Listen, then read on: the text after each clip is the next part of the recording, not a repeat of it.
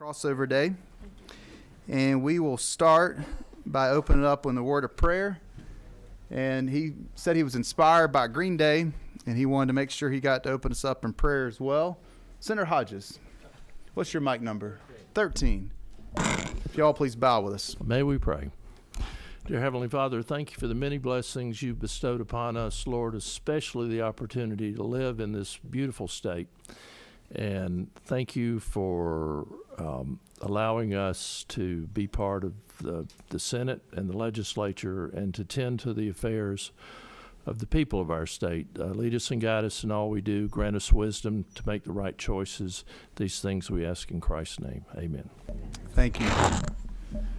So I promised everyone their bill's going to go first. Everybody has a flight somewhere. Everybody's got somewhere they got to be.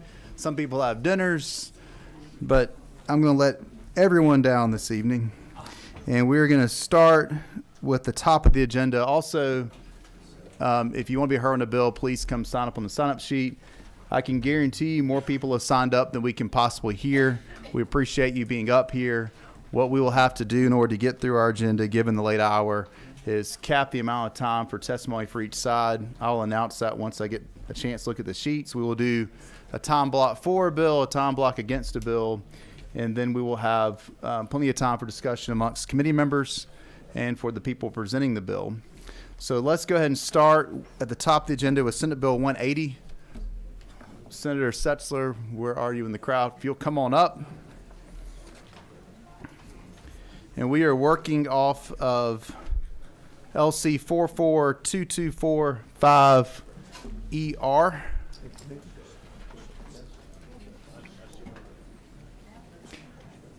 And we want to have plenty of time for discussion. And I know you want to present your bill, and others will be presenting their bills. I have a bill I'm going to try to present tonight.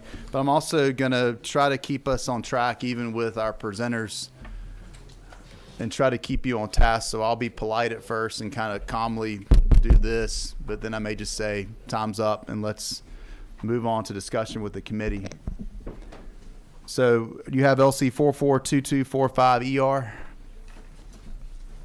That's what we have, Mr. Chairman. All right, the floor is yours.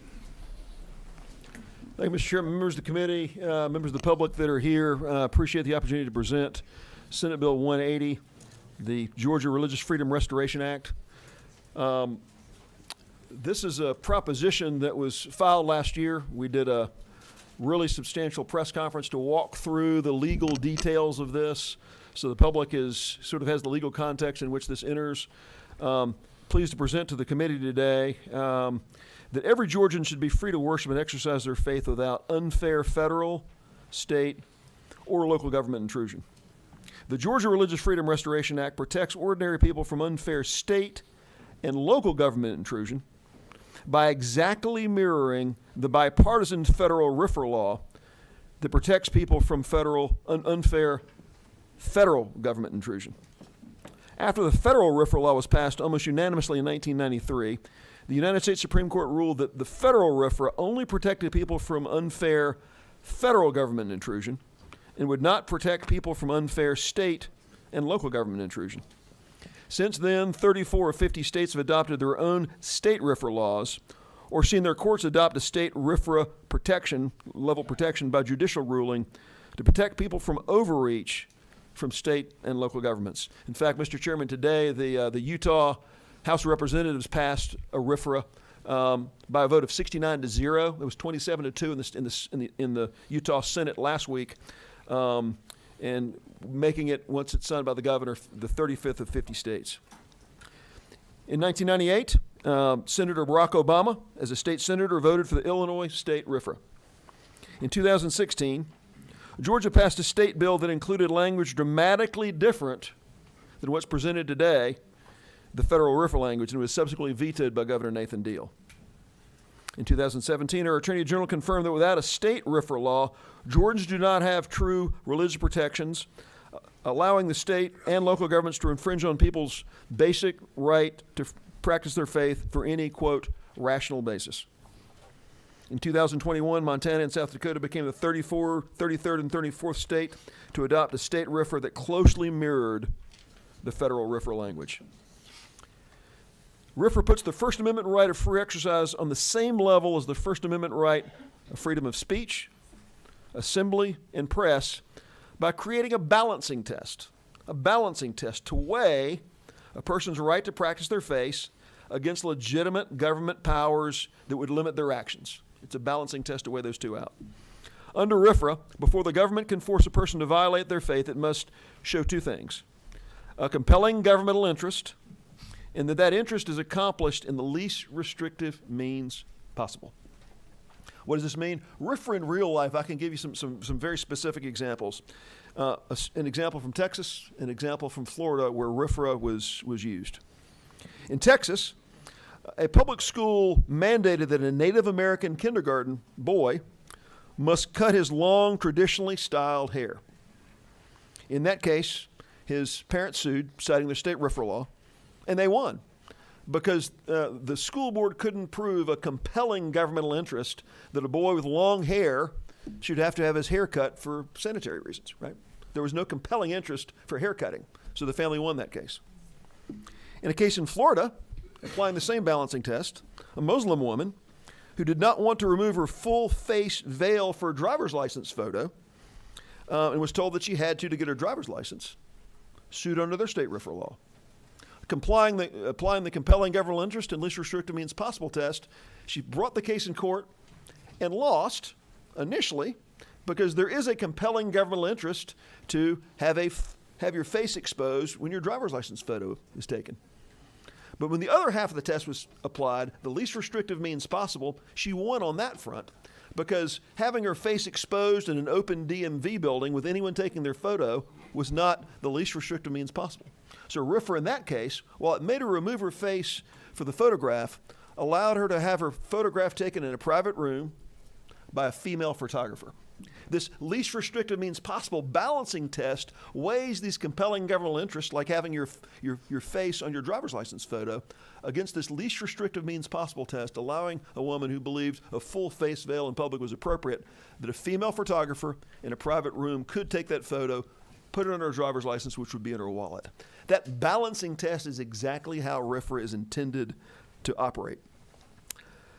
We share this with you because there is, thinking back to 2016, there's a lot of histrionics and claims about what this bill does and doesn't do. But in fact, RFRA has a 30-plus year history of applying legitimate interests on both sides of the question and applying them fairly and balancing them well.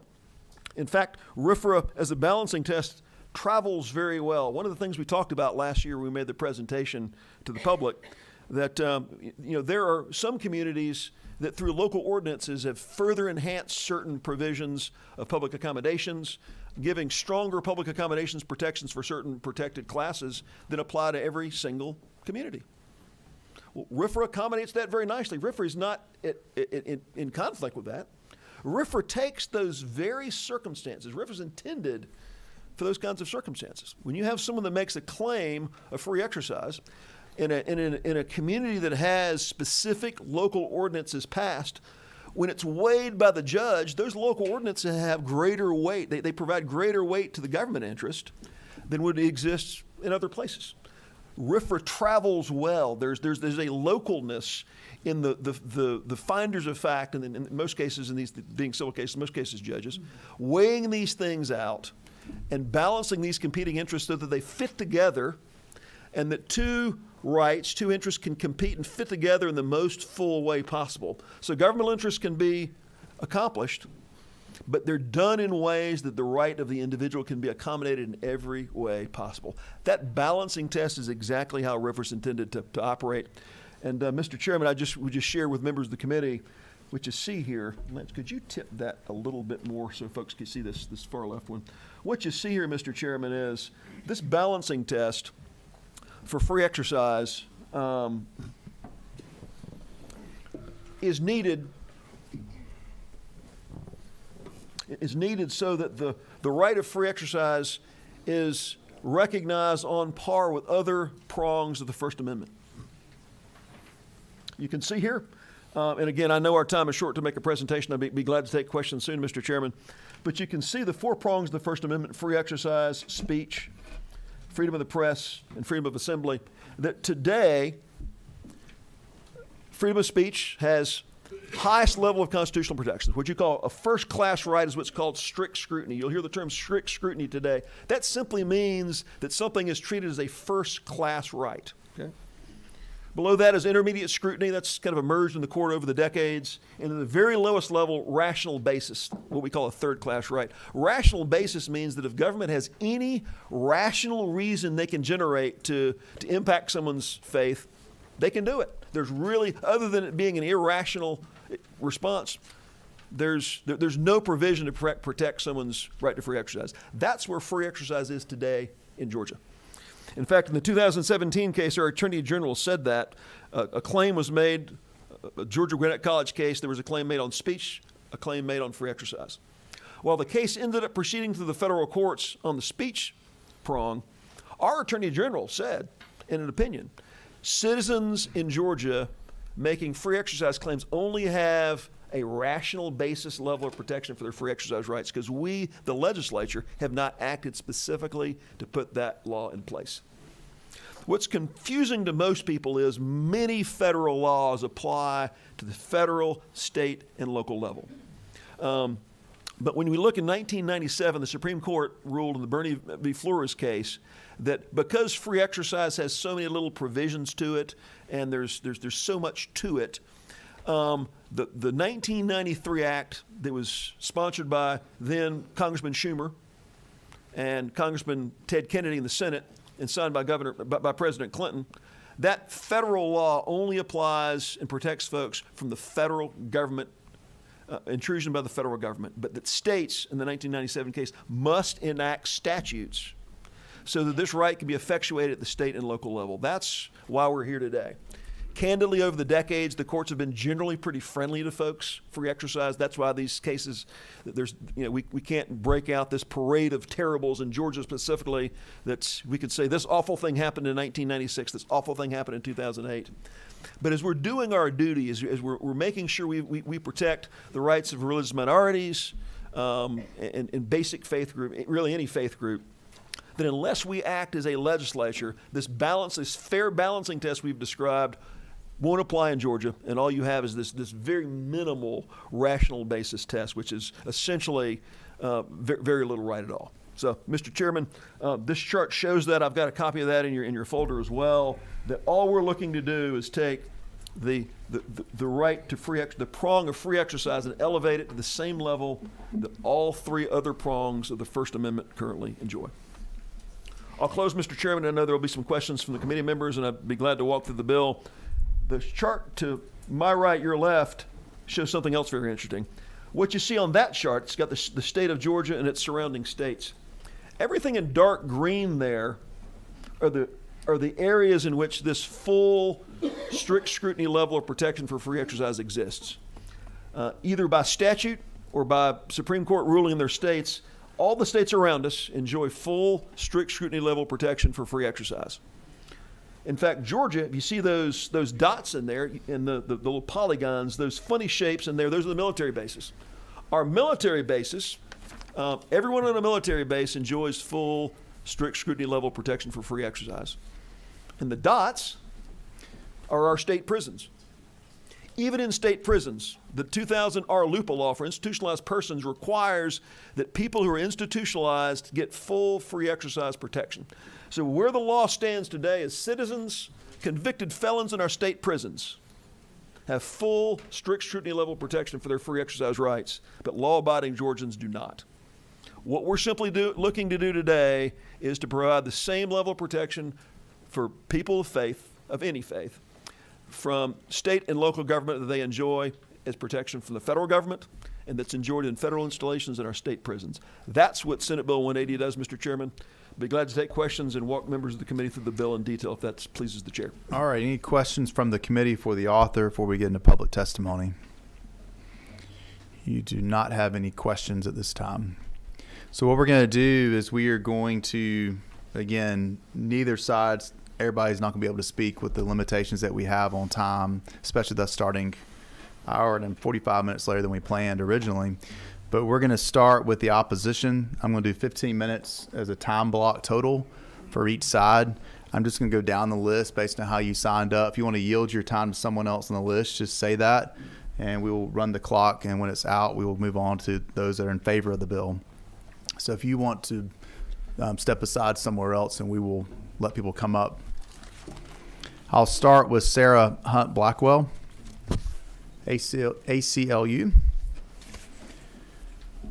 Welcome back. Good evening. Good to see you too. Floor is yours. Thank you. Good evening, Chairman and members of the committee. My name is Sarah Hunt Blackwell. I'm the First Amendment policy advocate with the ACLU of Georgia.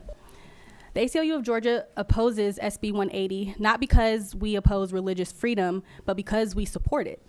This committee is no stranger to the First Amendment. As you all know, part of the First Amendment enshrines our core rights to exercise religion without undue government burden and to live under governments that do not adopt any particular religion. These elements together, the Free Exercise Clause and Establishment Clause, are vital to proper religious protection. We receive the fullest extent of the protection when these rights are afforded in tandem. To be clear, the federal RFRA bill, which passed in the 1990s, included provisions addressing both religious freedom clauses. But SB 180 only adopts language related to the Free Exercise Clause, but not the Establishment Clause. As such, SB 180 is not an exact mirror of federal RFRA. Even the Illinois version of RFRA that was referenced earlier included mention of the Establishment Clause. Omitting the Establishment Clause could easily advance restrictive and extremist policies that discriminate against LGBTQ+ communities and others with whom religious extremists disagree. SB 180 emphasizes the compelling interest balancing test as if it's a surefire protection against discrimination risks. I proffer that the government indeed has a compelling interest in protecting the rights of LGBTQ+ people who could otherwise be discriminated against under the guise of religious freedom. In that regard, this balancing test is already partly satisfied. The Establishment Clause is not optional. It is quite literally written into the fabric of our country's Constitution. The text verbatim says that the government, quote, shall make no law respecting an establishment of religion or prohibiting the free exercise thereof. In Kennedy versus Bremerton, the Supreme Court's most recent decision dealing with free exercise and government establishment, the court specifically says that these clauses have, quote, complementary purposes, not warring ones. If we are going to codify this in Georgia law, let's make sure that we codify the full protections, not just the half-baked version that creates a license for discrimination. Please either modify this bill to include anti-establishment protections or vote it down in its current form. Thank you. All right. Thank you, Ms. Blackwell. You do have a question from the committee? Yeah. Senator Parent? Yeah, U7. Thank you, Mr. Chairman. Thank you, Ms. Blackwell. I don't have the text of the federal RFRA in front of me, I don't believe. Do you have specific language or areas of this bill where you're telling us that it differs? Yes. So in the federal RFRA, it starts with the Free Exercise Clause, and then in the lower half of it, it also has language against government establishment of religion as well. Both clauses are included in federal RFRA. And even in the Illinois version, admittedly, there's not a specific Establishment Clause section, but there's an exemption at the end of that bill that says that nothing in that bill should be used to infringe upon establishment protections. So even in that form, there's the Illinois RFRA still at least loosely mentioned the Establishment Clause, whereas SB 180 does not mention it at all. And it seemed from your testimony that your primary concern is about, and I know that we started to see this renewed push for state level RFRAs after the decision on Obergefell at the U.S. Supreme Court legalizing gay marriage. Is it your opinion that LGBT groups are the most impacted these days by state level RFRA? Is that the group you're primarily concerned about? Primarily, yes, but I think that it could have some other far-reaching implications as well. We've kind of seen this play out already in some Supreme Court cases, well, in a Supreme Court case specifically, where there was a service provider who did not extend their service to a gay couple because they said that it was their religious right to do so. And unfortunately, the Supreme Court upheld that decision. That's not a decision that we agree with, and that is one of the dangers that we are seeing associated that could come from a RFRA bill that does not include an anti-establishment clause. Thank you. All right. No other questions from the committee. Thank you. Chairman. Next, we have Rabbi Michael, is it Rothbaum? That's correct. All right. Come on up. Thanks. Good evening. Good evening, Mr. Chairman and members of the committee. My name is Rabbi Michael Rothbaum. I am the rabbi of Congregation Bet Havarim here at Toco Hills. Hello, Senator Parent. I live down the street in Summerhill. We are the largest Reconstructionist synagogue in the Southeast. Y'all might not be familiar with this funny scarf that I'm wearing. This is called a tallis, and on the corners there's something called tzitzit. These represent the commandments that Jews are expected to follow. Some of them are don't eat pork, not so popular in Georgia. Fast on holy days like Yom Kippur. Take a break on the Sabbath. I don't expect you or any of the members of the population of the state of Georgia to live by my religious rules. There are some, though, that I think are relevant to this conversation.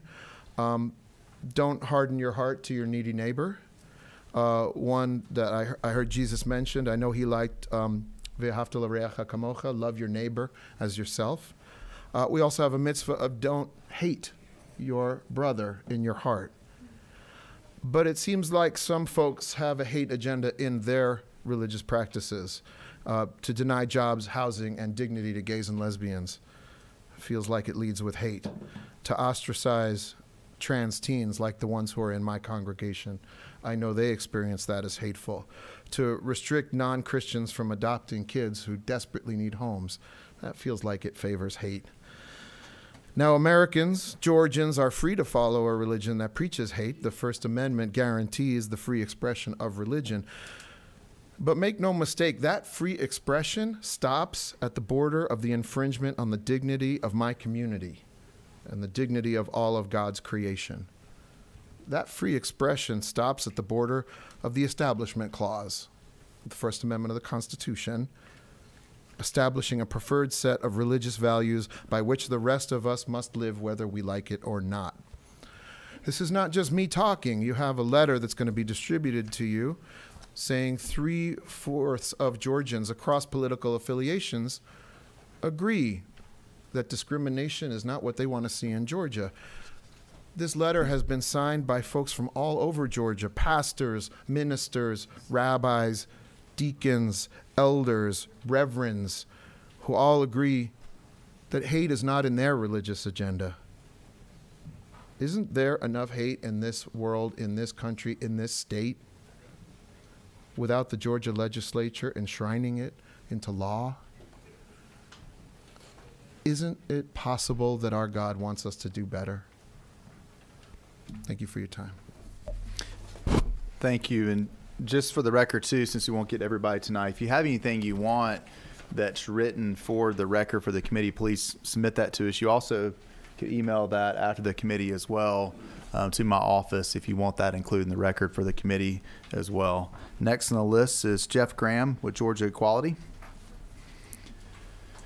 Good evening. Good evening. Thank you, Mr. Chair. Thank you, members of the committee. I am concerned about Senate Bill 180, and I'm opposed to it. This is the bill that the late Speaker Ralston routinely referred to as a solution in search of a problem. And over the past decade, we have debated numerous iterations of this bill, and each time they have been rejected. I value religious freedom and applaud efforts to ensure that diverse views are always heard and respected. However, not only does the LGBTQ community not currently have explicit non-discrimination protections under state or federal law, Georgia is one of only 3 states in the country that has no broad and comprehensive non-discrimination law that protects any group of people. Without such a balance, if we only protect people of faith, then we leave other groups such as women, children, people of color, ethnic minorities, and people with disabilities vulnerable to having their own rights jeopardized under the guise of religious freedom. To fill this gap, 16 local governments, representing roughly 16% of Georgians, have enacted some local form of ordinance that protects against many of these forms of discrimination. All of them include protections for people of faith. Should this bill pass, those municipal protections could be rendered meaningless if the person denying the service, harassing the coworker, or firing the employee claims that they did so out of their own religious beliefs. If this bill passes, how will employers, governments, and agencies that have been entrusted to protect our rights know if someone committing an act of bias is doing it out of bigotry or a sense of religious conviction? Similar language was recently used by a federally funded adoption agency in South Carolina to discriminate against Jewish families, and in Texas, this language was used to successfully deny access to HIV prevention medications and contraception. In poll after poll, Georgians overwhelmingly oppose allowing private businesses to discriminate against gay and transgender individuals by refusing to serve them due to their private religious beliefs. Finally, unlike the broad support of the federal RFRA garnered in 1992, the majority of faith leaders from a wide diversity of Jewish and Christian faith traditions have spoken against this legislation in the past and continue to do so today. Thank you very much. Thank you, Mr. Graham. We still have 7 minutes left on the clock. Next, Reverend Matt, is it O'Rear? It is, the Irish Lutheran. There you go. Mr. Welcome Chairman, to the committee. honored members, I'm Reverend Matthew Daniel O'Rear, a proud gay married man, a theologian of the church, and a pastor of an inclusive Lutheran church in Buckhead. I'm a native son of the great state of Georgia, but I'm before you today in opposition of Senate Bill 180. I cherish the First Amendment. I value the freedoms of all individuals to practice their faith without fear of discrimination or persecution.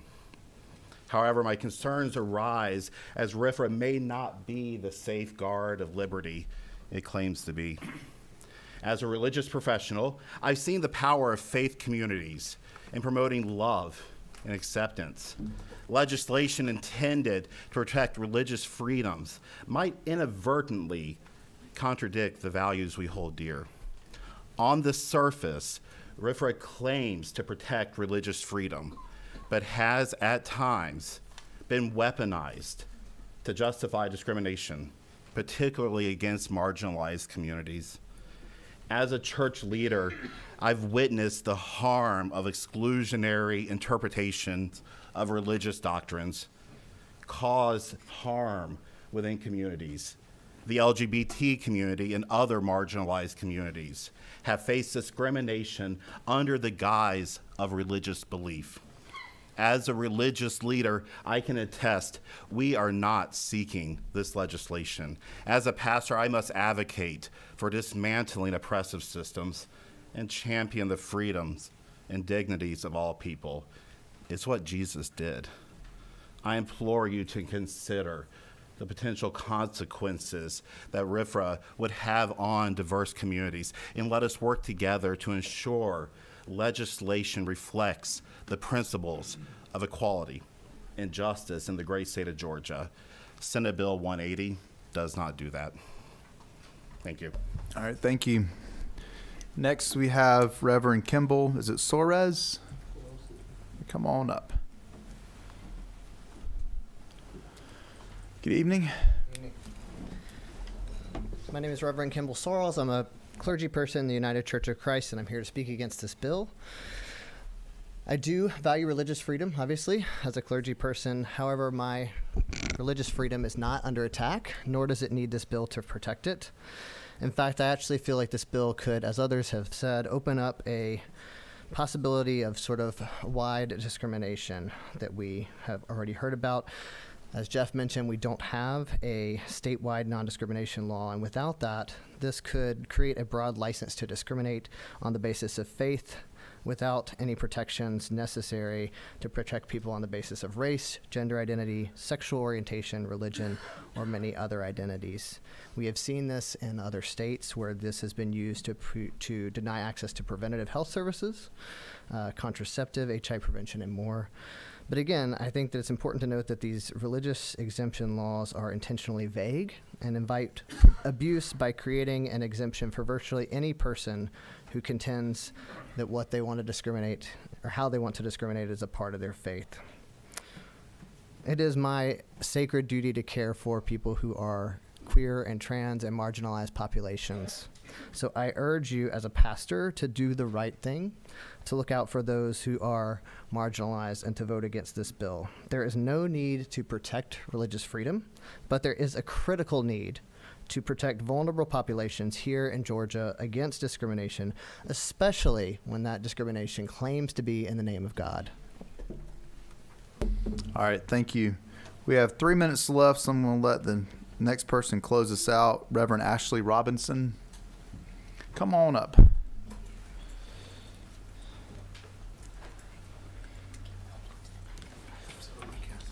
Good evening. Good evening. Excuse me. Sorry. No, take your time. You're fine. Nope. Stand still. Thank you. Good evening. Yeah, I'm good. Thank you. You're good. Thank you for hearing us. I am Reverend Ashley Robinson. I'm a pastor of Oakhurst Baptist Church in Decatur, Georgia. As a lifelong Baptist, I believe in the 4 fragile freedoms, which includes freedom of religion and freedom from religion. And this bill ignores freedom from religion, especially for our most vulnerable communities. I had lunch on Monday with a group of queer youth experiencing homelessness, many in the name of religion. Many of them pushed out of their homes and communities in the name of religion. And so these youth, as they are trying to get back into society, have no law that protects them from discrimination, from jobs, from housing, from medical care. And so I am asking us to make sure that our most vulnerable populations do not encounter more hate in the name of religion. I believe in worshiping. I worship a God through singing, through communion, through loving others.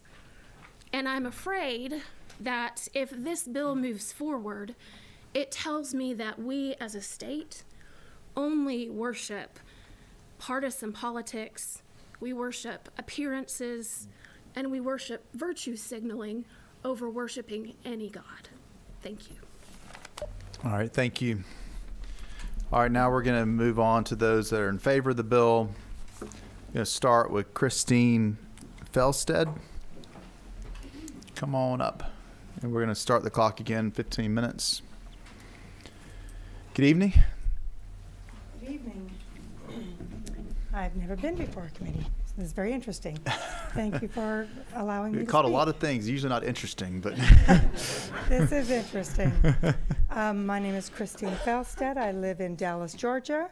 I am a member of the Church of Jesus Christ of Latter-day Saints. And I was born in Minnesota, and my religion was very much in the minority, and that was fine. And my family moved to New Jersey, where my religion was very much a minority. And in both of these places, I experienced some persecution, mostly because that happens it's between individuals, and it's because they don't understand or don't know enough, and that's okay. But I was grateful that my rights were protected by law, and that was great. When I was in high school, my family moved to Utah, which now flipped the script, and I was in the vast majority.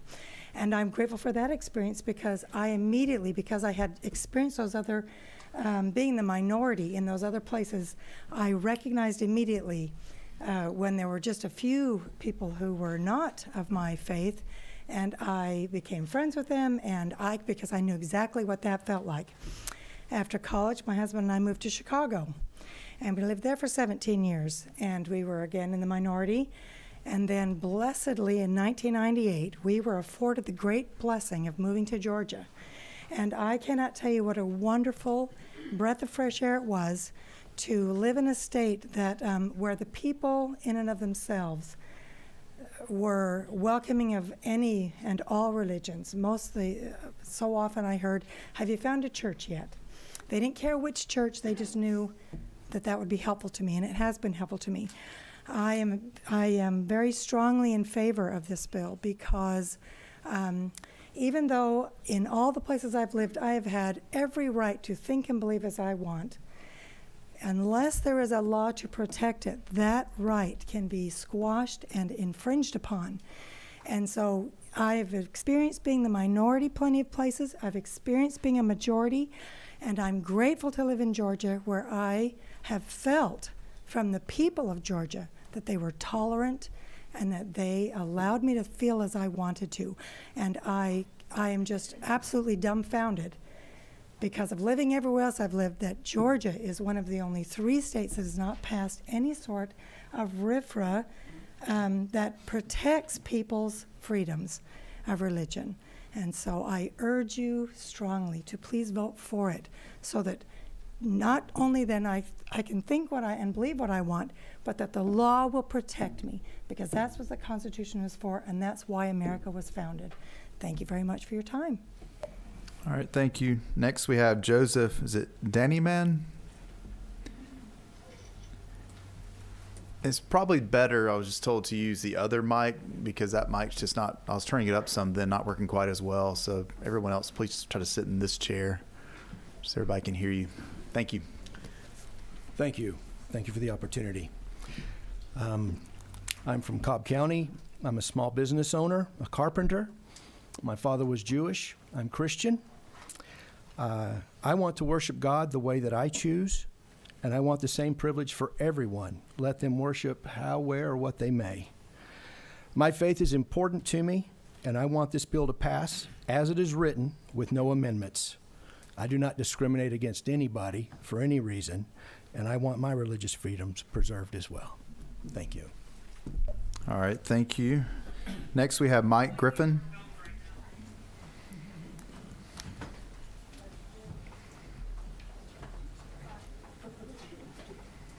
If you'll hand, yeah, there you go. Or Justin right behind you will take. Just, if anybody has any handouts you come, if you'll hand it to Justin, our Senate aide, he'll pass it out to everybody. 2 committees in one evening. I saw you testifying when I walked in, so. Well, I tell you, it's been a lot lately, that's to say the least. My name is Mike Griffin. I'm public affairs representative with the Georgia Baptist Mission Board, and we are wholeheartedly supporting this Senate Bill 180. We appreciate Senator Setzler for what he's doing. You're being handed out a couple of pieces of paper there. One of them is a resolution that was passed by Georgia Baptist in 2014 on protecting religious liberty. I've been lobbying on this since 2014 when I started with Georgia Baptist. My 17th year down here. This is my 10th year with Georgia Baptist. And we hear a lot about this causing discrimination. This is not about causing any discrimination.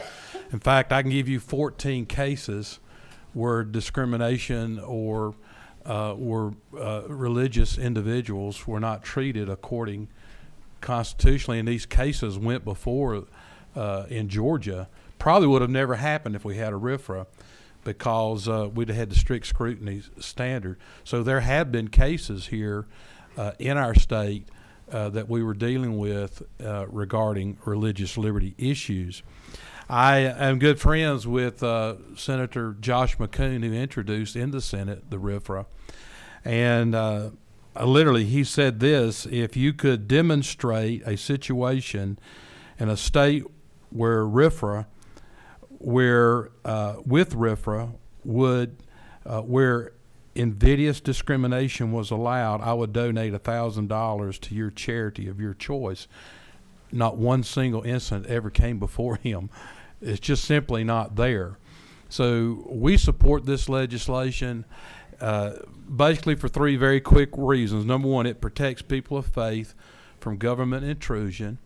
It restores the original intent of what the First Amendment meant, and we saw that back in 1993 when President Bill Clinton was there.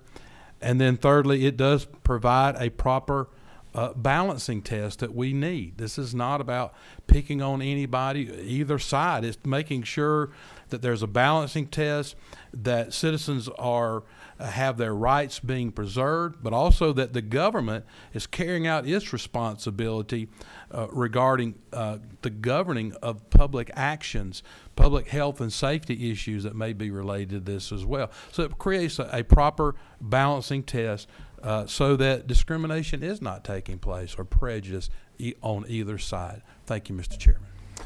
Thank you. There's 8.5 minutes left. Next, Mac Parnell. Welcome back. Mr. Chairman, members of the committee, thank you so much for the opportunity to come before you today. Here to speak in favor on behalf of our 750,000 members across the state at the Georgia Faith and Freedom Coalition.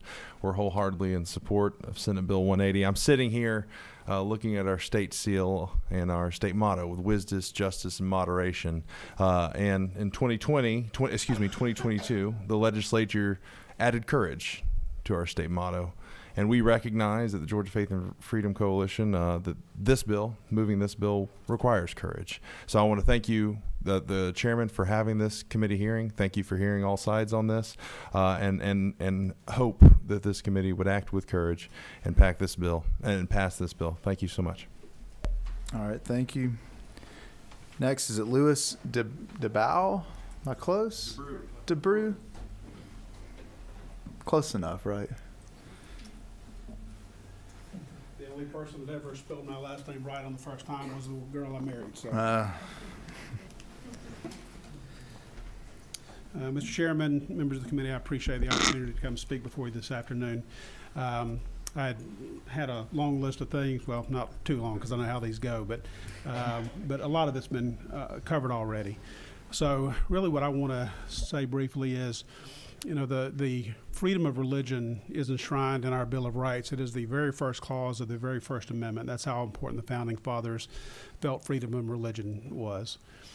George Washington called religion and morality the indispensable supports of the republic.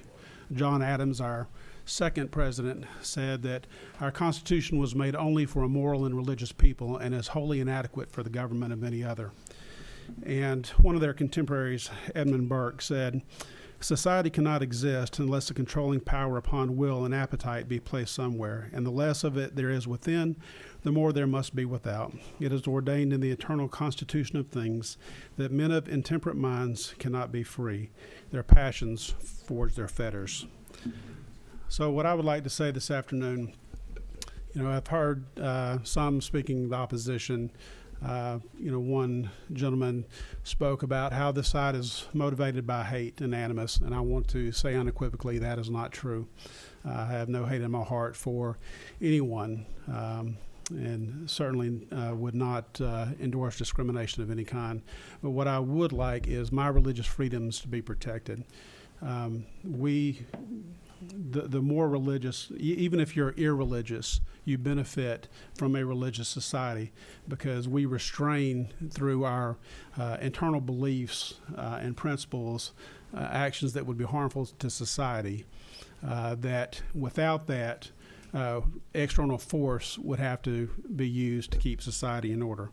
So it is my desire to see the Religious Freedom Restoration Act passed as it's been written, and encourage the committee to enshrine in state law these religious protections. Honestly, I'm not really sure why this is controversial. It was authored at the federal level by Democrat Senator Chuck Schumer, signed into law by Democrat President Bill Clinton, and in over 30 years as federal law, there has not been a single case shown where that law has been used to uphold discrimination of any kind.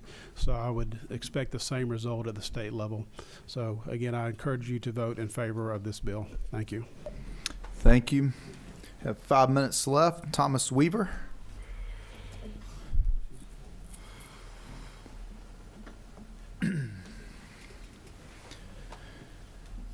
Good evening.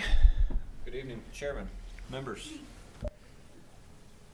Mr. Chairman, to the esteemed committee, just to be short, sweet, and to the point, I humbly request your legislative buy-in and approbation of the efforts of your friend and colleague, Senator Setzler, and I commend him for the courage to bring Senate Bill 180 to the forefront of the committee's attention. Thank you. Thank you. Next, we have Taylor Hawkins.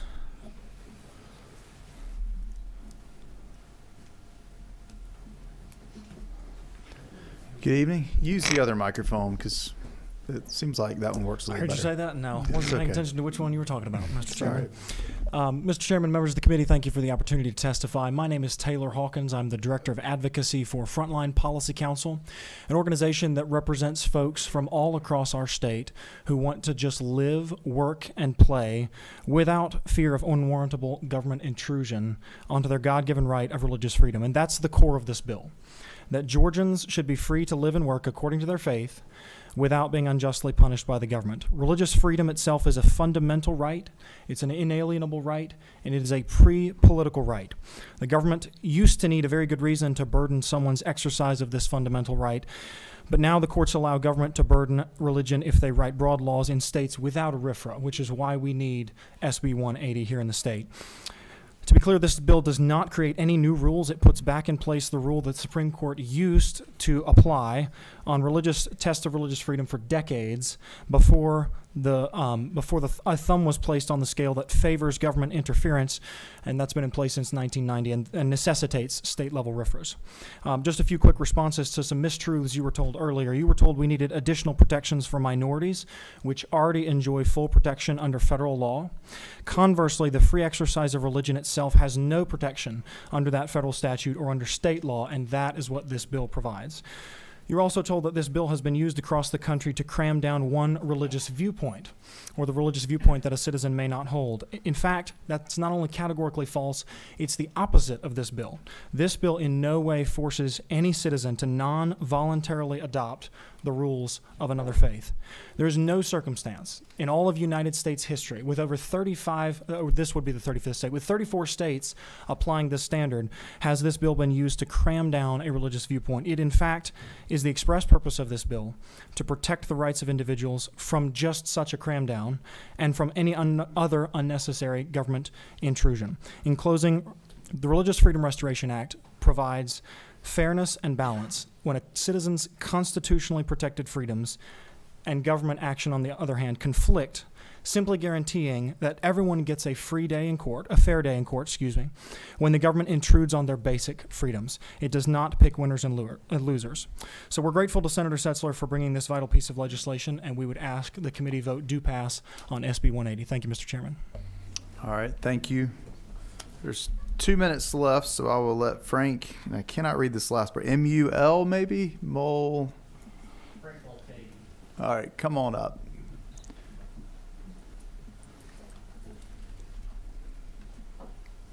Hey. Good evening. Go to the one to your right. Sorry, I didn't write more clearly. Thank you, Mr. Chairman, members of the committee. I'm Frank Mulcahy. I'm Executive Director of the Georgia Catholic Conference, and we do support Senator Setzler's bill. And let me add one thing that really hasn't been raised, although we would agree with most of what the supporters have said, and that is the freedom to serve. And that's something that the Catholic Church in the last few years has found a problem. Not in Georgia, not under Georgia law that I know of, but there are services which we provide for the elderly, for kids, for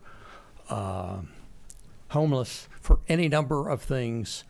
And we have been coming across situations where the government will try to prohibit us from providing these services to the poor.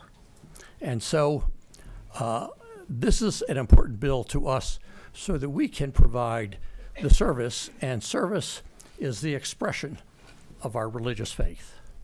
So, Mr. Chairman, along with everything else, I thank you for the time. All right, thank you. That'll conclude the public testimony portion of the hearing. Senator Setzler, wherever you went, I'll give you 1 minute to close this out.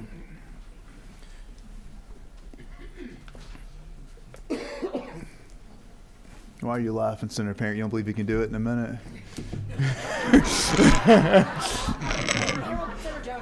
Sure.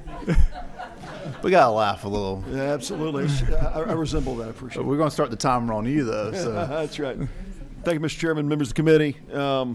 Again, I have with me Lance Kinzer. If there's members of the committee that have questions, he's a RFRA expert, has worked on many states in passing thoughtful, balanced RFRA laws. As the Georgia Catholic Conference just said, we have Philemon Homes, a faith-based halfway house for prisoners that was shut down but by virtue of a RFRA law in their state, allowed them to continue to serve people, as was Arnold Abbott, a Good Samaritan in Florida, who was feeding the poor. Ladies and gentlemen, I appreciate the words of those that were, the sentiment of those that were opposing this. I think our sentiments are the same. The challenge is what they're saying is just simply not so. When you look at the states that this applies to every military installation. The parade of horribles you heard is just factually not true. And we'll stay here as long as you want to hear examples, point by point, that the Religious Freedom Restoration Act creates a balancing test. It's no guarantee, but it balances the legitimate interests and the legitimate powers of the government with the basic religious rights, so they fit together fairly. And it's for that I would urge your favorable support for Senate Bill 180. Thank you. All right, thank you for everyone that showed. The buzzer does work. Yeah, everyone that showed up to be heard. Thank you for your patience with the process that we have here as well, and your cooperation with that. With that, what's the pleasure of the committee?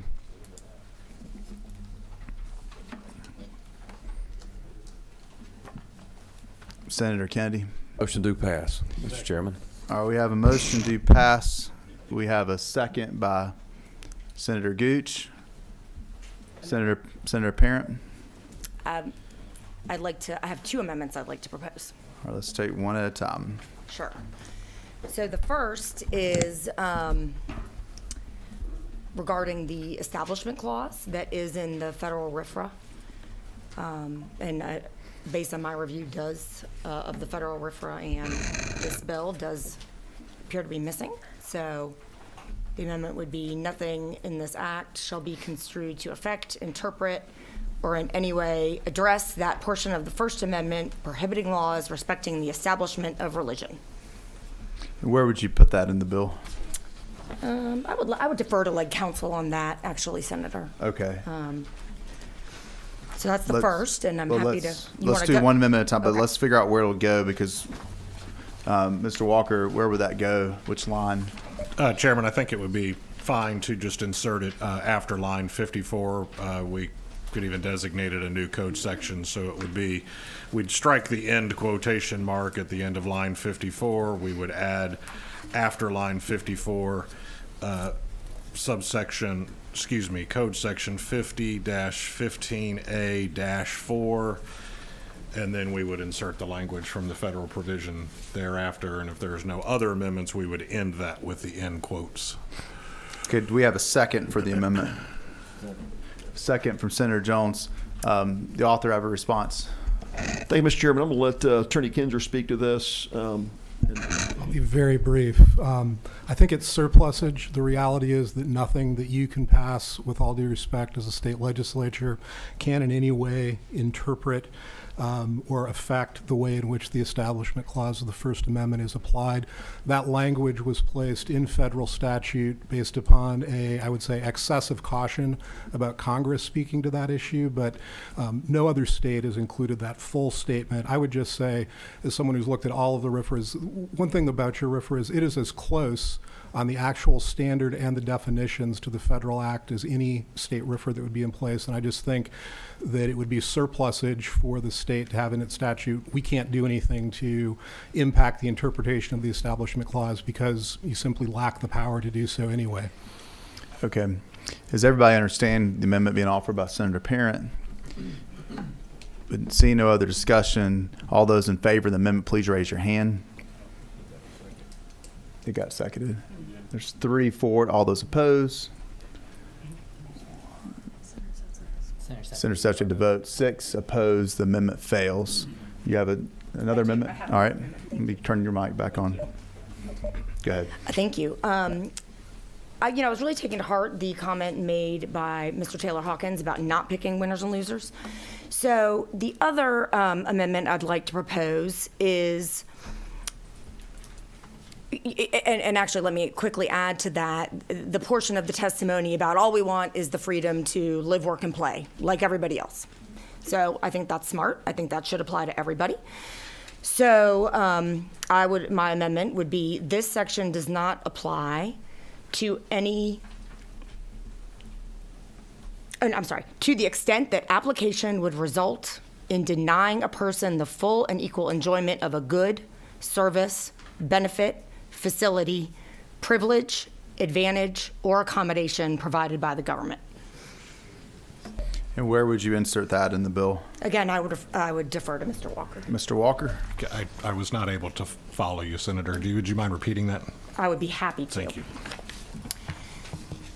This section does not apply, or shall not apply, however you would word it, Mr. Walker, to the extent the application would result in denying a person the full and equal enjoyment of a good, service, benefit, facility, privilege, advantage, or accommodation. Thank you, Senator. Mr. Chairman, I think similarly to the previous amendment, it would be appropriate to insert it after line 54 the way I previously described. Would it be this chapter instead of this section? Correct, and it would be its own code section, yes. All right. And this, colleagues, is because the issue with this is that there are constitutional rights that bump up against each other. In fact, 2 different religions could bump up against each other, and in this way we would ensure that everyone would be treated equally in the public space, which I do think is a very important American value. Do I have a second on the proposed amendment? Second from Senator Rhett. Response from the author. I would just note that the legal meaning of the terms that are included in this particular suggested amendment are extremely broad. They impact in complex ways with a pretty extensive range of potential state and local laws. And I think the effect of the amendment would be to significantly destabilize the stated intent of the bill, which is to match the federal RFRA as closely as possible. The federal RFRA has never been clawed back by Congress in any way with respect to its application to any area of federal law. The real benefit of keeping it close to the federal RFRA in that regard is we have 30 plus years of precedent of courts interpreting RFRA in a fair way by indicating in the statement principle of this bill the desire to adopt the same compelling interest test as the federal government. You get the benefit of that precedent, and adding this completely foreign to the federal RFRA language into the statute, I think, would significantly complicate the Georgia court's understanding of what these 2 kind of contrary directions from the legislature would be. So I think what we know from 30 plus years of applying RFRA at the federal level is that it is applied fairly. It doesn't create new substantive law and creating exemptions for certain areas of substantive law, particularly when we don't know when the terms that are being used are so broad and impact so many different areas of law, I think would create a significant amount of complexity and confusion that is inconsistent with the very simple balancing test that this law provides. All right. Seeing no further discussion, we have amendment offered. It's been seconded. All those in favor of the amendment, please raise your hand. 3. All those opposed. 6. The amendment fails. All right. Seeing no further amendments, going back to the underlying motion, do pass. It's been seconded. All those in favor of the motion, please raise your hand. 6. Opposed. 3. The motion carries. Thank you.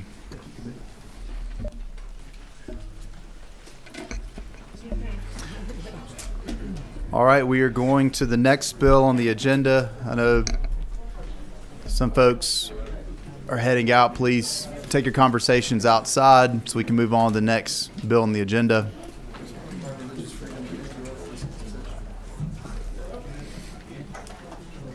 All right, Senator Rhett, Senate Bill 320. You can do it from your seat, or you can do it from down here. Either way. Miss Tina, both of the mics work now. Both mics apparently are now working, so yeah, they should be fine. Yeah.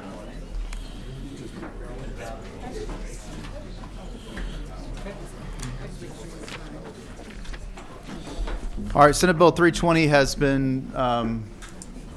You have something? The bills that we have left. It's that easy, huh? So there's been a motion to pass every single bill left on the agenda. I had to stop that. Well, isn't there some general rule if we just do it, it becomes legal? Yeah, That's what, I'm not going to recognize you at this time for that particular motion, but there are other motions you could bring. You're not that brave, huh? Are you worried about Senator Tillery again? No. Going back to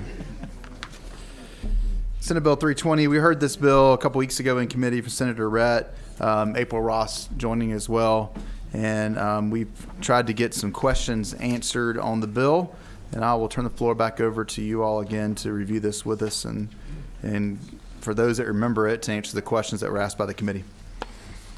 Thank you, Your Esteemed Highness. Mr. Chairman. I'm going to let April go ahead and take the mic.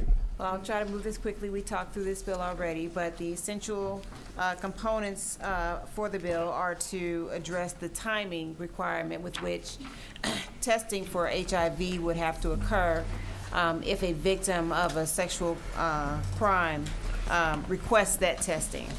And this is the pretrial testing, not the testing that occurs when someone is convicted and goes to the Department of Corrections. So we would have an increase in the testing time to 48 hours. The second thing that this bill does is as for medically appropriate follow-up testing as necessary. And it finally, it allows for the victim to be notified or given the information regarding the results of that test. Those are the main, purposes of this bill. There are a couple of suggestions that I was asked to speak on as well. One of the things we wanted to put before the committee as a potential amendment was in subsection, I guess it'll be line 75, 74, 75. Oh, And this, by the way, we're working with LC sorry. 49 1853S. Yes, thank you. Yes, and I'm actually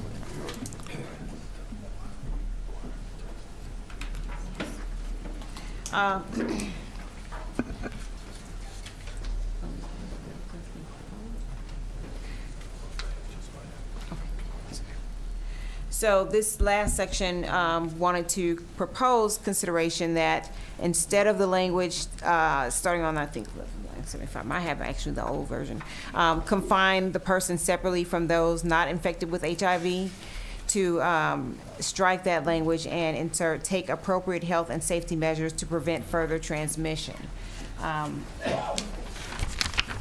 Which line is that on the substitute, do you know? There we go. That would be line 74 and through, no, 74, 75. It's still 75. And this is simply because there is a, and there's someone I think who's going to speak a little bit more to this, but there is certainly some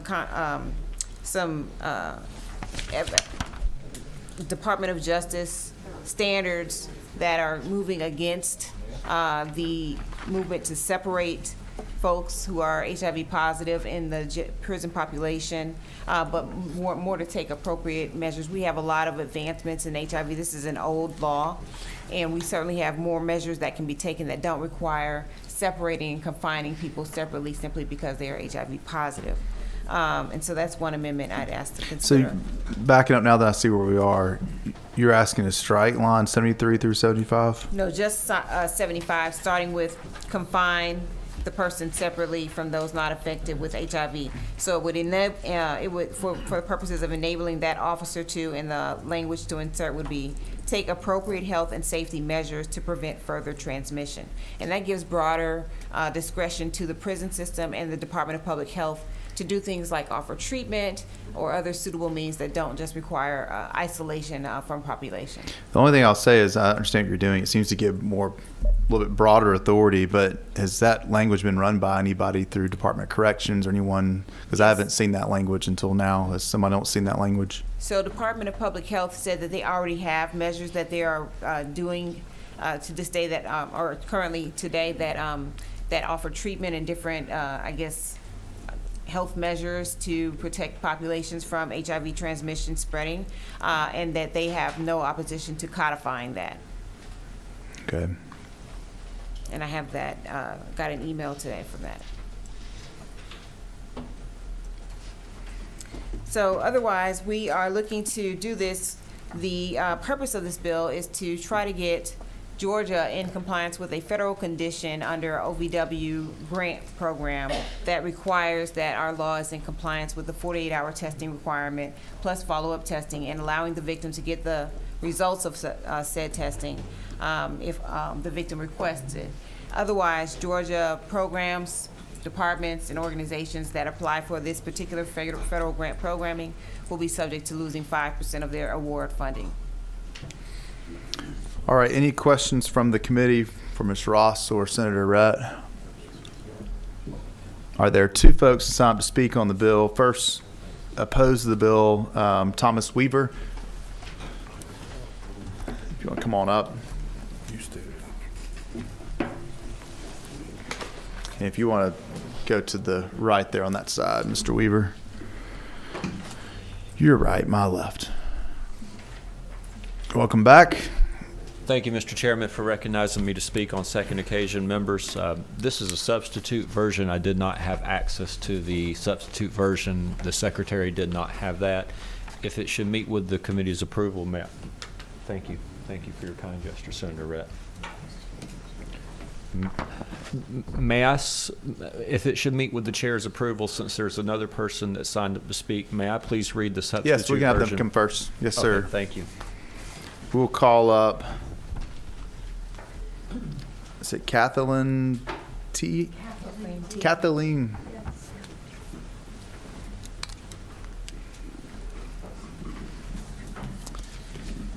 Good evening. Good evening. You're going to have to excuse my voice. I'm a little. You're good. You're good. So I just want you to know. I just wanted to make a statement that with Ms. Ross's change in those lines 75 and 74, the Department of Justice has come down on states that discriminate against inmates with HIV. They have said that it violates the Title II of the American Disabilities Act and Section 504 of the Rehabilitation Act of 1973, Section 504.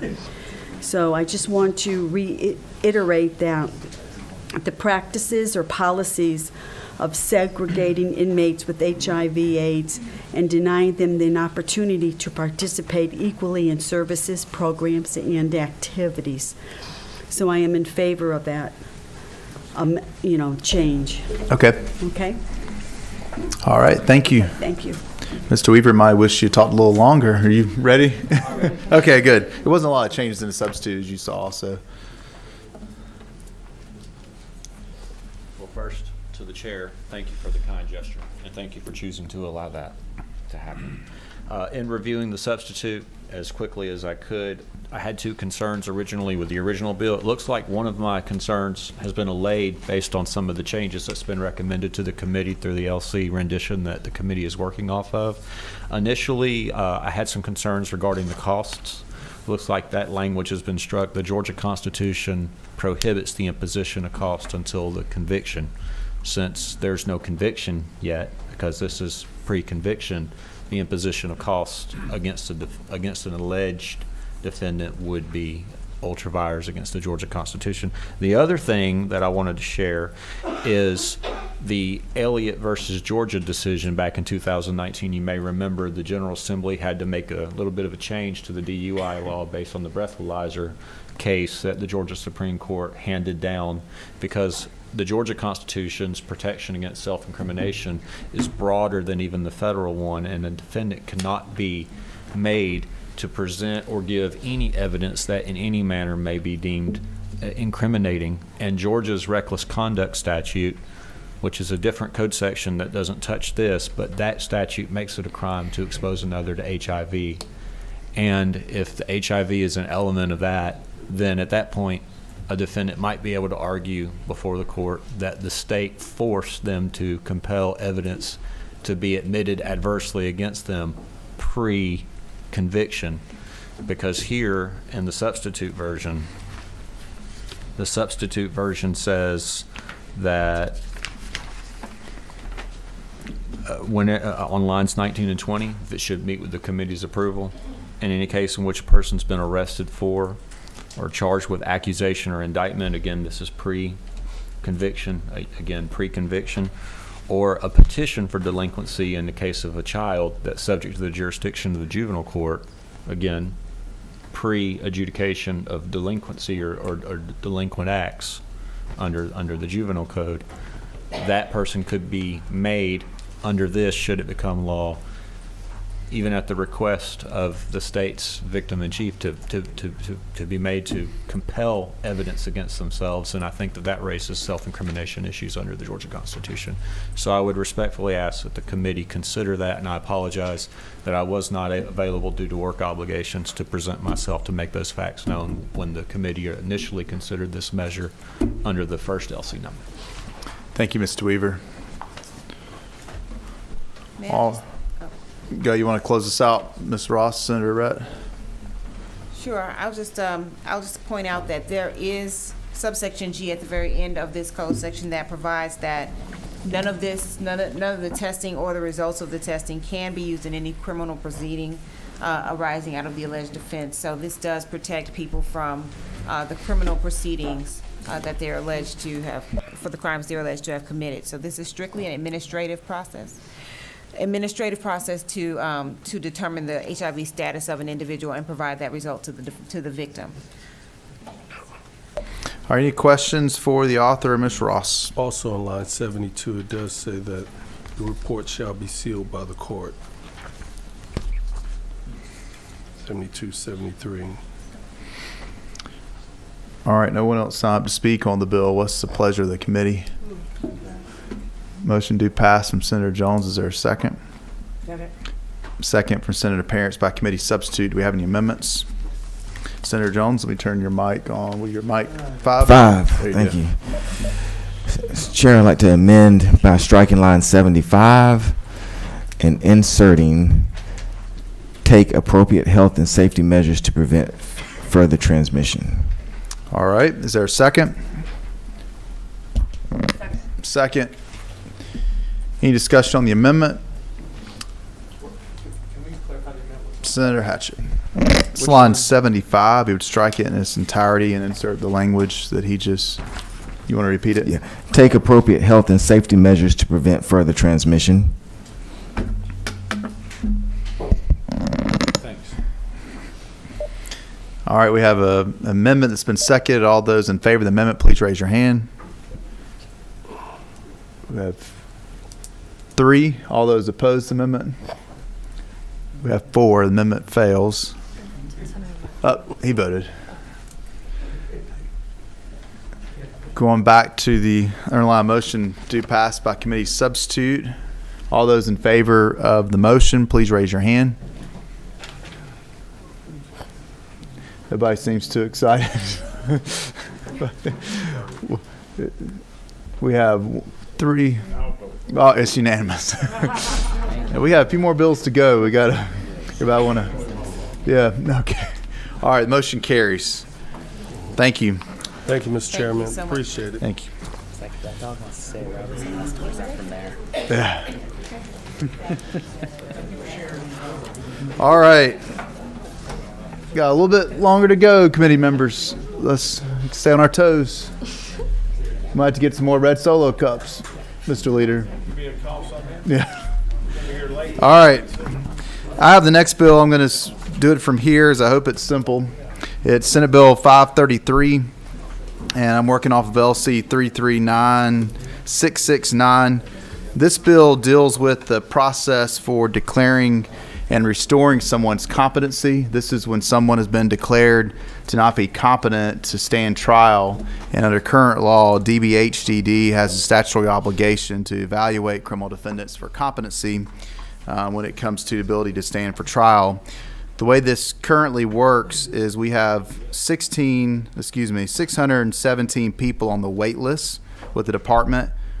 We only have 641 hospital beds in the entire state for forensic services. There's currently a wait period of 275 days on average to get the evaluation done.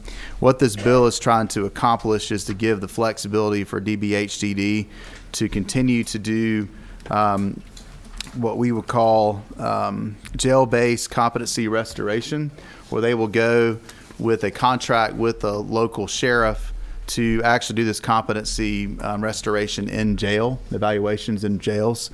The goal of this is to try to have less people sitting in our jail system waiting to be evaluated or waiting to be restored. There's also, I've heard people say time and time again, there are examples of people that may sit longer in jail waiting to see, to be declared competent to go to trial, and they would actually sit if they were found guilty of the offense they're charged with. And so this is coming at the request of the department. It's also directly coming, to give credit where credit's due, from the Behavioral Health Reform and Innovation Commission. There was a subcommittee, the Forensic Work Group, chaired by Judge Gosselin up in Hall County, that brought this issue to us. And it was something that Chief Justice Boggs and Commissioner Tanner brought to me. And we worked on it throughout session. I was able to get it late last week to get filed for us to hear today. And so that is the bill. I'll be happy to take any questions. Senator Hatchett. I just want to say thank you for bringing this. I know a lot of work has gone into it, and at the appropriate time, I'd be happy to make a motion. All right, before we do that, there's one person signed up to speak on the bill, Mac Parnell.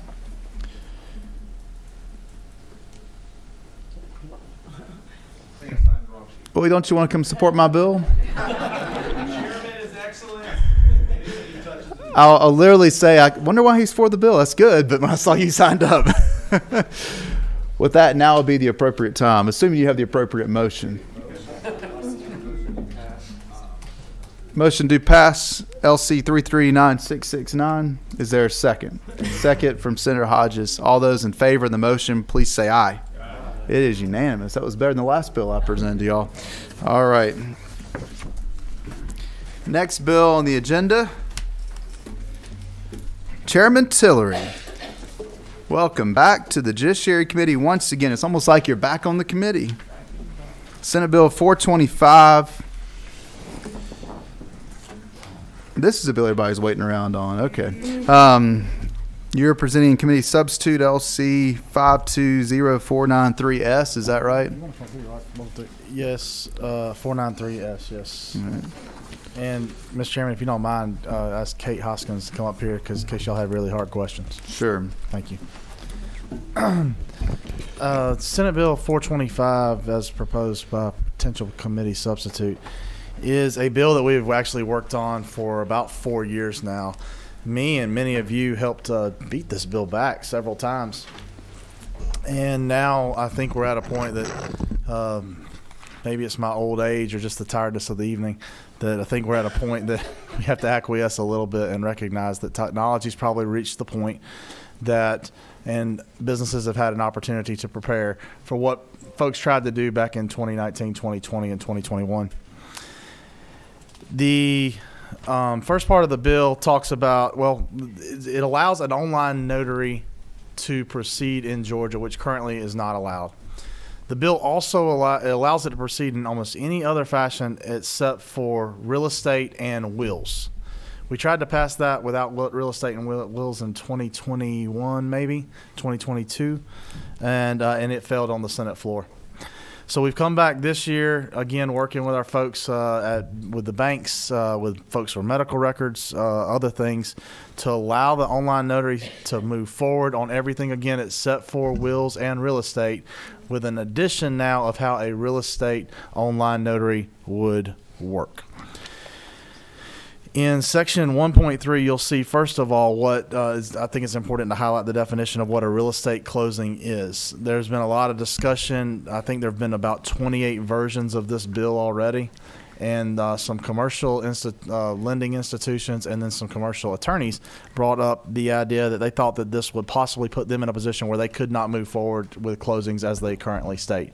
Nothing in the bill is meant to stop business as it currently is.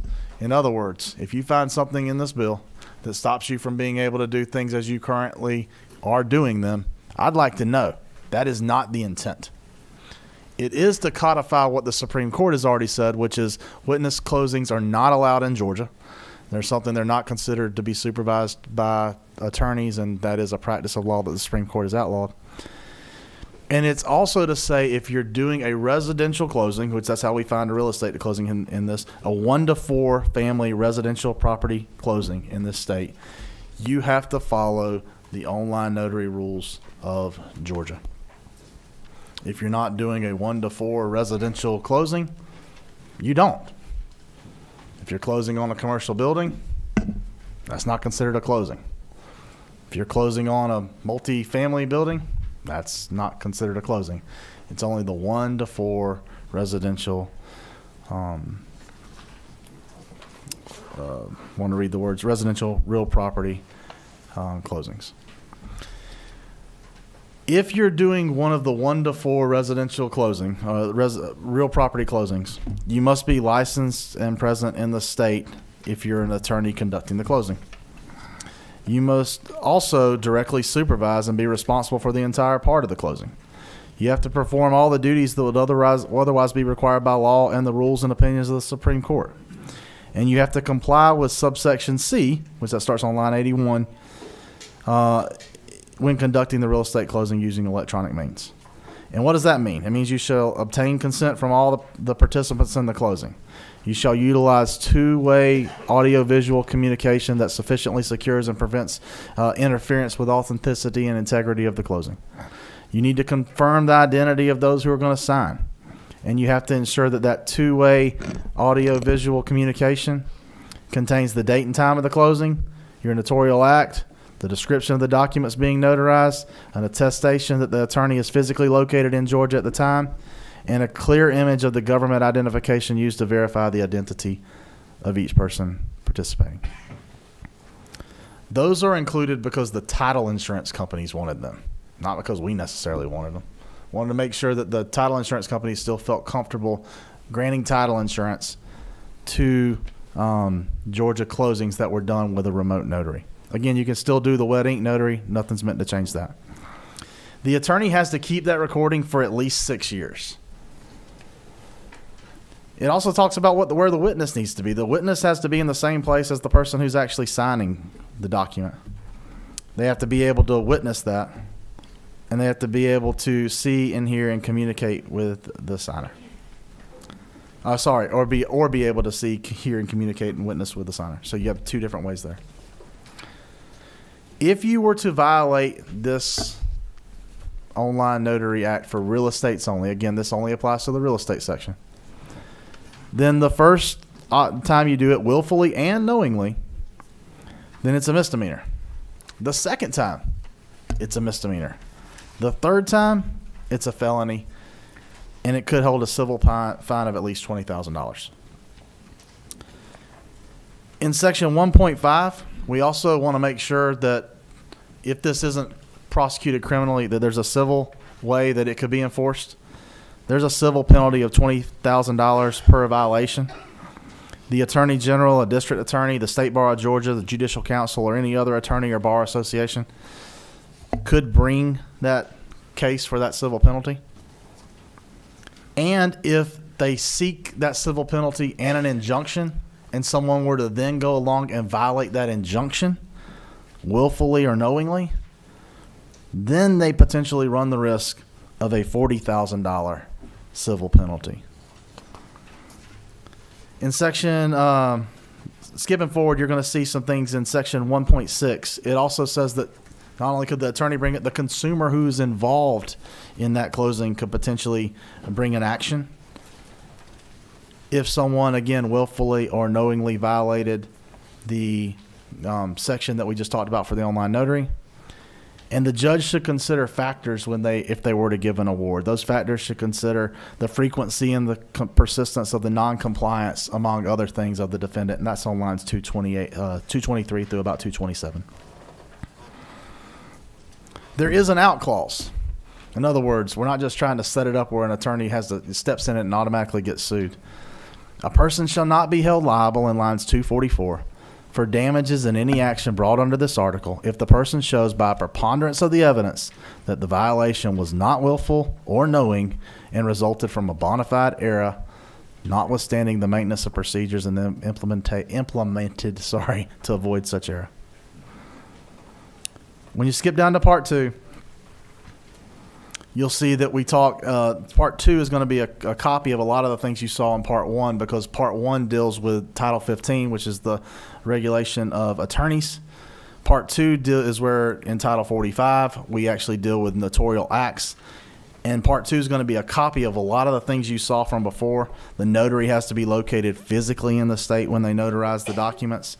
They have to use this two-way audio-visual communication.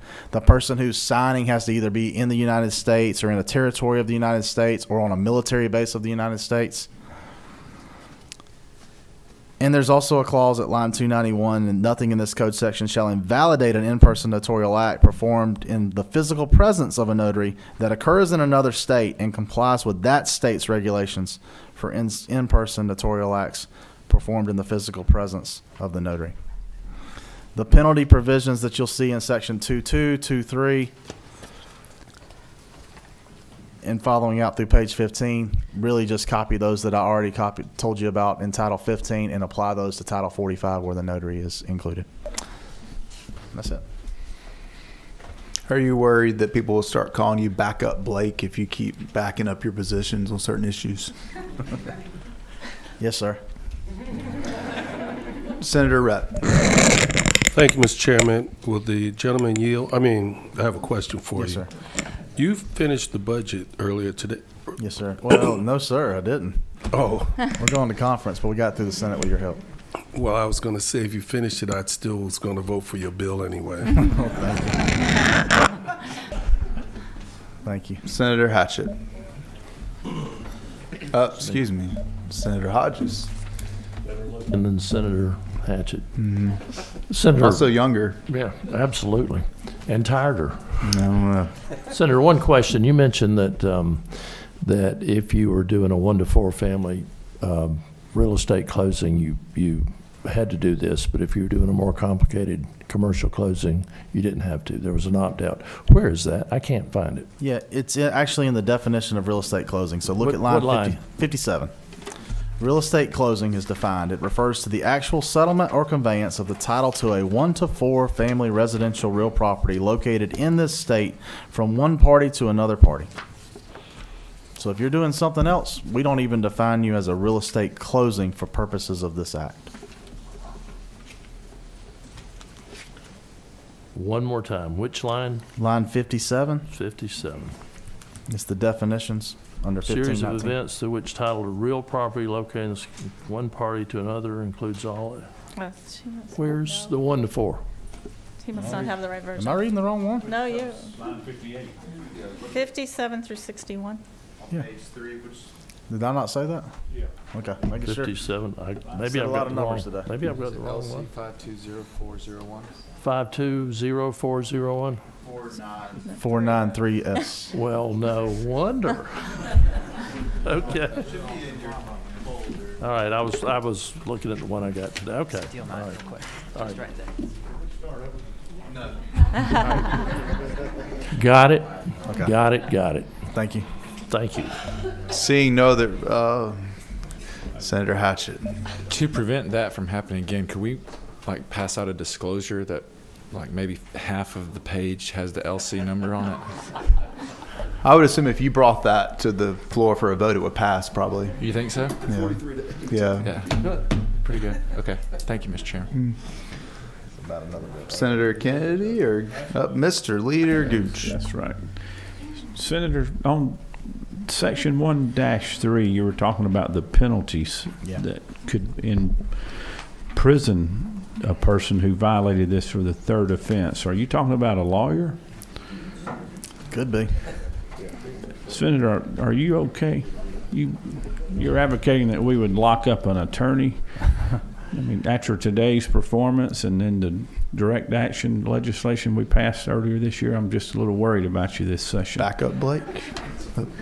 I just think that if you're going to violate the law 3 times. 3 times and you're out? Yeah. All right. A lot of strikes. Awesome. Thank you. Seeing no other questions from the committee, there are people who want to be heard on the bill. Thanks. Do you like me to speak? Do you want to hear from Kate, or I think she signed up to speak later on. If you want to wait till later on for her to address anything. Well, you're already up there. You want to go and speak now? Then I'll go back to the list. Go ahead. And I'll be brief. Okay. Thank you, Chairman, members of the committee. I'm Kate Hoskins. I'm a partner with the law firm of O'Kelly and Sorahan. We are actually the largest residential real estate law firm by volume in the state.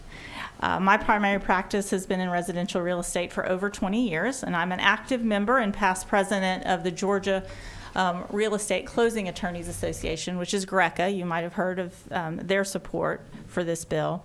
I've also served the last 6 years on the executive committee of the Georgia State Bar's Real Property Law section. And just to support what Senator Tillery has said, he's presented a solution that brings, after the years that we've been talking about this and remote electronic notarization, he's presented a solution that brings remote electronic notary and that innovation to Georgia, but also upholds our laws regarding the practice of law, so that remote notary doesn't blow open the door to rampant UPL. Any of you who follow this may know that there are national interest in companies who already are committing the unauthorized practice of law in the area of real estate closings. Even though it is cumbersome, they have to use a witness-only attorney. Sometimes they don't control the process, but they still have to use paper documents. Once electronic notarization comes to the forefront, then this UPL will be able to be committed without any barriers to it, which is why this bill is so important, because it lays out how to do a residential real estate closing using electronic means, including electronic notarization, and also comply with what the Supreme Court has held, or what a closing should be, and that the act of conveyancing is the practice of law and must involve an attorney. But the great thing about this bill is that it provides for remote electronic notarization for all industries in Georgia. So it is great for business.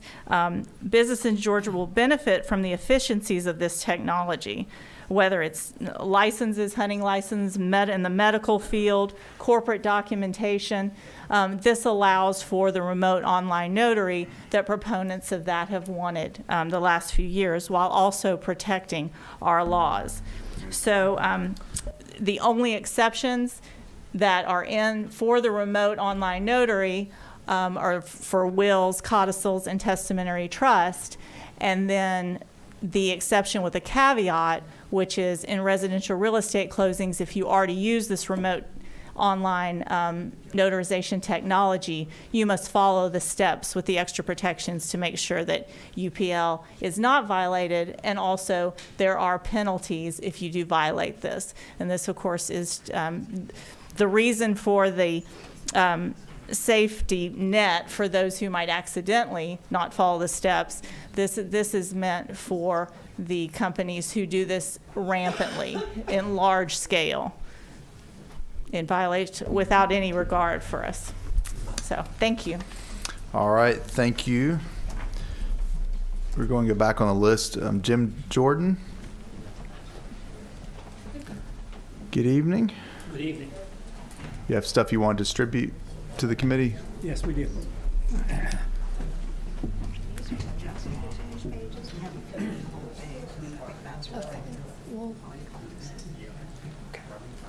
All right. All right, the floor is yours. Mr. Chairman and committee members, thanks for allowing us to be heard. I'm Jim Jordan. I'm a commercial real estate lawyer, partner with the firm of Evershed Sutherland. I've been practicing for over 40 years in this space in Georgia. I was a former chairman of the real property law section of the state bar. With me is Shelley Willis from Troutman Pepper, and Shelley and I have taken the lead with an informal working group of commercial real estate lawyers to work on aspects of this bill to make sure it didn't have any unintended consequences to the commercial real estate practice, which is so important part of the Georgia economy. I think a letter was submitted at the last hearing last week where a number of major law firms in Atlanta had objected to some of the carryover of some of the provisions of the bill into the real estate, into the commercial real estate space as well. So that should be part of the record that this committee has. Closings of commercial and residential deals are very different. A residential deal, typically the client in a residential deal, this may be one of the few transactions they've ever engaged in. They may buy a house every 10 or 20 years. They're consumers. They're not sophisticated in many cases.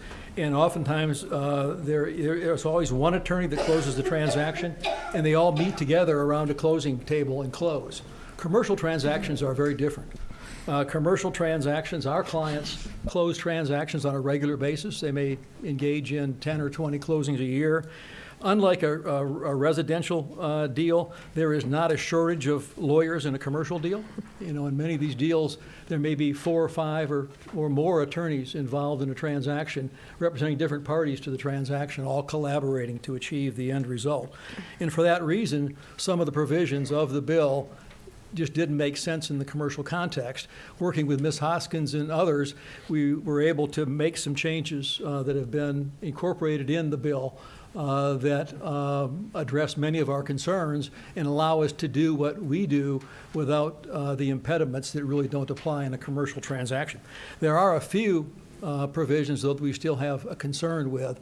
I'm going to address a couple of substantive concerns, and then Shelley will address a few other concerns as well. And I think the suggested language was included in the red line documents that were passed out to the members of the committee. The first change, the first concern we have is on line 58. As was indicated in the earlier presentation, the key definition in the bill is real estate closing, and it's defined to be limited to 1 to 4 family residential transactions. And that is a significant improvement in the bill from our perspective. There is one concern we have, and that is there are portfolio transactions where large pools of individual residential properties are pooled together and bought and sold by Wall Street firms, capital market firms, and the like.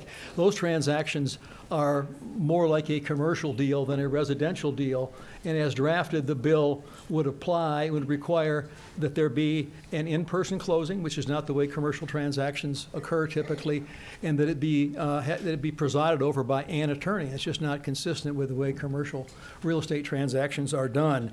So we think there should be an exception for these portfolio transactions, and Josh Kamen from King & Spalding is going to speak on that particular issue as well. So that's the first thing that I wanted to address.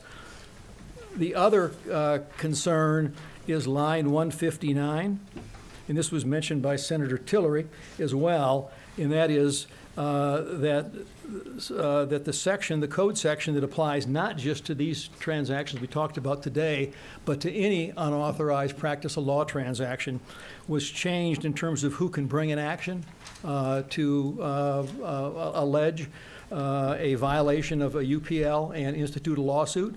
The law formerly was that the state bar, the current law is the state bar, the Judicial Commission, and a bar association can bring those actions. No one else can.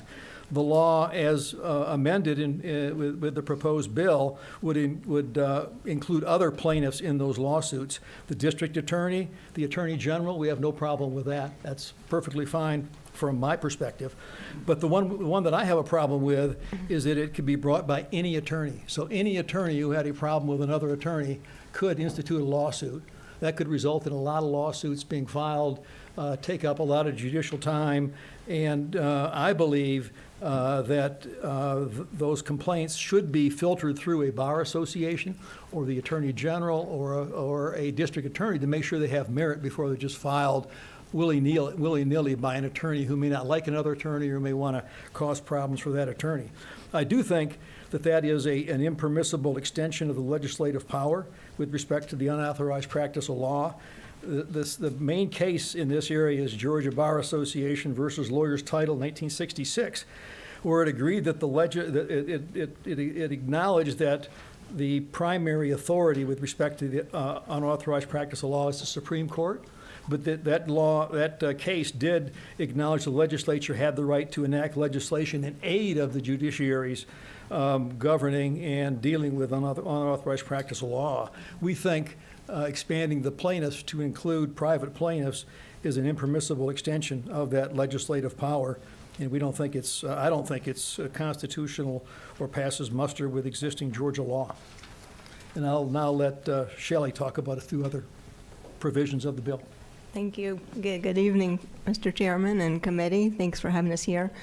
As Jim mentioned, I'm coming to you as a partner at Troutman Sanders and the Commercial Real Estate Group. I also am a former chair of the Executive Committee of the Real Property Law Section and a former Deputy General Counsel of SunTrust Bank and Truist. And I've been practicing commercial real estate law for over 30 years. I do appreciate the work that we've had over the past few days with Senator Tillery, Ms. Hoskins, and others, making some of the changes that we've made to the bill. The closing that Senator Tillery described as a residential closing, as Senator Hodges noted in his question, is there a carve-out for commercial real estate? Because if there's not, it just doesn't fit. And we appreciate the efforts that have been made. But urge you to make sure that we do get this right and that we don't, in the interest of protecting the consumer from the unauthorized practice of law, do anything to forestall the way that commercial real estate transactions operate throughout the country, including Georgia. Some of these other things we wanted to mention and are in the black line that you see. We have had some conversations and believe that maybe we're in alignment, but I wanted to just mention briefly 3 points just to make sure that you understand as well. So in lines 200, glasses, 283 and 326, it's the same thing, so you can just look at sort of line 200. As Senator Tillery mentioned, we're talking about Title 15 and Title 45. And so when you get to the later portions, there are a few places where we use real estate closing, which is the defined term that carves out commercial. And we need to clarify that it is as defined in Code Section 151950.1.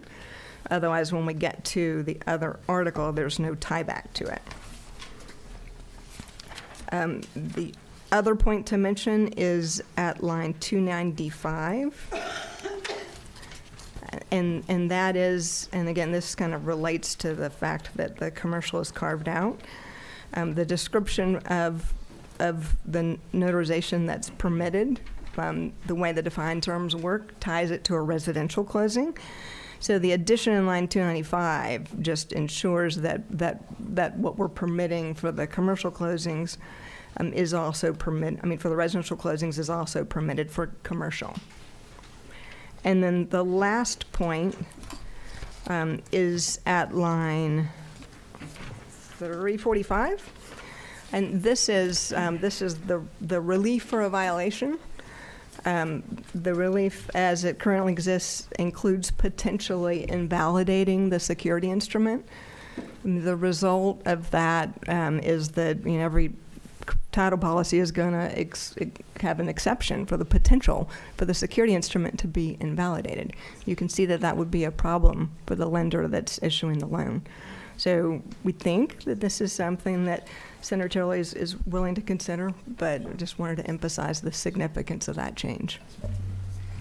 All right, any questions for Mr. Jordan or Ms. Willis? All right, thank you all. Next is Josh Kamen and King and Spalding. Hey, good evening. Good evening. Folks, first, I want to apologize for my dress. I would normally be in a coat and tie, but I did not expect to be down here today, but I felt it was important enough for me to come out at the late hour to speak. I want to thank my colleagues, Jim Jordan and Shelley Willis, for speaking and taking the lead on this, and of course for you all in taking this up. My name is Josh Kamen. I'm the managing partner of King & Spalding's Atlanta office. A commercial real estate attorney. I, like Jim and Shelley, are members of the American College of Real Estate Lawyers, which is the highest honor of our group that you can be a part of, and I'm also a former member of the real estate section of the bar, serving under each of those two. I'd like to be brief. We can debate and have a healthy debate over whether or not this bill is even necessary, and that's fine. But I do have some objection to proposing a bill that has unintended consequences on the commercial real estate bar, and in particular, in a way that I think could have the unintended consequence of injuring Georgia's status as the greatest state in which to do business. Commercial real estate transactions, mark my word, will be adversely impacted if this bill is passed in its current form. It's too broad and raises a series of questions. And a number of us in the commercial bar have just been thinking about this over the last day, saying, oh my gosh, here's the cast of horribles. Does this impact foreclosures? Does it impact deeds in lieu of foreclosure? Does it impact company deals? Does it impact selling portfolios where, for instance, you may be selling a campus that happens to have a single-family home on it? Does that change the nature of how we actually conduct our business and how others will conduct their business, including many of our clients? The one that really scares me is the way that this penalty is set up. Are we weaponizing commercial transactions? And are we allowing attorneys and DAs to find commercial actors and providing them a platform actually to make this a much less attractive state to do business in? Would we create a cottage industry where we don't intend to create one? So my request is really very simple. This bill as drafted, we can argue whether it makes sense or not, but in its current state, I believe it has some challenges, and challenges that we could probably work through. But again, as we go through this, at this juncture in its current form, it's too broad, it has unintended consequences, and could hurt Georgia commercially, and I'd ask respectfully for you to consider whether it makes sense to advance a bill at this time. Thank you. All right, thank you, Mr. Kamen. No questions from the committee. All right, you want to close this out? Sure.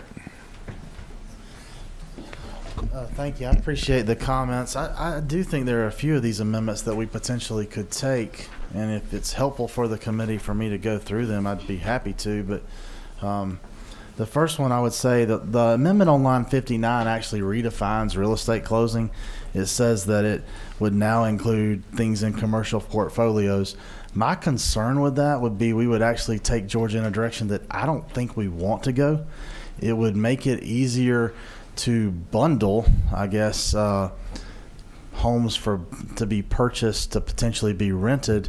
I think our position would be better if those homes were owned by single-family homeowners. I don't want to include folks in this in a commercial transaction if people are just buying up a whole bunch of single-family homes.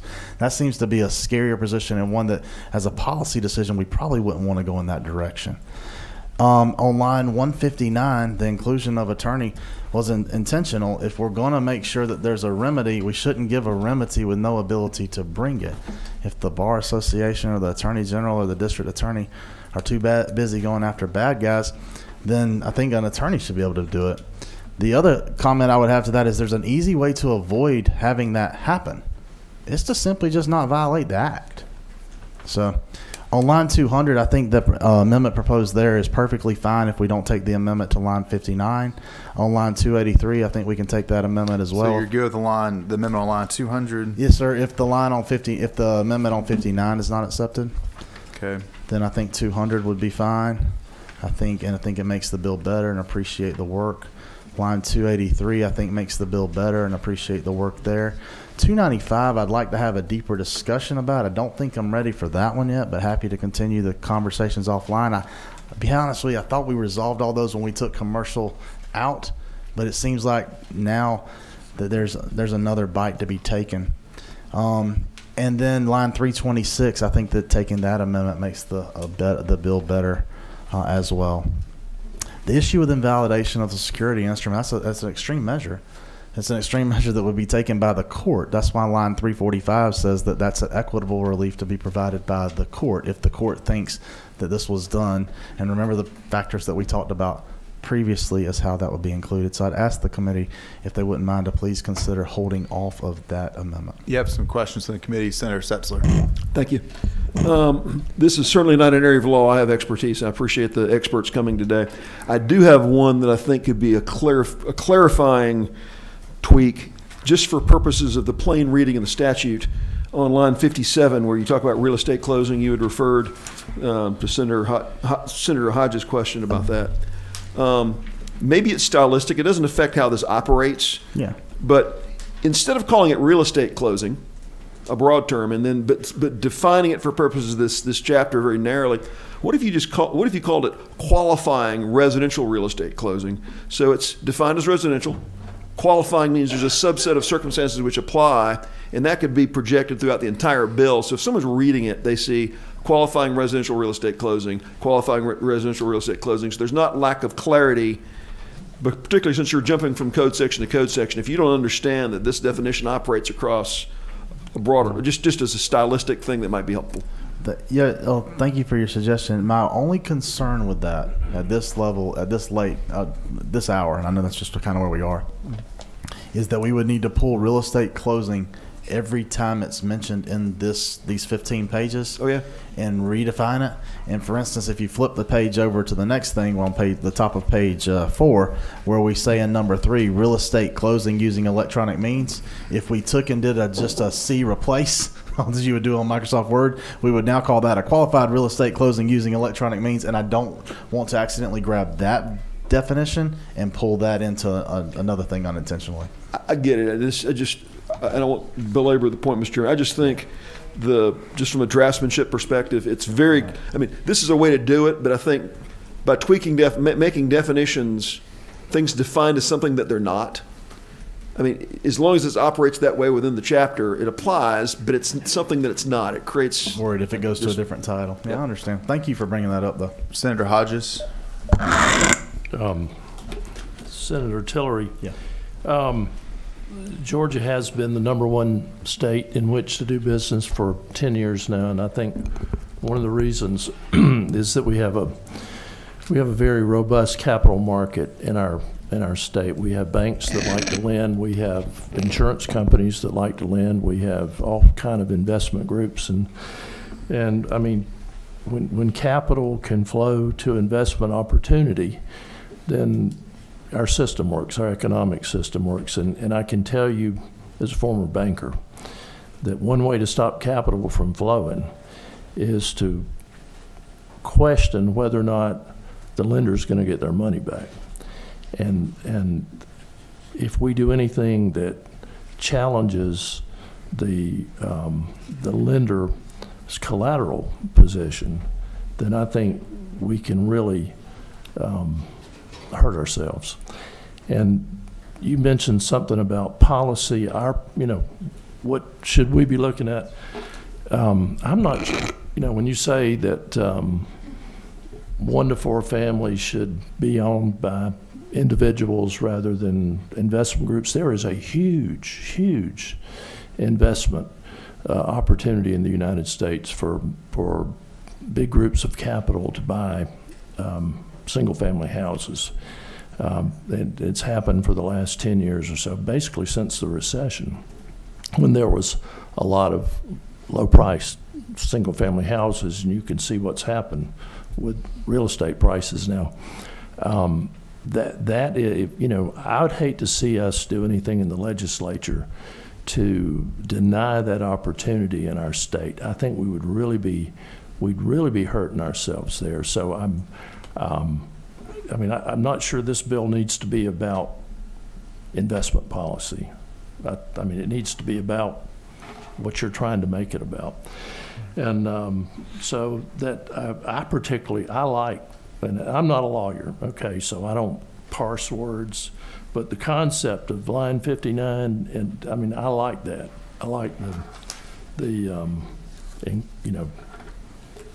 including pools or groups of 1 to 4 family as a commercial transaction. So my admonition is that we be very careful about how we change this, and we don't shoot ourselves in the foot as far as being able to let capital flow the way that it should. Understood. Senator Parent.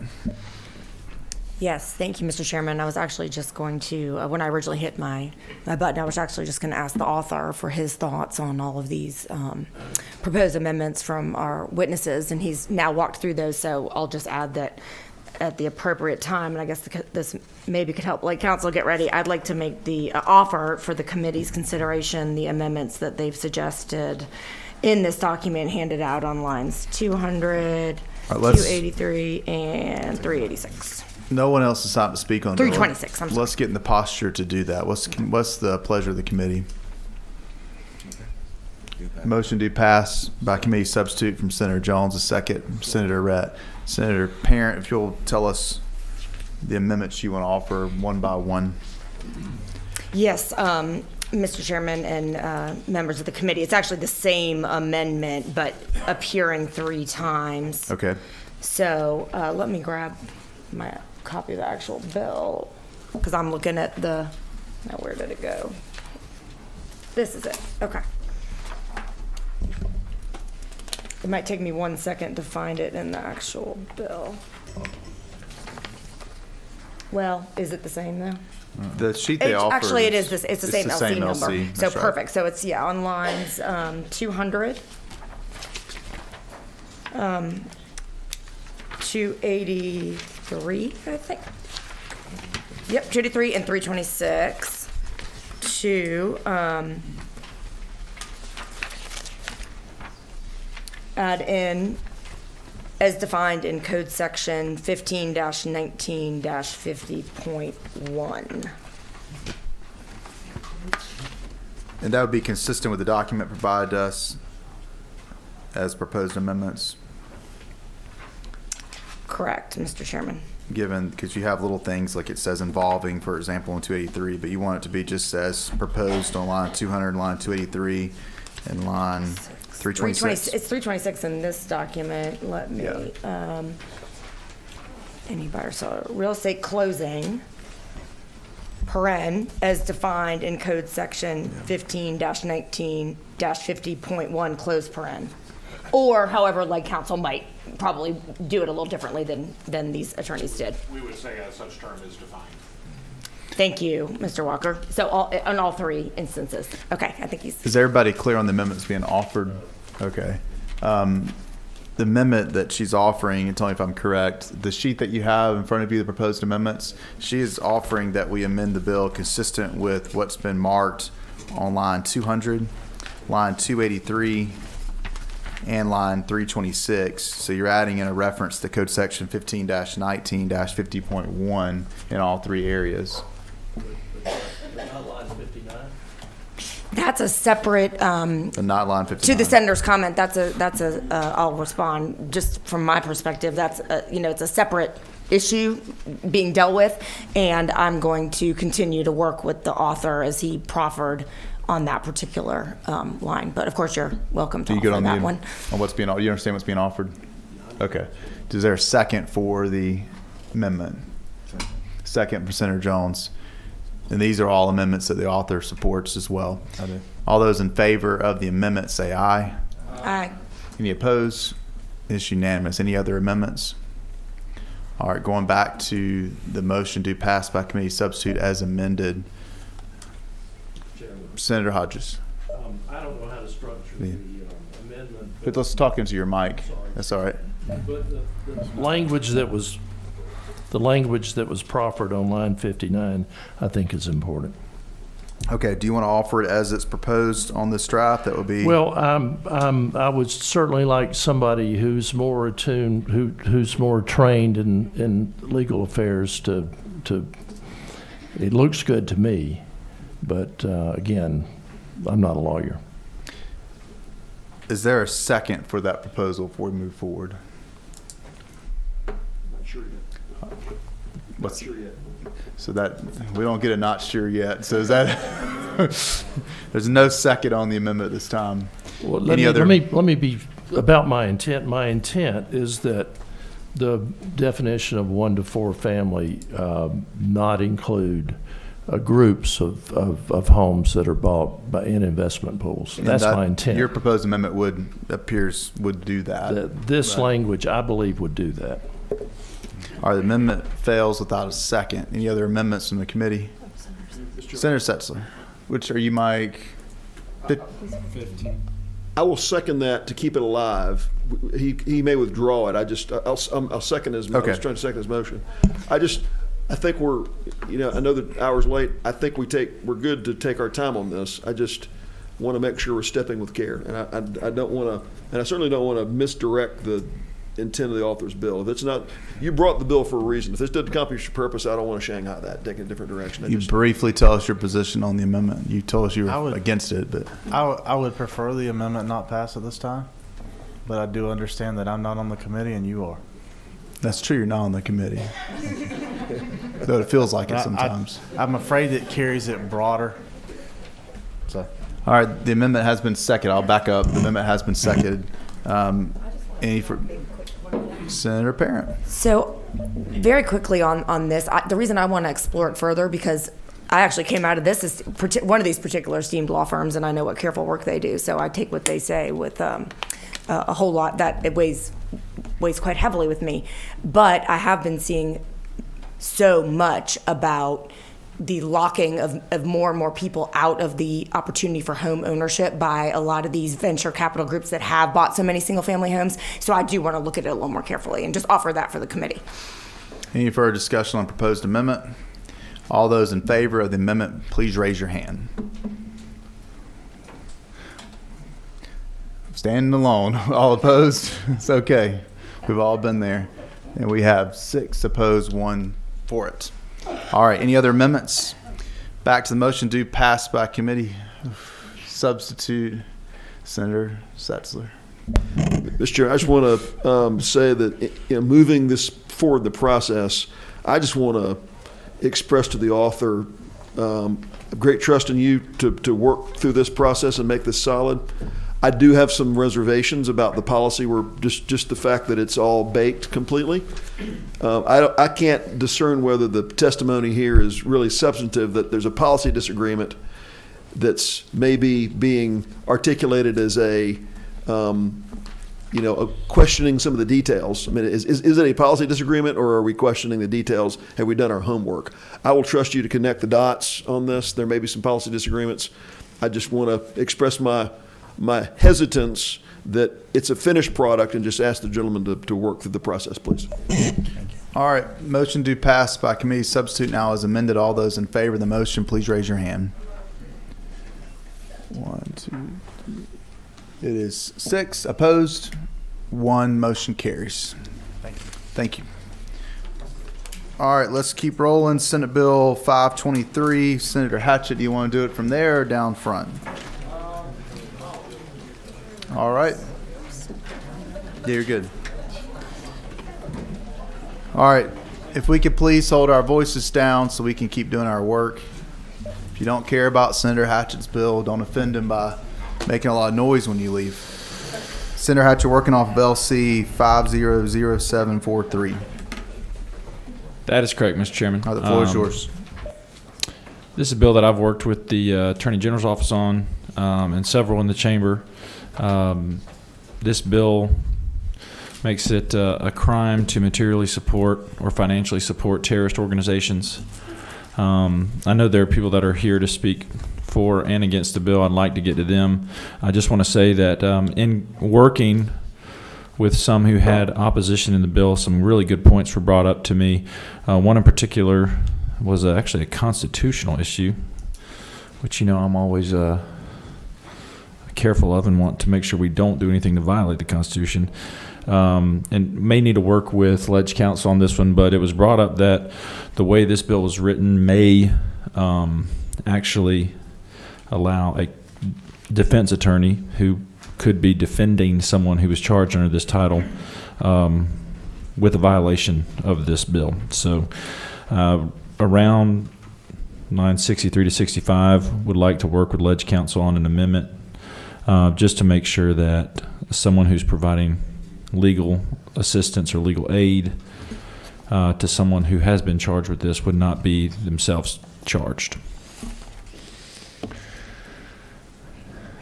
And I'd be happy to yield for questions or can turn it over to witnesses. Any questions for the author? There are people signed to speak on the bill. All right. I'm going to ask everyone, I know the hour's late, but these are important bills, so we're going to hear from everyone, but please be mindful of the hour as we go through this. I'll start with Megan. Is it Megan Gordon? Yes, sir. Come on up. Hiding back there. It's so when I struggle to stay awake. Y'all can't see. Well, that last bill, did that one put you to sleep too?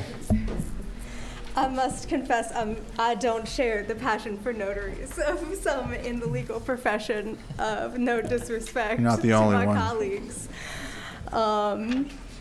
I will be brief because the hour is late, and if I'm tired, y'all must be exhausted. My name is Megan Gordon. I'm the policy manager at the Georgia chapter of the Council on American Islamic Relations, and I have a few, I suppose I would say, like, legal questions that need answering that I'd like to point out in the bill. The first starts with our definition of terrorism. I didn't bring up my paper copy, so I'm afraid I can't point out the line number for y'all, but part of the definition includes an act that is dangerous to human life. Oh my God, Maisie Lynn, thank you so much. Teamwork makes the dream work, y'all. Okay, so we're at line 14. Acts dangerous to human life that are in violation of criminal laws of the United States. It's not entirely clear what that means. And that opens us up to acts of civil disobedience. For example, blocking highways. For example, that is an action that is generally dangerous, like mostly to the protester themselves. Maybe a minor risk to people on the road if there's a risk of an accident. I don't know that we could call that terrorism, but that would be included under this definition, especially as it is deeply unclear, like how dangerous the scope has to be for them to be included. Whose life is at risk? How at risk does it have to be? I don't think as a matter of policy that is something that is actually intended to be captured, but because that is not well defined, it would be, and because that is so well defined, so poorly defined, that encompasses a lot of other like risks for including a lot of protected First Amendment activities, which I don't imagine is the purpose of the bill. Similarly, I'd like to drop down to line 32. The training definition is so vague that it's going to criminalize things that I also doubt was the policy intention of the bill. I understand that you probably want to criminalize training people on how to make bombs, right? But this could also include training for things like first aid or conflict de-escalation, so we can not have protesters getting in violent conflicts with police officers. Those are trainings that exist, that are offered. And right now, because the definition of training is so high level, I believe that this would encompass things that are not actually within the policy of the bill, and so it would be beneficial to tighten that definition up to include things that are probably more within the intention of the author. Finally, on our final page, final clause, Georgia Bureau of Investigation and the Attorney General creating guidelines on civil rights, civil liberties. Could we get a First Amendment disclaimer? Those are common in other pieces of legislation, most recently, off the top of my head, HB 30. Just in full transparency, I still would be uncomfortable, most likely, with the First Amendment implications of this, because personally I find First Amendment disclaimers to be more of a defense when someone is already in court for their First Amendment rights. But it seems like if we are contemplating the need for guidance around protection of civil liberties as we investigate and charge these crimes, we should at least write in that the First Amendment should be one of those things. So those are my humble requests, and I hope that was brief enough for y'all. I'm thank happy you. to answer any questions. Any questions from the committee? All right, thank you, Ms. Gordon. Ms. Maisie Lane Girton. I'll just leave this right here for you. You might imagine that the senator's initial comments are going to cover my concerns. I will not take up any more of your time. Thank you. James Woodall.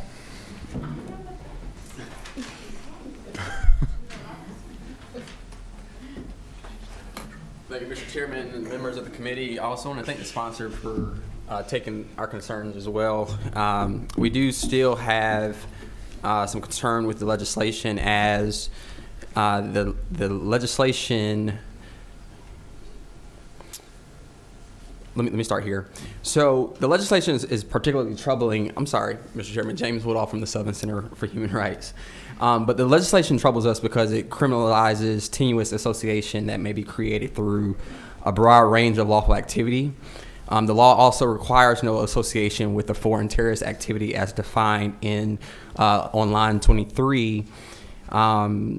But rather, it also allows for there to be any domestic individual or organization that is intended to engage in what the bill constitutes, which constitutes an act of terrorism. So the intent element of this crime, as contextualized in the language as well as federal case law, is overbroad and imposes guilt by association by punishing citizens not for their own culpable acts, but for the culpable acts of the groups that they have supported. So in the legislation, it doesn't require any showing of intent to further the terrorist or other illegal activity. Rather, it would make it a crime to provide support, which, again, we recognize that the amendment may address that point of the material support issue. But I want to raise to the committee's attention the Supreme Court's holding in Holder v. Humanitarian Law Project that references that issue there. So to address some of the amendment concerns, I would ask that we look at what the holding says. But the plaintiffs in that case sought to provide training in human rights advocacy as well as legal peacemaking. So it wouldn't necessarily constitute legal representation, but there's still other issues in relation to material support that we want to give some consideration for. We also have issue, or we raise issue with the vagueness, as it gives prosecutors the discretionary power to label activity as an act of terrorism. The state would not need to provide any ties to a designated foreign terrorist organization as required in federal law. And so simply saying a person who commits terrorism would be guilty under this code section. On the federal level, however, a person can only be guilty of terrorist activity if they are associated with an actual terrorist organization. And so Section C and D indicate that tie can only, it indicates that ties can not only be designated to foreign terrorist organization, but also to and I quote, organization that has engaged in or engages in acts of terrorism, and I quote, a person engaged in or intending to engage in an act of terrorism. So the language is broad and vague and could criminalize lawful association with many political organizations and individual activists that would not be covered under the amended language that we're proposing or we're considering today. And so I'll stop there. I'm sure others have other issues as well. But we again want to just, note for the committee that the federal government has in 1182, it talks about terrorist organization, terrorist activity. There's a tie. In Georgia's code as being proposed in this legislation, there is not that necessarily distinction made here. And for that reason, we urge further consideration of this bill. All right, thank you, Mr. Woodall. We do have a question from Senator Parent. Yes, actually, I don't know if it's proper, but my question is actually for the author. That's fine. Go ahead. Okay, thank you. Senator Hatchett, I may have spaced out because it's been a long day. That's no excuse for doing that now. Yeah, I can't keep every word in this little tiny brain of mine. Question is, what did you mention? And if you did, apologies, please mention again. What is the impetus? What is the originating rationale for the legislation? There's no legal. Wait. There you go. Right now, there's a need in the state of Georgia for a legal vehicle to go after those that provide material support or financial support to foreign terrorist organizations. Is there an example of a situation that you're thinking of? There are examples, raising money for a particular group and sending it to Hamas, for example, or to terrorist organizations. Okay, I just didn't know if there was something that's come to our attention or your attention that was causing a particular problem. I know there are some cases that are pending right now in the state of Georgia that I'm not obviously involved in from a legal point or anything, but I've been told that information would not be able to be released at this time due to confidentiality in the proceedings. But I know that these cases do exist and a law like this is needed. Thank you. Mr. Chairman, if I could, in response to that, that was also one of the points we want to make, and I think others will be raising. This is currently being prosecuted, so it could be covered under party to a crime. And so all of these offenses, now there is reference to the foreign terrorist organization, but this bill also contemplates domestic terrorism as well. And so I want to be clear that right now, the only difference that this bill will present is now you're including the foreign terrorist organizations in participation and material support and all of that. But right now, as it contemplates the domestic terrorism provisions, that's already being prosecuted as we speak, as in terms of party to a crime. So can I ask a follow-up? Sure. So is your main objection, Mr. Woodall, to the domestic side or is the addition of the foreign also of concern? It is. So as the federal government prosecutes federal terrorist activity, there has to be a link between activity and the organization. In the bill on line 23, it references designated foreign terrorist organization. And in 8 U.S.C. section 1189, it talks about what qualifies an organization to be designated as a domestic terrorist organization. In order to qualify in order to qualify under terrorist activity, you have to be associated with one of those organizations. What Georgia is doing in its proposed statute is essentially taking that association away. There is not a mandated requirement to say you have to be a part of this foreign terrorist organization to follow terrorist activity. Does that make sense? Right now, Georgia is making an expansive and broad reach in terms of what it constitutes as foreign terrorist activity. We do have issue with the domestic terrorist activity provisions here, but we're also making a claim to say this is not in line with what the federal government does in terms of foreign terrorist activity as well. Thank you. All right, thank you, Mr. Woodall. Next, we have Isabel Otero.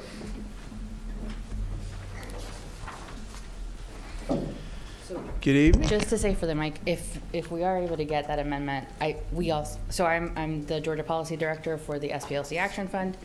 We do not like this bill, but we would happily like to see that amendment from the author of the bill. And otherwise, I will just waive my comments. Thank you. Thank you. Ben Lund.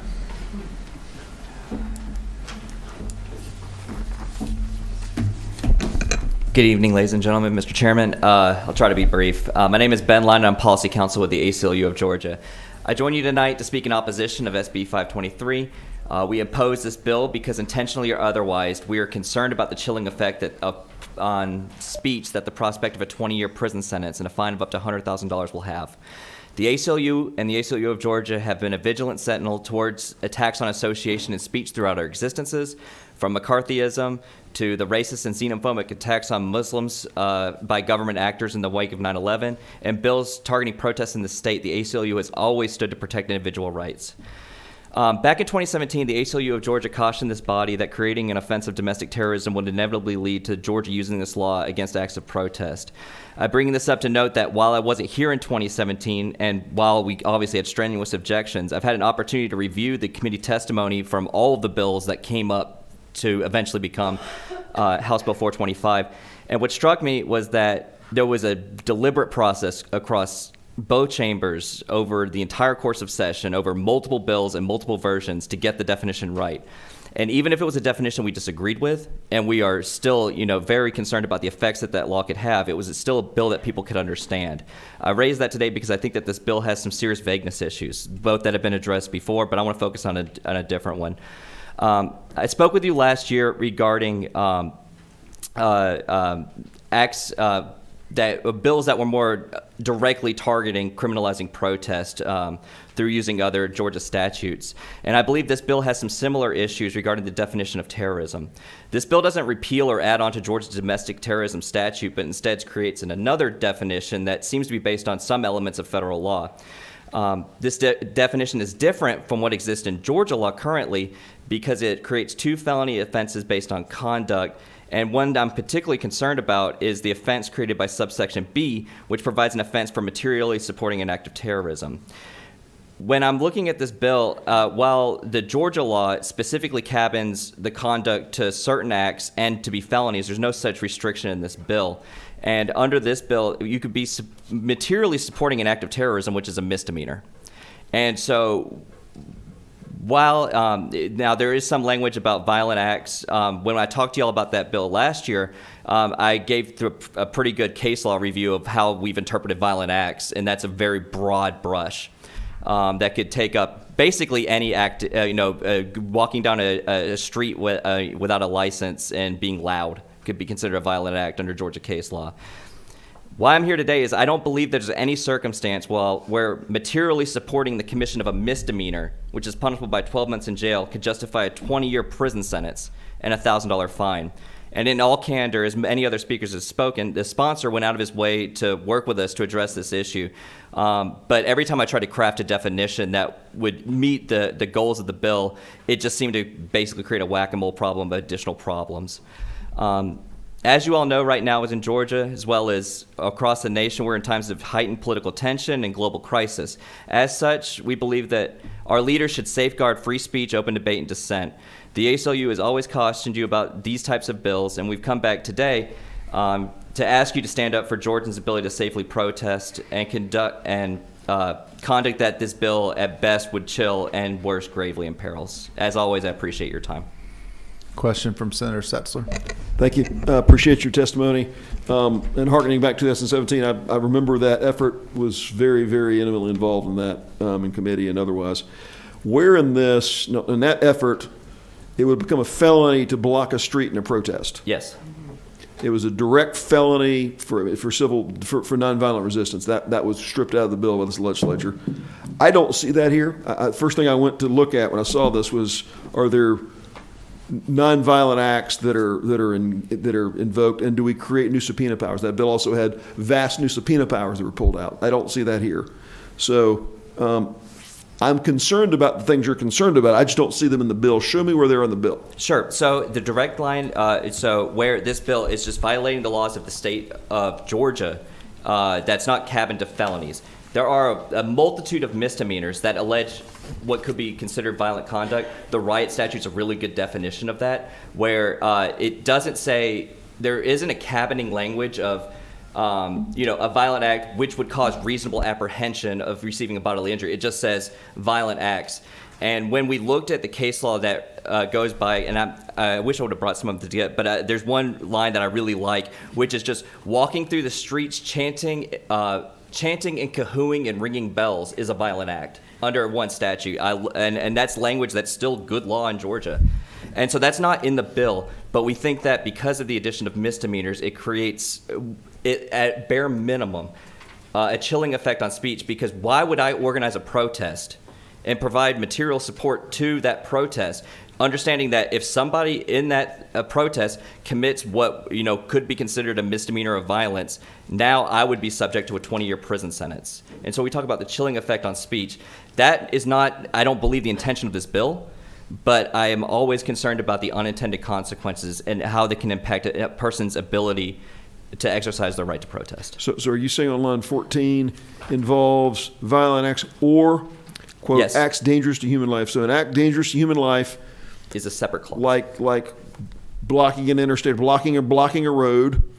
And then, of course, it's important to note, it wasn't noted by one of the earlier speakers on line 16, and it has to be that magic word at the end of line 16, and is intended to, where's the additive element? So, coercion, coerce civilian population, and I'm not being hostile, I'm just trying to understand, I'm trying to put together this kind of lower end of this fact pattern and how that works. Senator, I don't take that as hostility or any way. How I would address that is, when you look at what probable cause is, influencing the policy of a government by intimidation or coercion, just the act itself, if we're considering a violent act, that a prosecutor could consider that an act of intimidation. And because that protest was designed to influence the policy of a government, that it would qualify under this bill. So you're saying if, again, the Dangerous Act was getting on MLK Drive out here and blocking the street. Yes. Illegally. Okay. Yes. But illegally, but blocking the street for purposes of influencing the General Assembly's actions, you're saying that becomes this, and because those two together become a felony act, it's in essence, it's civil disobedience to influence the outcome of the legislature creates this. Right. And that's one of the things that comes down when we talk about the First Amendment and the protections that exist within that bill, that question of civil disobedience, which inherently, which can be, By intimidation. which can be crimes, which could sometimes be outside of the First Amendment. So constitutionally, it gets a little more murky, but it's still something that the ACLU has, looking back at how protest activities happen, civil disobedience is often something that, it happens as a result of protest.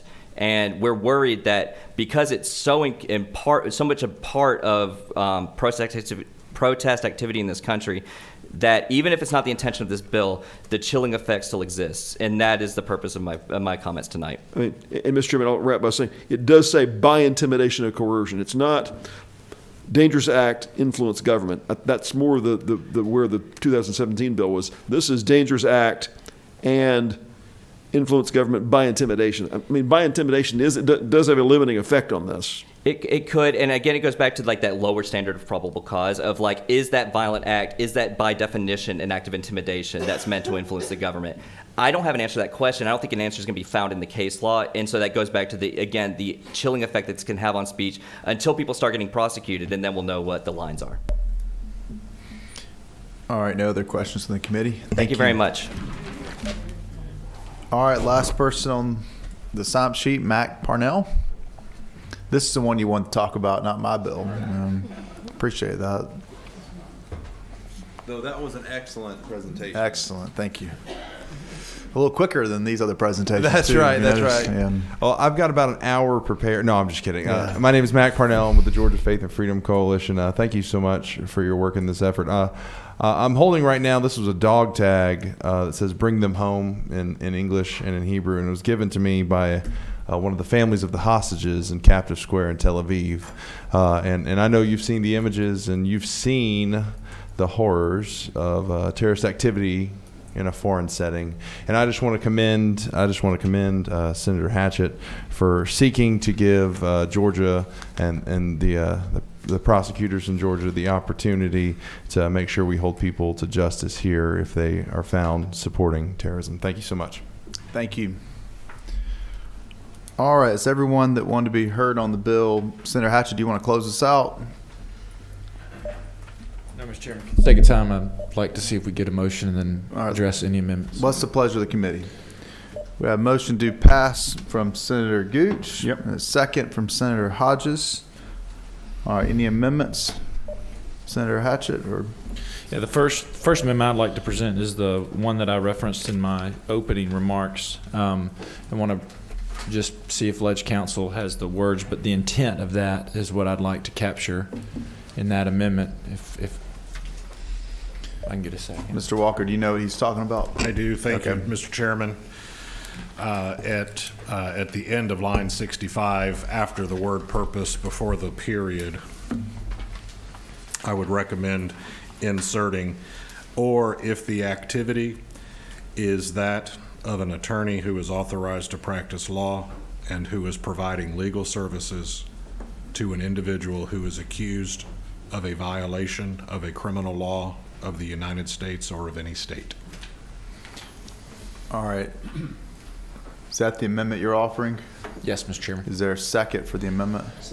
Second from Senator Sessler. Any other discussion on that amendment? All those in favor, please raise your hand. It is unanimous.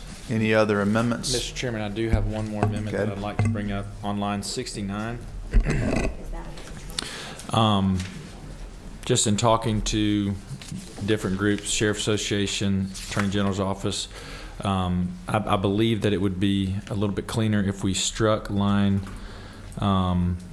69 where it says the Georgia Bureau of Investigation in consultation with, and just leave the Office of the Attorney General shall create guidelines. So you're going to just take the GBI out and just leave it up to the Attorney General to create the guidelines. Would you also remove the comma after general on line 70? Yes, sir. Yes. All right. Is there a second for the amendment? Second for Senator Gooch. Any discussion? All those in favor, please raise your hand. It's also unanimous. Any other amendments from the author? All right, Senator Setzler. Mr. Chairman, I want to offer an amendment that narrows this on line 14 and 15, this definition of act of terrorism.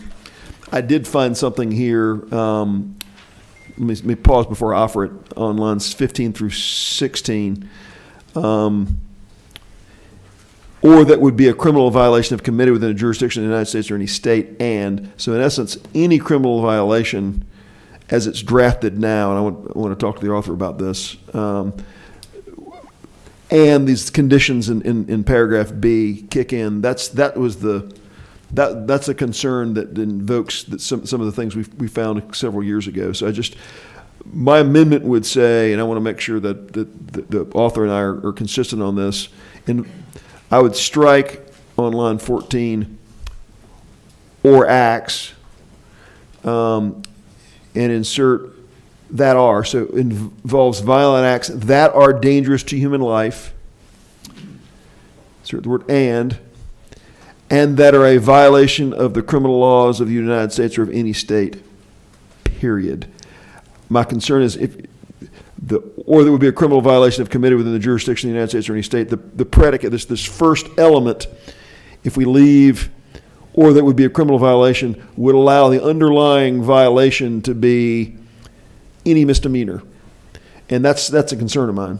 So in essence, any misdemeanor that is intended to coerce the policy of government becomes a 1 to 25, or becomes a 1 to 20 felony. I think if the underlying action is a violent act, a violent criminal act, I think that underlying element is what the gentleman's looking for. I wanted to see if the author agrees with that reading of this.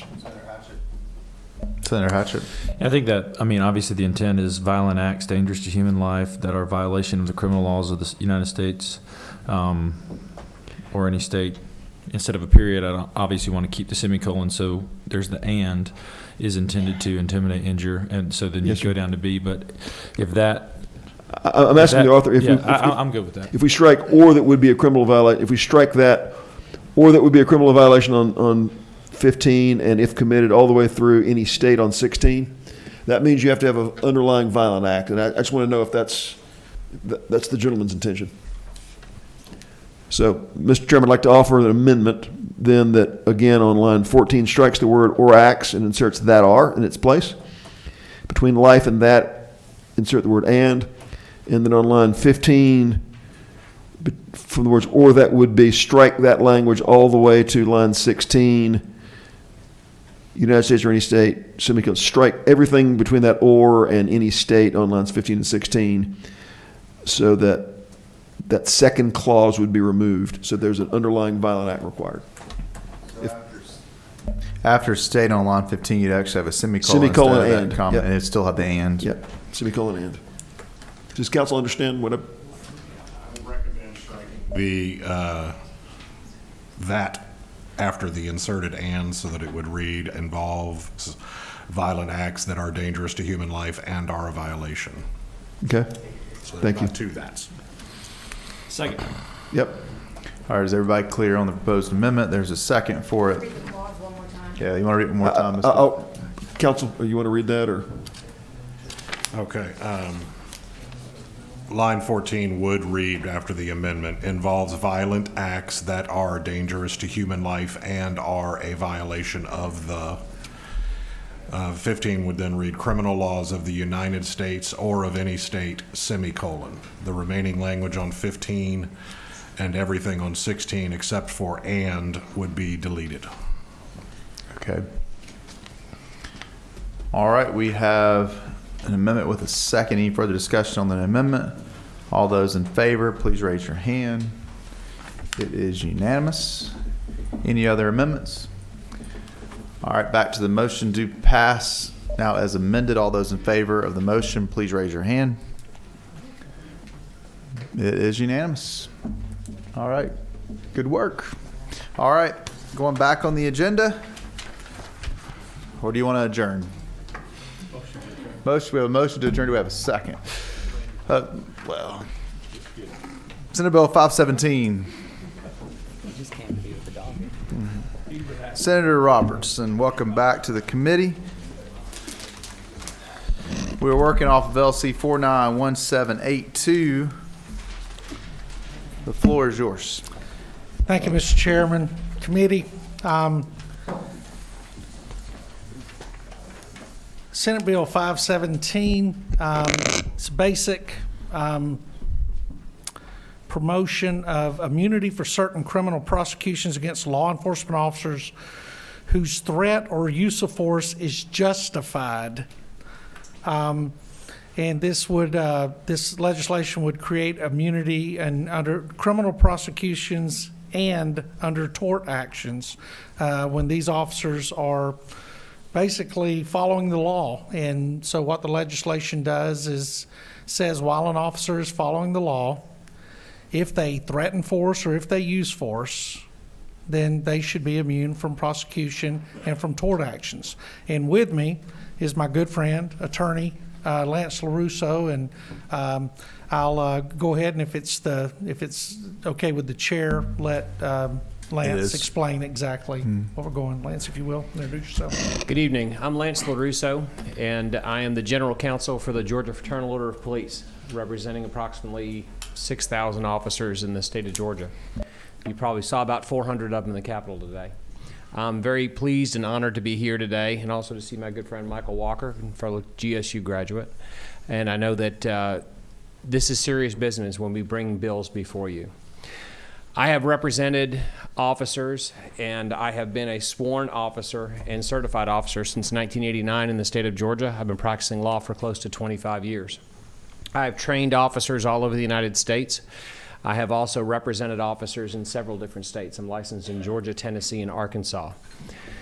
I have represented, as of today, approximately 180 officers involved in officer-involved shootings and in critical incidents. And I've appeared as an expert in state and federal courts as a use of force expert. The immunity law in Georgia was put in place to allow a judge to have a full, fair hearing if a person uses force or threatens the use of force and they are indicted or charged with a crime. That statute has been in place for, I believe, since 1998, and applies to law enforcement officers and applies to private citizens. And it has been used many times throughout the tenure that has been here by private citizens and law enforcement officers.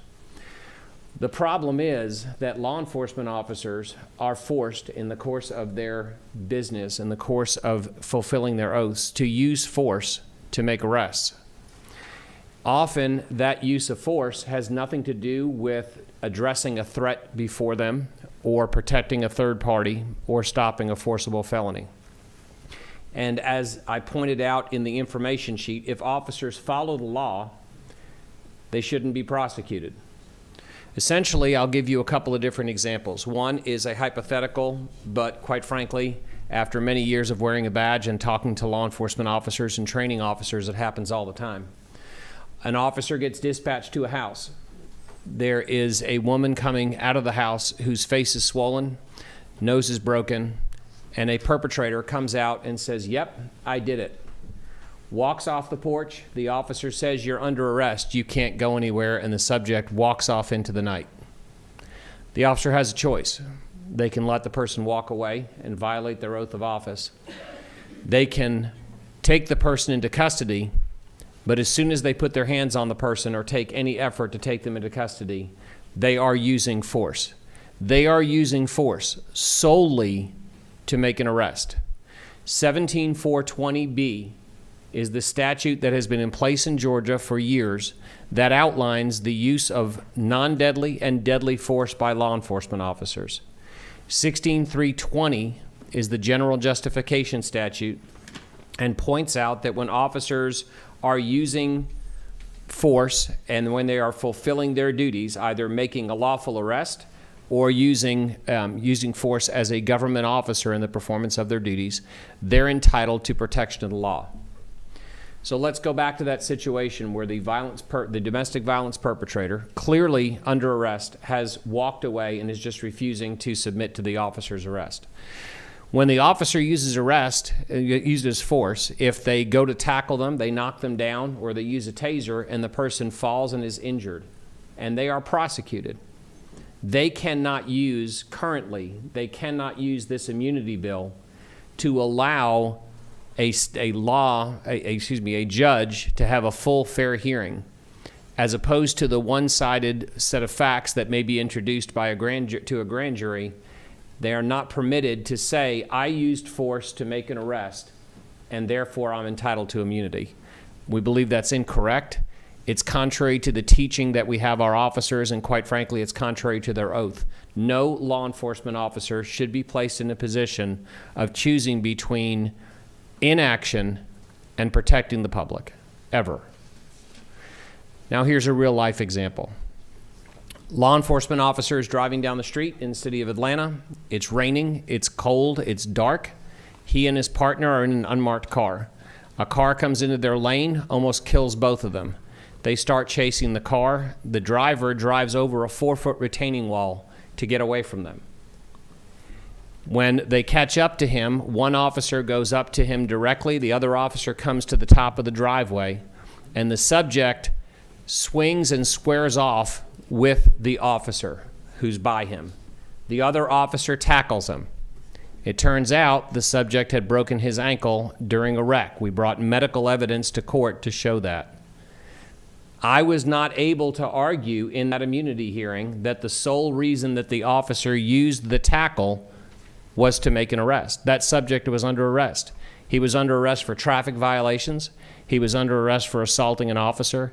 He was under arrest because he was DUI and he was threatening people. As a matter of course, he weighed over 100 pounds more than the officer he was squaring off with. That officer was indicted. The officer who tackled was indicted for aggravated battery, a charge that brings 10 years in prison. I cannot bring up currently in that case the fact that he tackled him to make an arrest. The officers should be allowed to bring up in a court, with both sides being heard in front of a judge, that they used force to make an arrest. That force was consistent with their training. That force was consistent with 17420, that force was consistent with 16-320, and they should be immune from prosecution and from civil redress if they follow the law. All right, any questions from the committee? Senator Jones? I just have one. So you're referencing immunity as far as criminal is concerned. Criminal, and also 5111.9 extends that same immunity to civil cases for private citizens in the same immunity bill. 5111.9 allows the immunity, and we're asking to add that same immunity if they use force according to the law for civil cases as well. Okay. How would you square that part with the Constitution that allows for the deputy to be sued as a government employee if he uses malice? That would be a determination by the court. If they seek the immunity, that would be a determination whether they were lawfully using force. If they're using force outside the bounds of their oath and they're using excessive force with malice, then they wouldn't be entitled to immunity. It's the same analysis you have on qualified immunity now. Yeah, I'm not sure. I understand the criminal part of it, but I'm not sure about the civil aspect of it. But thank you. Thanks, sir. Senator Setzler? Yep. The facts you shared with me, I 100% agree with you. How do we get here? Why is the state of the law as it is? There's got to be a logic. I mean, before you, as Chesterton said, before you tear the fence down, understand why someone put it up. What's the thinking behind our framework? And so we can kind of unpack this. I just want to understand why it wasn't there to start with. Yeah. Okay. I think that in listening to arguments, in talking to legislators who have walked these halls for over 20 years, I don't think anyone ever contemplated we would be in the state of affairs we're in now, where an officer using force to make an arrest is second-guessed and prosecuted. And Senator, I don't really have a better answer for you other than logically, if you look at these two statutes, they belong in this immunity statute. They belong in both these immunity statutes, and I think it was just an oversight. I don't think anybody intended to intentionally leave them out. So it could well be there's the theory behind a lot of our statutes, and I will tell you, this is something broader for our committee. The theory behind our whole legal framework is that prosecution is going to bring the heat, and the defense, there's an adversarial system, and there's this checks and balances. What you're saying here is never before the last decade or so has there been the circumstance where these kinds of acts were prosecuted, or there were civil actions brought because it was kind of just sort of understood to be the practice of policing, is what you're saying. Yes, sir. And the practice of policing, the 17420 has been around for many, many years, but I think you bring up an interesting point. When you talk about checks and balances, when we have an officer prosecuted, and there are times, and when we've had several of them that I've represented that have been very public, that we look at the facts and circumstances, say, why were they indicted? Well, sometimes it's the heat of the moment. Sometimes it's a prosecutor trying to get political cover. But this is a check and balance on that system. That is a check and balance on the DA controlling the grand jury and saying, we're going to have a full, fair hearing. And I think, to your point, the Georgia Association of Chiefs of Police, the Georgia Sheriff's Association, the Peace Officers Association of Georgia, the Prosecuting Attorneys Council of Georgia, and the Attorney General support this bill. Yeah. Mr. Chair, I think the more information that's brought to bear to show full context, not half the picture, is helpful. Thank you. Senator Rett. So basically, you're saying that they have blank immunity even before going to trial or determining whether or not there was excessive force or et cetera, et cetera? No, sir. It is not blanket immunity at all. The same standards apply right now under 17420. They just have an opportunity to bring that to a full and fair hearing, and courts deny them immunity. So when does the immunity come into play? After the hearing? After the hearing, yes, sir. But why should we give them immunity when we just go through the court system and have them to take a look at it and make a determination? Because every other person who's using force, private citizens and officers who are using force in any other way, when they're threatened or when they're stopping a forcible felony, they get to claim this immunity. But an officer following the law and making an arrest doesn't have that ability. I don't know. I just, no, never mind. Any other questions from the committee? All right, one person signed up to speak on the bill, James Woodall. Thank you. Thank you.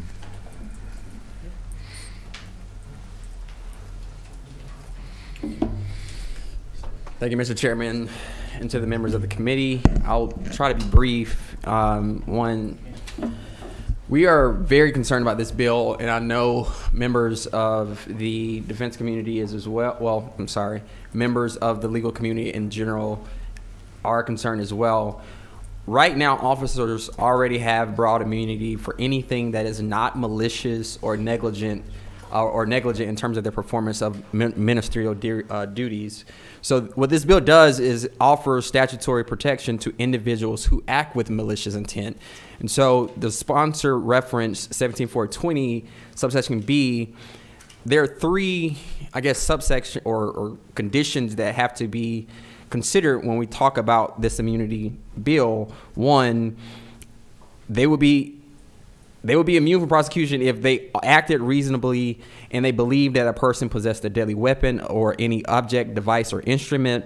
Two, when the officer reasonably believed that a person would pose an immediate threat or physical violence to the officer or others. Or three, when there would be probable cause to believe that a person had committed a crime involving the infliction or the threatened infliction of serious physical harm. What this bill would do is grant immunity to individuals who are peace officers who act unreasonably in believing that a person possessed a deadly weapon or any object, device, or instrument. An officer who unreasonably believed that a person posed an immediate threat or physical violence to an officer or others, or an officer who believed unreasonably that probable cause was there to commit a crime. The individual committed a crime involving the infliction or threat of infliction of serious physical harm. So again, that is our concern, that we are granting immunity to individuals who are peace officers who act with a malicious or negligent performance in the ministerial duties as an officer. That's what this bill does. And to say anything otherwise, I believe, would be disingenuous. I would love to know that the sponsor intends for this to protect officers or what have you, but that is not what this bill does. It grants immunity to peace officers who are acting unreasonably and right now would be not immune from any prosecution, whether whether criminal or civil liability. And with that, Mr. Chair, I'll pause and see if there are any questions. One question I have, I'm just going to look at the civil side because that's what I'm looking at right now. I think it's the same in both provisions. But so if an officer looking at line 35, the immunity as far as sending to the arrest or use of force, it's going to be tied to an action brought as a result of the threat or use of such force. My question would be, would you not still be able to hold an officer liable if they use force in a way that was not consistent with their legal ability to do so? In other words, if someone goes outside of what they should be allowed to do by law when it comes to how they arrest somebody, would there be immunity in those cases? Our reading of this, which line, Mr. Chairman? I was looking at it's existing law, but I'm looking at lines 34 and 35. So our reading is right now they would be able to bring forth some kind of suit or individual in which that fact pattern existed. As it currently reads in this bill, if an individual were to, in that fact pattern, they would now be immune from prosecution. That is our understanding of what is But I guess, and I know we're all having trouble putting our thoughts together this late, but my question really is, if I believe as someone that was arrested, let's just use that example, right, that the way the arrest occurred was not authorized by law, it was not consistent. The officer did something outside of what they were allowed to when they arrested me. They roughed me up in some way that was not legal. Couldn't I still bring suit here? Does the immunity just go to the actual use of force that would be allowed by Georgia law pursuant to OCGA 17-4-20? Does that make sense? You're asking if I'm reading on 32, has no duty to retreat from the use of such force and shall not be held liable to the person against whom the use of force was justified to, or to any person acting as an accomplice. I'll defer to others on that part. Our reading was they would not be able to. I go back to your negligence argument. And again, I'm trying to read this now, but the way I just quickly read it, I would think you could still bring a claim if someone did something that was outside of what they're authorized to do by law. But I'll let others weigh in on that too. You have other questions, Senator Setzler? So just understanding of current law. So you're telling me that using force is not authorized by cops unless the suspect has deadly weapon? So that's one part of 17420B. So that's where I'm at now. So 17420B, so when the officer reasonably believes that a person possesses a deadly weapon, so that reasonable standard is important, or any object, device, or instrument. So if a person... Serious bodily injury, yep. Gotcha. Right, so if the officer believes that an individual has a firearm or a knife or whatever, they would currently be immune from prosecution right now. But if a police officer walks up on someone who's robbing a house or robbing a car, and he catches them in the act, and they take off, and he takes an angle, makes a move, tackles them, takes them down. You're saying that's under current law, that's not allowable as a use of force. Rephrase that one more time to make sure I understand what you're asking. So someone's robbing a car, and a police officer walks up on them, they break and make a run for it. The cop goes to tackle them. There's no object. You're saying under current law, that would be an unlawful use of force because they don't have a dangerous... That's not what I'm saying. So that's in the performance of their ministerial duties. They would be immune from prosecution under the current law. Okay. What this is saying is that any officer who is committed or used force that is not reasonable and is not in compliance with the law would still be immune from prosecution. That is our reading of what the bill is saying. I know the sponsor is I see some feedback of saying that there's disagreement there, but we weren't the only ones who was caught off guard with this. There's a lot of individuals in the legal community that were alarmed that this bill came forth, and they're saying that there's concern that if we are allowing individuals who otherwise, if this bill were to become law, would be held liable for negligence or malicious behavior, would now become immune from prosecution, whether it's criminal prosecution or civil liability, because of those actions of malicious intent. I won't belabor the point, Mr. Chair. That's clearly what the bill is clearly trying to expand the range of behavior that's not subject to. That's correct. That's not in dispute. The question is, where should the law be? And I'm trying to understand where the law should be. If we're just in simple terms, if a person's robbing a car, they break for it, they don't have a deadly weapon, the cop takes them down, I think the cop ought to be able to do that without responsibility. I'm just trying, and I know maybe I'm parsing this in the wrong way. I'm just trying to understand. Clearly, the gentleman's trying to broaden the circumstance in which cops have immunity. Where is that line, and what are we expanding is what I'm trying to understand. Well, I don't know if this would be the proper time for me to answer that question, because I do think there's some... In your opinion? I don't think this is the proper bill to have that conversation of where it should be. What currently exists is codified as it is, and so I think as we contemplate expanding that power in terms of immunity from prosecution for our law enforcement officers, that needs to be something that we consider as well. What we read is that this will codify immunity for individuals who right now are liable for malicious behavior. And the gentleman believes that's legally appropriate. The question is, can you define a fact pattern that should not be given immunity that this bill will give it to? With all due respect.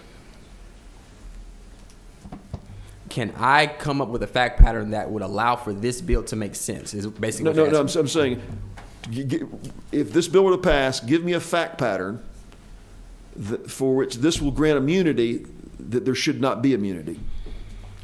An individual who, I'm looking at 17420, an officer who doesn't believe that a person, I'll give you an example. I thought this individual had a gun, but in fact they had nothing. right? I didn't believe, I had no proof, I had no evidence to suggest that this individual had a firearm, but I still shot them in the face and killed them. Shot them or took them down by? It doesn't matter. You Okay. you use bodily injury. I mean, you use lawful force now. I understand, but if someone, if I could, if someone football tackles a guy on a sidewalk, scrapes the shoulder up, using force, and they didn't have the firearm, I think I'm reading it like you're reading it. That's not deadly force. So we really are concerned with the use of deadly force when there's no evidence that force was necessary. There's plenty of cases where, this is being litigated, where individuals are on trial. I'll give you an example. There was a case in the Ogeechee Circuit where the GBI's director went in and said that the force that was used was deadly and murder was committed. That prosecutor did not prosecute that case. I'm sorry. The prosecutor did prosecute the case, took it to grand jury, and there was not an indictment brought forth. And so under this bill, that trooper would now be immune from prosecution because now it is considered that there's an immunity there. They should not be prosecuted for the case when there was evidence that this was unlawful, malicious behavior. So shooting somebody who doesn't have deadly force themselves, you're saying would be made immune, would have immunity under this where it doesn't now? Arguably, that's exactly what we're saying. Does OCGA 17-4-20 allow for that use of force? 17-4-20? Right. So if that's why I go back to what I said a minute ago. So if someone's actions as a law enforcement officer are not consistent with what they have a right to do when it comes to use of force or arrest, then the way this is written, they would have no immunity, right? That's just not how we're reading it, Mr. Chairman. Why do you read it differently? So in 17-4-20, I'm a phone a friend. Can That's I do that? fine. We have another question from Senator Jones. So I'm not going to comment on the criminal aspect of it, but I will say on the civil aspect of it, the Georgia Constitution speaks to this. And when you're asking about a person, even when you said you could shoot somebody and they're unarmed, they'd be lied. That's not true. Malice standard is extremely high bar to meet within Georgia. It's almost impossible. Right. So that's the immunity standard. It's not actually even immunity. So the Constitution says a county official, under the Georgia Constitution, officers and employees of the state or departments or agency, would include counties, may be subject to suit for injuries and damages caused by the negligent performance or negligent failure to perform ministerial duties, and may be liable for damages if they act with malice to cause injury. That's the Constitution. The Constitution says this is how you actually establish liability on a deputy, not a statute. I've never seen a statute ever used to establish any kind of immunity. But the immunity of malice is way further than any of you actually understand. I've done this. I mean, I win summary judgment motions all the time. And I've actually won one where a guy walked into his house and was shot by the deputy unarmed, but he didn't know it at the time. He didn't know he was unarmed, and he had been told to stay where he was. And the case law and the court agreed, federal court, said he didn't have malice. It's not the intent to shoot. It's actually the intent to cause the harm, that you actually intended to deprive him of his rights. We know you intended to shoot. It's actually the intent to deprive the person of their rights. Malice is an extremely difficult burden to get over. But I don't see how, I've never seen one case use this statute as a form of immunity for civil. I'm not getting into the criminal aspect of it. And I don't see how we could use a statute to overcome the Georgia Constitution. The Georgia Constitution is clear how you establish liability. For negligent actions, you can be liable for ministerial duties. That's paperwork. But for discretionary actions, which is arresting someone, the plaintiff has to show that he acted with malice. Malice is more than just ill will. It's a very high bar. And that's why I asked this question. And I feel completely uncomfortable trying to pass something with a statute where we have the Constitution out there saying this is how you actually find any type of liability. So that's my stand on the civil aspect of it. Criminal aspect of it, and that's why I said I wasn't addressing that. But on the civil aspect of it, whether it's federal court and they're suing under state law, or state court, and this is under state law, I've never seen an individual statute used like this. It's case law, and it's based on the malice standard, which is not just ill will. It's a very high standard. And you can shoot an unarmed person and actually not be found liable in the state of Georgia. You Civilly. absolutely can. Civilly. Civilly, yes, 100%. All right, those are all the questions at this time. Mr. Woodall, thank you for surviving the hot seat in the late hour. The author want to come back up and close us out and maybe address some of the questions we have, if we can. I do want to point something out to be really clear, and Senator Jones, I appreciate what you said a lot. Cleared up a lot. Nobody wants to pass a piece of legislation that grants immunity. What we want to pass is a piece of legislation that allows the officer in a fair hearing to ask for immunity based under current Georgia law. And right now, they're being prohibited from doing that. And I'll let Mr. LaRusso answer some of the other concerns and some of the things that we heard. And so I'll be quiet. In 17420B, as was read, it is not, officers cannot use that to seek immunity now. I don't understand that argument. 17420B states that an officer's actions have to be based on a reasonable belief. There are parameters as to what that reasonable belief can be based on. For instance, a person being in possession of a firearm, having committed a forcible felony. Those are that is the essence and the elements of what the officer would have to prove that they acted reasonably according to the law if they seek immunity. The person who will decide whether their beliefs were reasonable, objectively reasonable under Georgia law, would be a judge who would hear all of the evidence from the officer, from the prosecutor, from anyone else as to the full and fair facts of the situation. It would not, if a law enforcement officer acted unreasonably, if they used excessive force, they would not be entitled to immunity under this bill. They just wouldn't, and that would be a determination that a judge would make after a full fair hearing.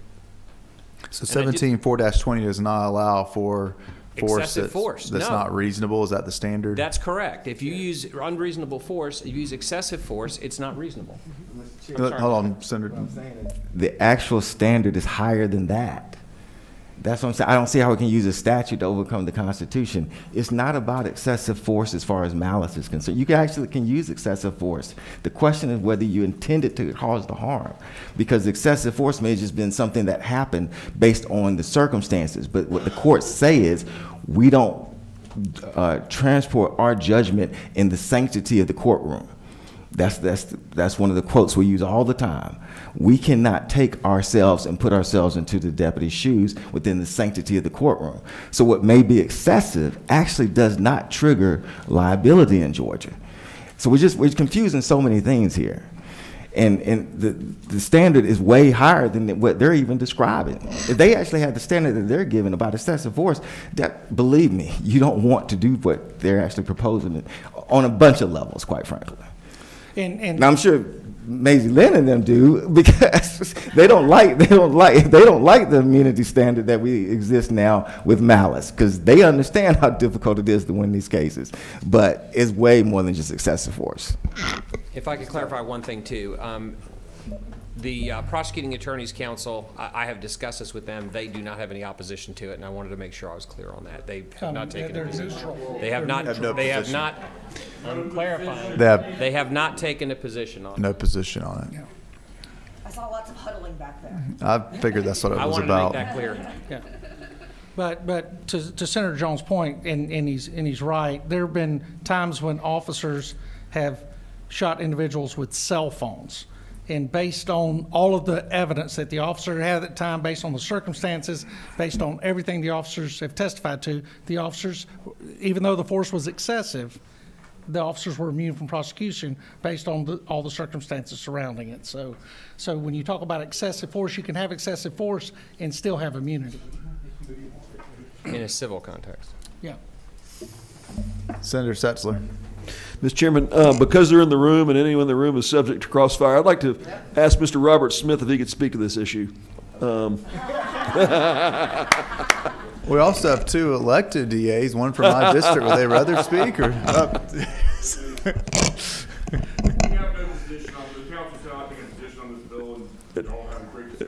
I get that, Mr. Chairman. I'm just asking from a PAC perspective. For the record, PAC has indicated they have no position on the bills. Mr. Smith indicated. I guess the one thing I wanted to clear up, and Senator Rhett brought the concern to me, is no one is proposing a piece of legislation that grants blanket immunity to anyone. The immunity that has ever been given and challenged in court has been given from a judge based on law. And what this does is it allows a law enforcement officer to claim under Georgia law what justified their actions, and being able to say, I did tackle the person while I was making arrest, should be allowed. And that's all we're asking. All right. Anything further from the committee?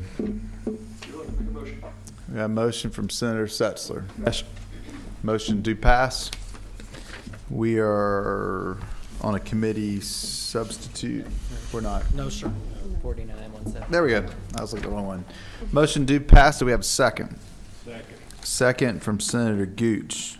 All those in favor of the motion, please raise your hand. 3. Any opposed? 3. Now I'm in the hot seat. I'll vote for the motion, so the motion will carry. Motion carries 4-3. Thank you. Thank you. Thank you. All right, we have 2 more bills. Hopefully, at least the first one should be pretty quick. Senate Bill 201, I believe Senator Parent is going to present on behalf of Senator Estevez. And I'll tell you, this is a bill we heard last year in committee, did not get out of rules. And in fairness, she may be going to talk about this, but the first 2 sections of the bill were something that I added from some work we did a few years ago when I was a full leader with the governor before Senator Hatchett was around. We had a bill, really it's the First Lady's bill, that provided a way to have sentences vacated and to have records restricted for individuals that were victims of human trafficking. We had 2 different standards. When a person committed a crime that's a direct result of being a victim, then you had the vacating option in Section 1. Section 2 dealt with those that were a victim when they committed the crime, a little bit lower standard that had just allowed for their criminal history to be restricted. It was something we did to support victims. In doing that, we did not include someone that pleads in a first offender or some sort of pretrial program. It was just, from my view at least, it was an oversight because we used the word convicted. And so all Sections 1 and Section 2 does is add those individuals to have the same protections under Georgia law. And then Senator Parent, I'll let you take it over from there. Thank you, Mr. Chairman. Senator Estevez has left me a 4-page memo, and I intend to read every word of it. I don't think you need all of it. And then I'll refute all of the questions to the satisfaction of my friend who's on an airplane. All right. I'm sure he's watching. Since we passed it last year, and since you've so ably explained the first part, all I'm going to say is that this piece of legislation provides a 2-year look-back provision to the existing law, allowing trafficking survivors to sue those who trafficked them so that they can receive the justice they deserve. And it gives survivors who take a plea as a first offender the ability to vacate their sentences and give a fresh start so they can re-enter our society without trafficking-related offenses on their record. Happy to answer all of your detailed questions. Any questions from the new author of the bill? No questions. We'll need some amendments just to change 23 to 24. They'll all be, I believe, just on line 74, 76, 77, 78, and 81, just to make this applicable for 2024 instead of 2023. Before I do that, any questions from the committee? No one signed up to speak on the bill. What's the pleasure of the committee? Motion to pass from Senator Rep by committee substitute. Is there a second? Second. Second from Senator Parent. Senator Parent, do you want to offer the amendment changing the 2023s to 2024s? I do, Mr. Chairman. We have a second. Second from Senator Gooch. Any discussion? All those in favor of the amendment, please say aye. Aye. It carries. Back to underlying motion, do pass by committee substitute now as amended. All those in favor, please raise your hand. It is unanimous. All right. Senator Esfest couldn't have done it that well if he was here. Well, I've got a few years of experience. That's true. We all do now. All right. Last bill on the agenda, Senate Bill 485. Senator Jones, you want to come down there? Yes, sir. Yes, sir. He's lonely. Well, I agreed to bring him some. Come on, Miss Boston. It's late. Don't you want to answer questions on the last bill still while you're sitting up here? Absolutely. Yeah, Miss Sherry Boston joining, and also another elected DA from my district in the back. You might come up in a minute too. So, floor is yours. Thank you. Working off LC 481160. And this bill basically continues what we once had during COVID, which was allow a prosecutor to may actually draw up an accusation in lieu of actually going to a grand jury on cases other than those cases which are serious violent felonies. And so this will actually allow to continue to streamline, and also it creates some accountability too, as far as just kind of the prosecutor now actually can draw up accusations on these particular cases. So the prosecutor to some extent can no longer say, I have a bad law because we don't have time for a grand jury, because now they may actually do accusations. And the key word that there is actually may. It is not a shall as far as actually drafting the accusation. So as far as the actual how the process works and why it's needed, I'll let District Attorney Sherry Barnes kind of take over from here, but I'll still answer any questions. Hi, good evening. I won't take up too much of your time because I know it's very late.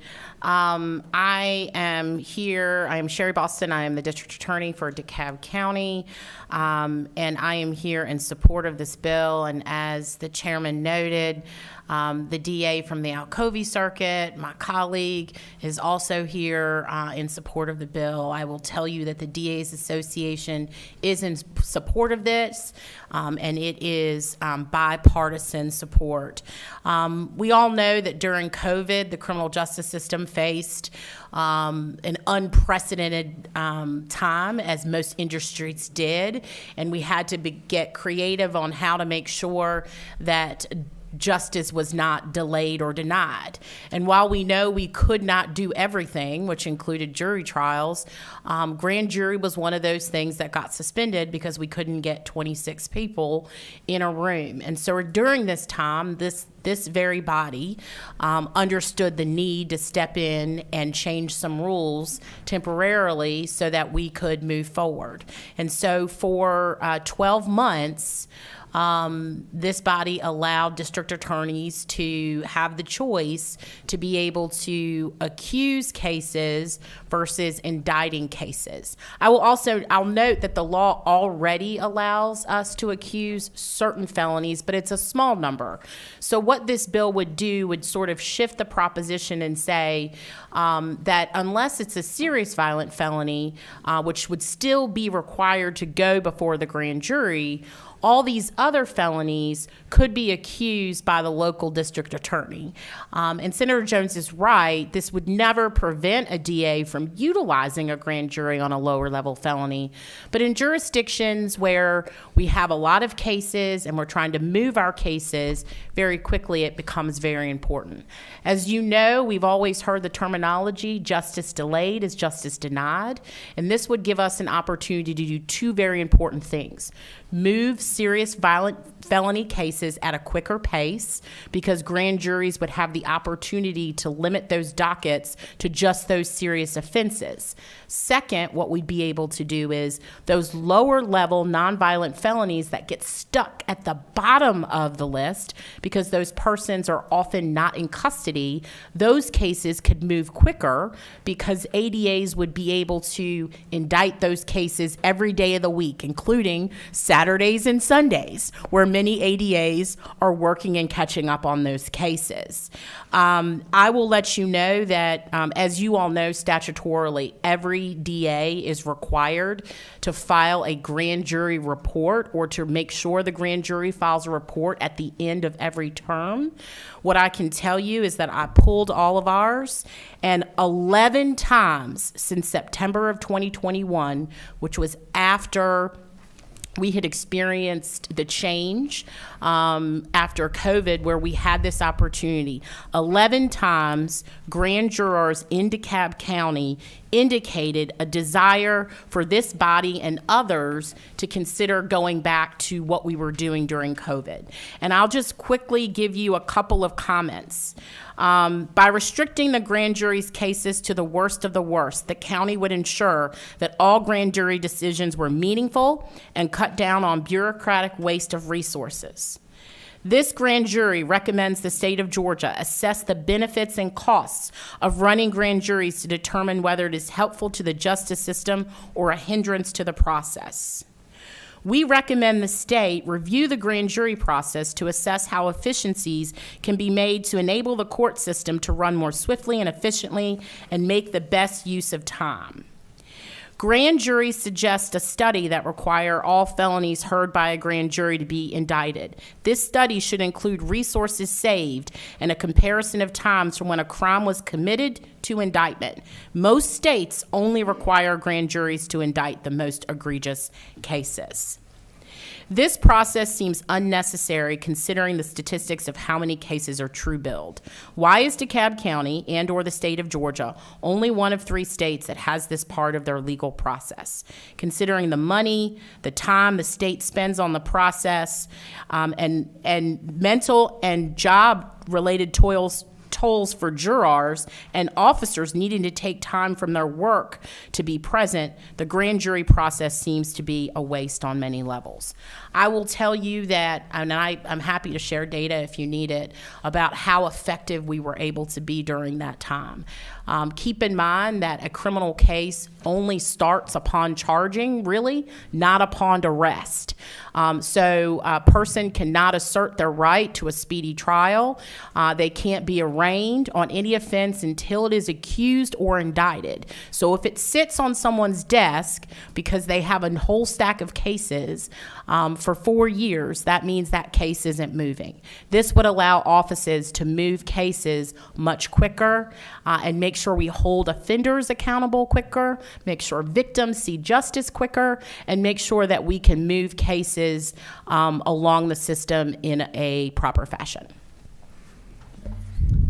Thank you. I'm sure some others may mention this, but so is there not some concern about eliminating the grand jury process for all these different offenses? I mean, isn't there some value to the grand jury process when it comes to being a check on the system and the due process for someone charged with a crime? How do we balance that? Sure. I think there has to be a balance, which is why I'm not advocating for the elimination of the grand jury system. I'm advocating we limit it to serious violent felonies. And I brought stats with me, and I can tell you that no bills are rare in the grand jury system. I can only speak to DeKalb, but I suspect that my colleague from the Alcovy Circuit holds similar statistics. And I can tell you in 2020, 0 no bills in all of DeKalb out of 1,731 cases. In 2021, only 4 out of 2,783 cases.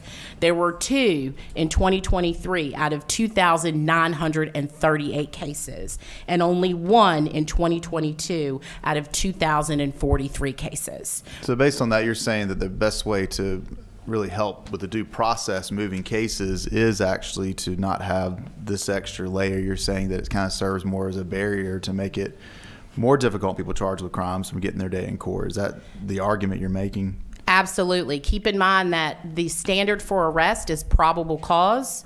The grand jury has the same standard, probable cause. And how many other states have a law similar to what this one would be then?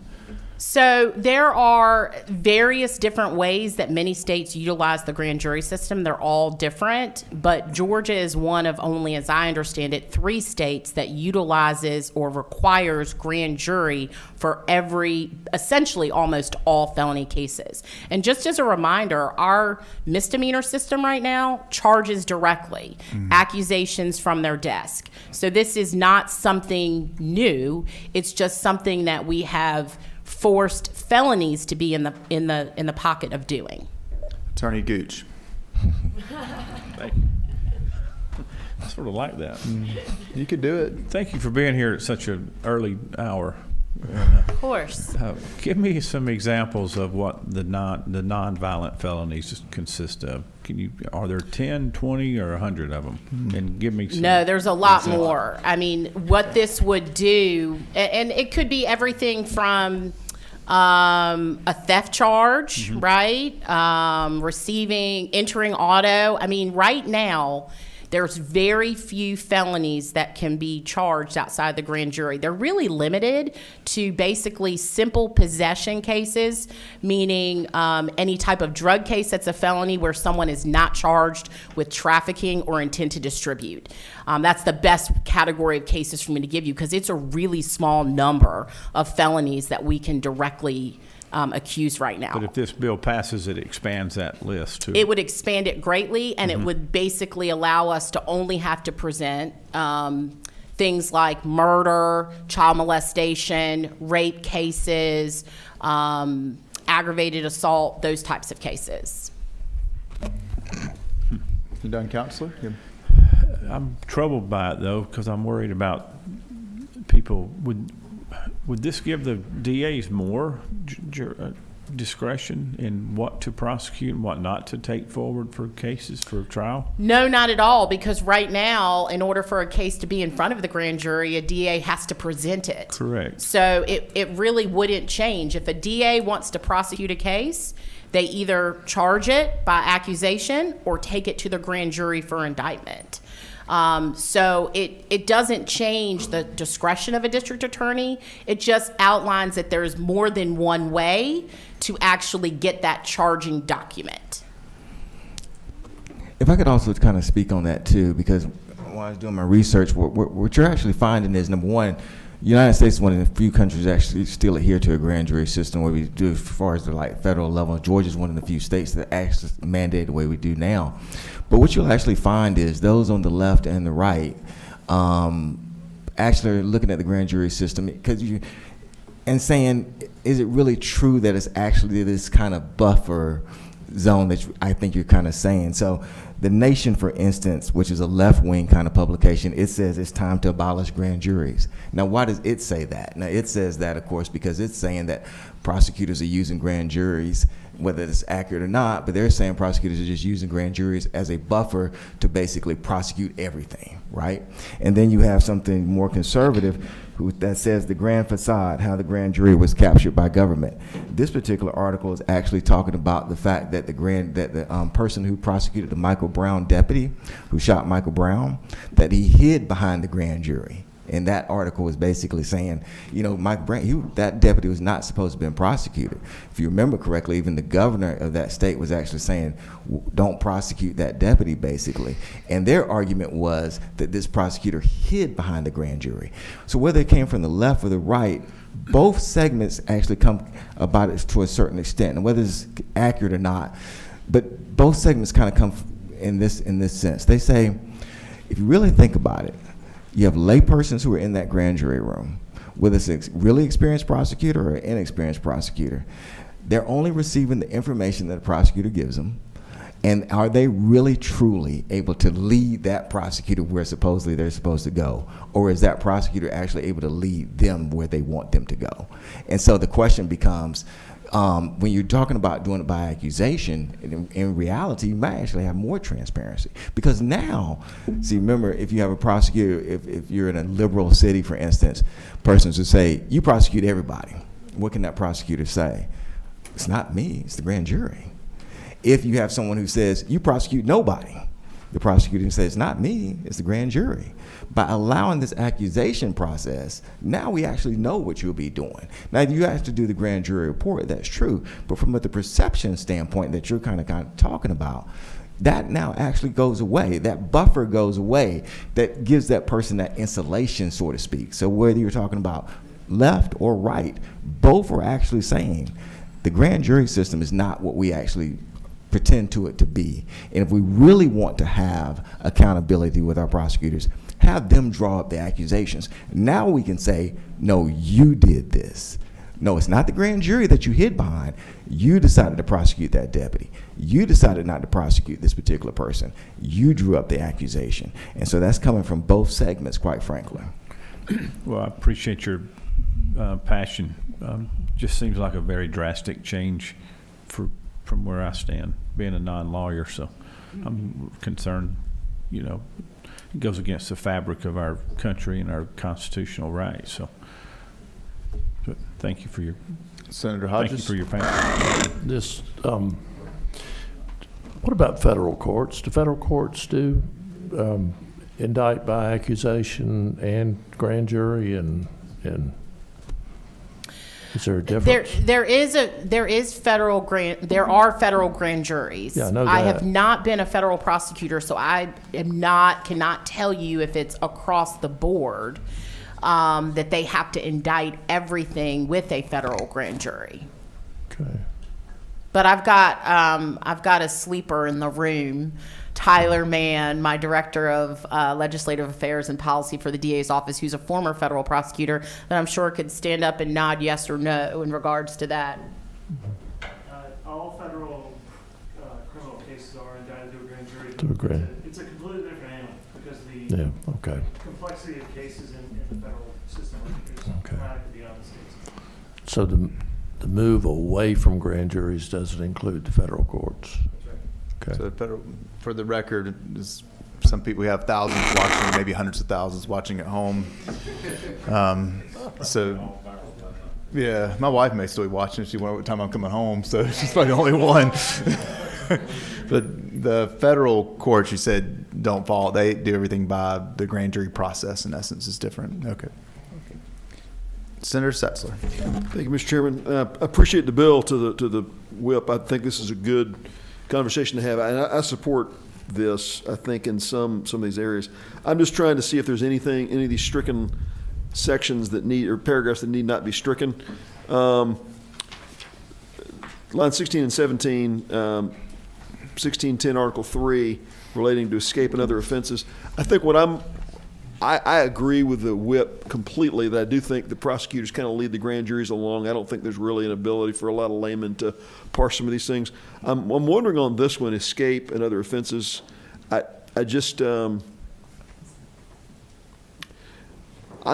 want to make sure we're not getting into a realm. I think where grand juries have their greatest value is things that are more there's more of a judgment call. I think it adds a little bit of legitimacy to the prosecution going forward. Could you, and maybe this is a question to the DA, 16 and 17 relating to escape and other offenses, could you just describe to me that article? I've got it here in title, in chapter 10, bail jumping, escape, hindering apprehension or punishment of criminal, aiding, permitting, and the escape of another under lawful custody and confinement. I do see the grand jury system as a check on the system. I mean, the system of law enforcement prosecution is, what was the reason for this to go? Well, the portions that are struck, because this really just outlined, like I stated, there are certain felonies that right now in the state of Georgia we can accuse by way of accusation without going to the grand jury. Yeah. So striking that language is basically saying these are the things that we could do.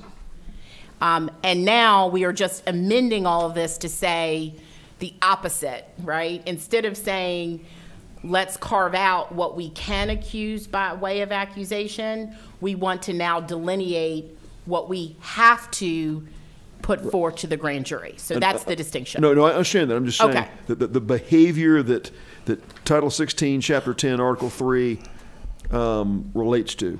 Understood. So are you actually inquiring as to like if I know the purpose why those particular crimes had already been given the authority for us to directly accuse? I'm just asking you, I mean, we can read the language of the Yeah. statute. What kinds of behaviors do you prosecute with that article? Oh, Chapter 10, Title 16? 1016, Article 3, yes, ma'am. Escape and other offenses related to confinement. I mean, that would probably have to do with instances within, say, if you're in a jurisdiction that has a prison, or obviously we all have jails. If someone were inside the prison and were charged with a crime having to do with planning some level or some overt act towards trying to either break out of the jail or escape police custody, that would be... Resisting arrest, I believe, is in this too. Right. I'm just concerned. Resisting arrest can be a subtle thing.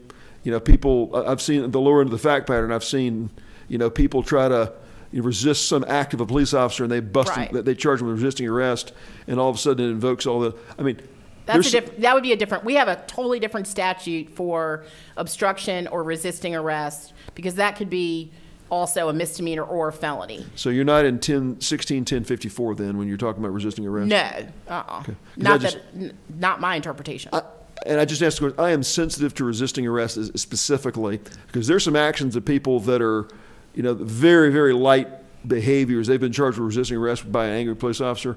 It's a borderline case. And I think putting in front of a grand jury to say, is this really resisting arrest, or is this just more of a kind of an agitated, accused? I just want to make sure we're not taking the things that the common sense of a grand jury can in a delicate, common sense way address in a meaningful way, and taking that out of their hands. That's. I completely understand. And I will note that the fact pattern that you are outlining is likely to be a misdemeanor, so that wouldn't go before the grand jury.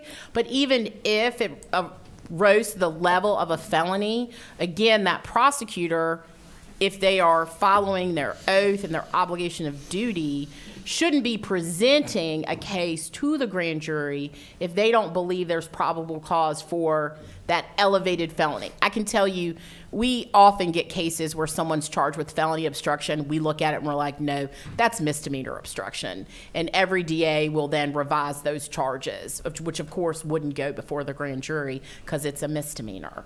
Okay. All right, no other questions at this time. There are other people who want to speak on the bill. Randy McGinley, do you want to be heard as well before I go to the opposed? Walton and Newton counties. It's February 23rd, right? I don't even know. Thank you guys for having me. Randy McGinley, I'm the DA in the Alcovy Circuit. I'm also the Vice President of the DA Association and the co-chair of the Legislative Committee of that association. Here's just to point out that I personally, I'm not going to rehash some of the same things and would welcome any questions, but I personally support the bill, but also the DA Association as a whole supports this bill as well, and that is a bipartisan support. But it's also, not just that, it's also rural, suburban, and urban DAs that support this. We all kind of dealt with different things during COVID.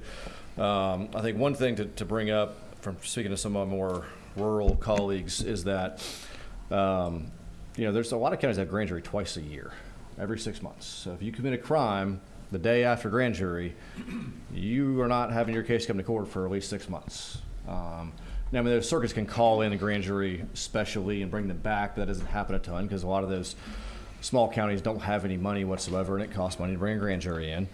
So I think that's an important thing to note, that it does, as DA Boston noted, speedy trial rights don't actually take part, you can't demand a speedy trial until you've been indicted or accused. Discovery doesn't kick in until you've been indicted or accused. And so there's a lot of things that that can't happen until the case is actually charged.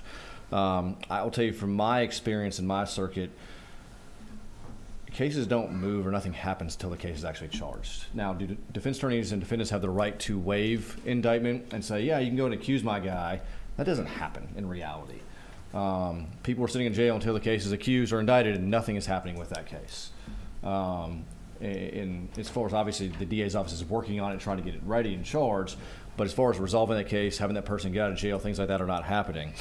I will say is with the federal system, the Fifth Amendment to the U.S. Constitution says that you have the right to be indicted for, I think it's notorious crimes or some word like that, like the serious felonies.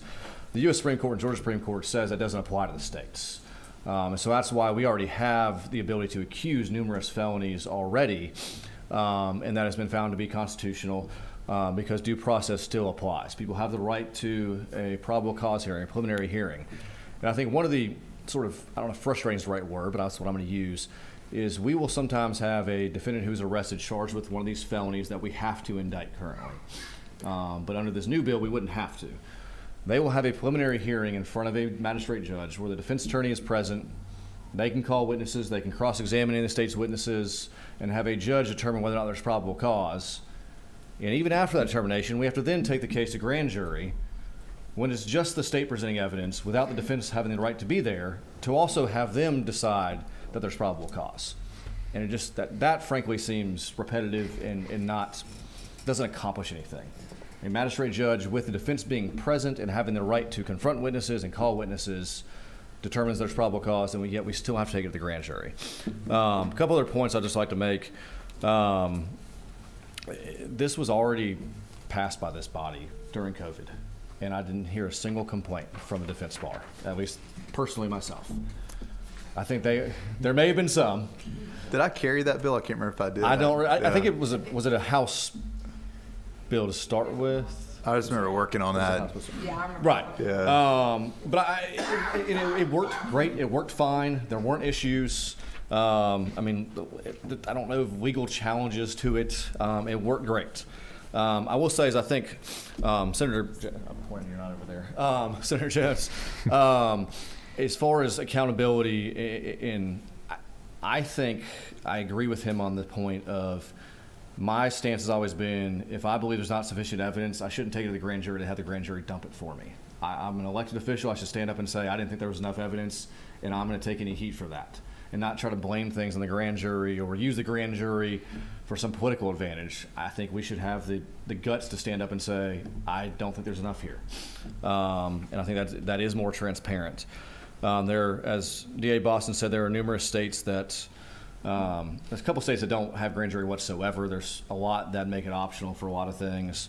But I, as myself personally and representative of the DA's Association, just want to point out that we do support the bill, bipartisan support. I'd be happy to answer any other questions the committee may have. Any other questions from the committee? Thank you. Thank you all.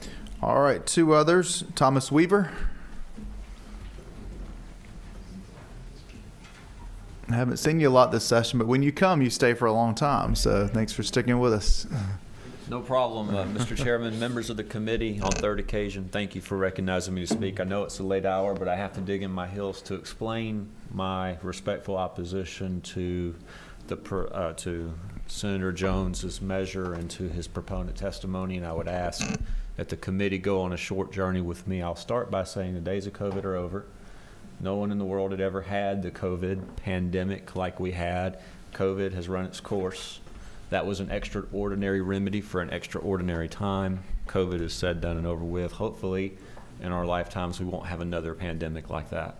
But that's beside the point. I'm going to tell you a few reasons why you might, too, want to change your mind and change your heart and oppose this measure. In order to move forward, let's take a couple steps back. The grand jury was originally supposed to act like the robber barons, right? The government had to go and get permission to prosecute somebody on the infamous crime that was espoused in the United States Constitution under the Fifth Amendment. And yes, although I do concede the point that the Supreme Court hasn't incorporated the grand juror clause under the Fifth Amendment through the 14th Amendment adversely to the state sovereigns, I will share that the institution does exist, and I would respectfully ask this esteemed body to find a reason not to eviscerate it. If you look at the bill itself, starting on line 11, and then moving through line 33, all of the struck language, all of those crimes are cabined to felony-only offenses, right? So that doesn't include misdemeanors. I know it's going to be a little bit of a journey, but I promise we'll get to the destination. That doesn't include misdemeanors. It's only felony only. So what this bill does, and the way that it's codified under the Official Code of Georgia annotated, is inclusive of felonies and misdemeanors. So the way that it's wrote in its current LC rendition is an argument could be made that the district. Hey.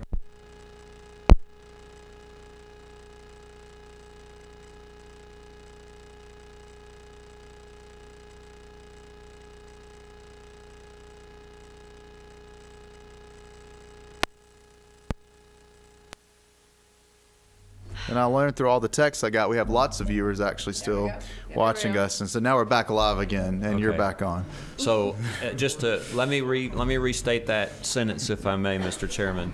This is inclusive of felonies and misdemeanors, and the way, and indeed, the way that the bill is drafted in its current LC number, I'm going to read it verbatim. Notwithstanding any other law to the contrary, the district attorney shall have the authority to prefer, which is discretionary. I concede that point. As a charging document, and the accused shall be tried on the accusation. Okay, so right there, we don't, the current LC number, as it's wrote by legislative counsel and is proffered before this esteemed committee, it doesn't cabinet to felony-only offenses. So it's inclusive of misdemeanors, which again corroborates the statement on line 9 because it includes felony and misdemeanor. Well, in Georgia, as the Prosecuting Attorneys Council points out on their website, there's actually a grand total of 66 or 67 Solicitor Generals in this state that operate in counties that have their own standalone court. I know that not every county has that, but if I may, Senator Setzler's county, Cobb County, has its own state court. District Attorney Sherry Boston's DeKalb County for the Stone Mountain Judicial Circuit, they have a DeKalb County state court. These are elected officials. Well, what the district attorney can do, if they're not satisfied with what their Solicitor General's doing, they can leapfrog over them and they can take the case from them. Not only that, it gets worse. I'm going to show you another reason why. Because now what you have is you have one elected official being put on a pedestal, and they can overmaster another elected official's judgment on a case that, as the law sits today, would ordinarily be in the ball would be in their court, not the district attorneys. But it gets better. Going to the grand jurors, we heard a discussion that, hey, sometimes it's rare, but sometimes the grand jury says no bill. If I'm the district attorney and prosecuting all of you, or if you're the district attorney and y'all are prosecuting me, and the audience is the grand jurors, and whichever way it's going, they say no bill. Under this, the DA can say, you know what? I don't even have to go to them anymore, which is the point of the bill. I'm going to take the case from the grand jury and I'm going to prosecute it on an accusation, which no longer requires I'm not trying to be redundant, but that matters. Here's why. It's because it's very creative, it's very artful. There are two statutes under Georgia Code, 17-7-53 and 53.1, that say when a grand jury returns 2 no bills, or when the indictment is quashed twice by the grand jury, it's over. The state's lost.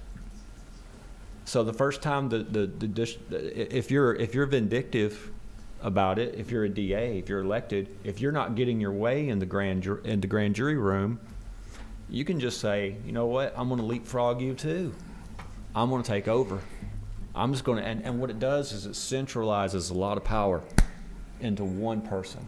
An elected official, yes, but an elected official who can now use that power even over the head. They can literally step on toes and reach over the head of another elected official who also ran for office.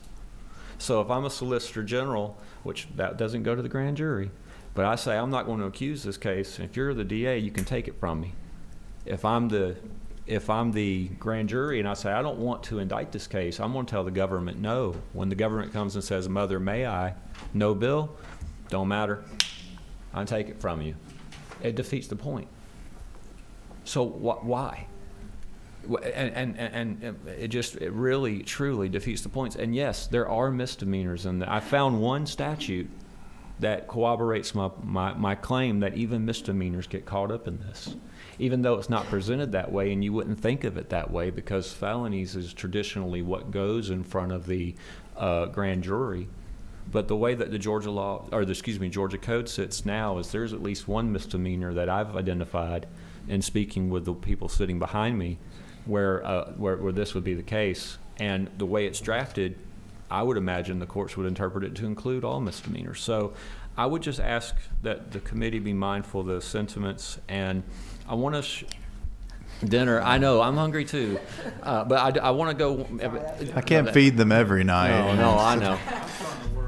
Yeah, well, Joy Lear's going to bring us breakfast. I told you it's a little bit of a journey, but we get to a destination. If I may, I know it's late, Mr. Chairman, but can I share one more point of sentiment just to be clear? Yes, sir. Before I run out of time. Lines 41 through 44. Are you ready? The second part of the journey. It's not far, but make it a quick. Okay, journey. 41 and 42. That's a felony-only defendant who's lost the first round. Okay, they went to the commitment hearing and they lost. They were bound over. On line 43, the defendant voluntarily gave up the commitment hearing, which this case includes felony or misdemeanor, but they lost voluntarily. 44, I'm going to call the revenge clause, because you got to remember Senate Bill 63 was agreed to in conference committee, the no bail bill that's being sent over to Governor Kemp. This measure would take effect if it becomes law the same day, July 1st, as the no bail bill. So if you've been released on bond, if you manage to get out of jail because somebody put down the cold, hard cash to get you out, the full Monte Carlo, every penny, guess what? You got out on bond? Oh, if I'm the DA, I can come after you then. I don't have to worry about the grand jury. I can just accuse you on the spot. How convenient. So it's not to be cute or trite. In echoing the majority leader's sentiments and even what some other senators have shared, the grand jury is an important institution in our criminal justice system. It's a pillar. It's I guess a hurdle on the track and field of the criminal justice track that the government has to jump over for these cases, and to cede so much power for the convenience to one person despite everyone else, I think is dangerous. So for those reasons, I would ask the committee to exercise deference and decline to grant passage on this measure. Thank you, Mr. Weaver. All right, last before we let the author close it out, Maisie Lynn Girton. There's a 15-minute limit, right? How many? I can't even speak right now. I'm so tired. Maisie Lynn Girton, the Executive Director of the Georgia Association of Criminal Defense Lawyers, and I'm joined by Sarah Becker, the Chair of our Legislative Committee.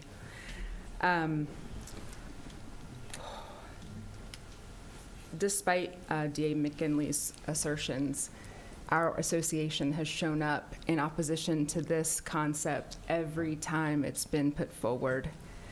The pandemic version of this scheme was generated by the COVID task force convened by the Judicial Council. Much of the negotiation around expanding prosecutorial discretion in this manner during the pandemic happened in that task force setting prior to those policies being put forward to you all in the form of legislation. Mr. McKinley wasn't a part of those conversations. He couldn't have known that they happened, so I don't hold it against him for misrepresenting our position here today. But I just want to be very clear that we have long stood against this concept and this proposal. And it has been mentioned, one of the key reasons that this was provided to the state during the pandemic was because of the impact on the criminal legal system by that very pandemic. Grand juries simply could not be convened. And we all recognized, and we had to compromise as an association, that there still had to be some mechanism for moving cases forward. And so for that time, you all ended up agreeing that's what happened. You know, I often find myself here thinking, you know, Pete Skandalakis, DA Boston, before she became a prosecutor, was a member of our association. Senator Jones, DA Williams, also a former GACTL member. If only every elected prosecutor today or in the future could be, anticipated to act as reasonably as I believe these people do in their work, some of our arguments might fail. But the fact is, this will apply to every prosecutor in our state today and going forward if you are to pass it. And it is a great deal of discretion that you would be giving. You're completely right, Leader Gooch. This is a huge change. If this were to pass, the DAs would then be subject to grand jury presentments on exactly 7 crimes. And they are not listed in the bill. They're captured in 17.6.1. They are murder, armed robbery, kidnapping, rape, aggravated child molestation, aggravated sodomy, aggravated sexual battery. From a principle standpoint, if you look at the decisions this General Assembly has been making in the past few years, it is very difficult for me to understand how you could consider passing this legislation, because my good friend Senator Robertson is in the room, and he stands for the changes that have been made in recent history to our bail scheme. Right now, as Thomas Weaver mentioned, Senate Bill 63 is the latest of those proposals that is awaiting the governor's decision on its viability going forward. In each of those bond cases, what's happened is you all have decided that many of our crimes are so serious and of such import that people ought not to be released back into society without putting up some kind of monetary bond to help ensure that they return. The gravity that then places on the offenses that are charged seems to me to be pretty high. And it's not just on these 7 crimes. Senate Bill 33 alone adds 33 new crimes to that bail bond scheme. In addition, this body passed, although now there is a mechanism, a piece of legislation that might I'll call it repair a potential problem with it. You've established a commission, a prosecutorial oversight commission, out of concern for how the discretion is or could be exercised by the men and women elected as DAs in our state. To be that concerned about their exercise of discretion, and then to take a bill like this and hand this kind of broad discretion to them and to their assistants seems very dissonant to me. Because what this could represent is a lawyer sitting at their desk and striking up an accusation that then functions as an indictment based solely on a police report. Part of what the grand jury offers, and some of the way it's been talked about here tonight is this idea that is the grand jury leading, who's leading? We've all been there's a difference when I come to your committee hearings ready to talk to you about a piece of legislation versus just coming to listen to what's happening on a particular bill. I'm much more prepared when I know I have to stand before you and present information that you are going to rely on to make really important decisions. And that's part of what happens in these grand jury proceedings. An investigation occurs. There is time and investment to make sure that they're getting it right when they bring it to the grand jury in a way that potentially this bill would short circuit, because there's no mechanism here that requires anything more than the drawing up of a document, and we can't expect that the same level of preparation would go into that drawing up of a single document that goes into the presentation before a grand jury. I think that is something we could all, from our experience in having to put up presentations, know that there's a very big difference when you're being scrutinized for decisions you're making as to how you behave and what you put into it. All right, you have some questions something else I need to, okay. Please, if you have questions. We do have questions. Senator Parent. Thank you, Maislyn. So what I'm struggling with in my mind is this sort of, concept that's been put forward by a few of the presenters about how it is a hurdle in the process and kind of this high-minded notion of justice. But in my mind, that's running directly into a bit the reality that there's almost, that it's it's a completely one-sided system. And there's almost zero indictments not returned, no bills. I mean, it's very small. So is your argument that that there would just be so much more thought and effort put into it that more would be discarded as part of that process? Because when you hear the figures and you know that almost everything results in an indictment, I'm just a little bit struggling with the reality that it isn't this huge hurdle that's a big high-minded process that's a huge part of justice for the defendant. Well, certainly the discretion that's used in what to take to a grand jury and what to dismiss or choose to not take at all. For those crimes that require a grand jury indictment, clearly the number of no bills reflects that there is a discretion being exercised, that cases are being dismissed null pros prior to that. So we know about no bills. We don't know about what happens to those cases that once they take some time to investigate and look at, they decide, oh, you know what, there's really no here. I don't have enough to take it to a grand jury. Our concern is that because that is not encouraged when all you need to do is potentially look at a police report and draft an indictment. It's those cases that we don't know about that they don't pursue the grand jury for. It's not only the no bills. The no bills don't tell the whole story. Yeah, I think Senator Parent, we as defense attorneys, oftentimes, I'm going to be completely transparent, we like to say, as we've probably all heard, grand jury would indict a ham sandwich, right? We know that it feels and it looks like a one-sided process, but that's being a little bit trite. I think what Ms. Zealand is getting to is we don't know and we don't see what kind of check that, I think we're too easily discounting them, to be true. I think we are too easily discounting the role that lay citizens play as a check on the prosecutorial power of the government. And I think that we are discounting the role that the lay citizens can play, whether it's in 1, 2, or 3 no bills, or as the prior speaker kind of eloquently put forward, what about those cases where you only get 2 bites at the apple with an indictment? What happens now? I think that we look beyond the no bill. We look at what kind of, as Ms. Zealand said, what kind of additional investigation goes into something when you know you're going to present it, but also what kind of check is this on presenting it at all, that you know that you're going to go to a grand jury with this. I think that we should not discount the role of the lay citizen. It's provided for a reason. We have it in the federal system for a reason.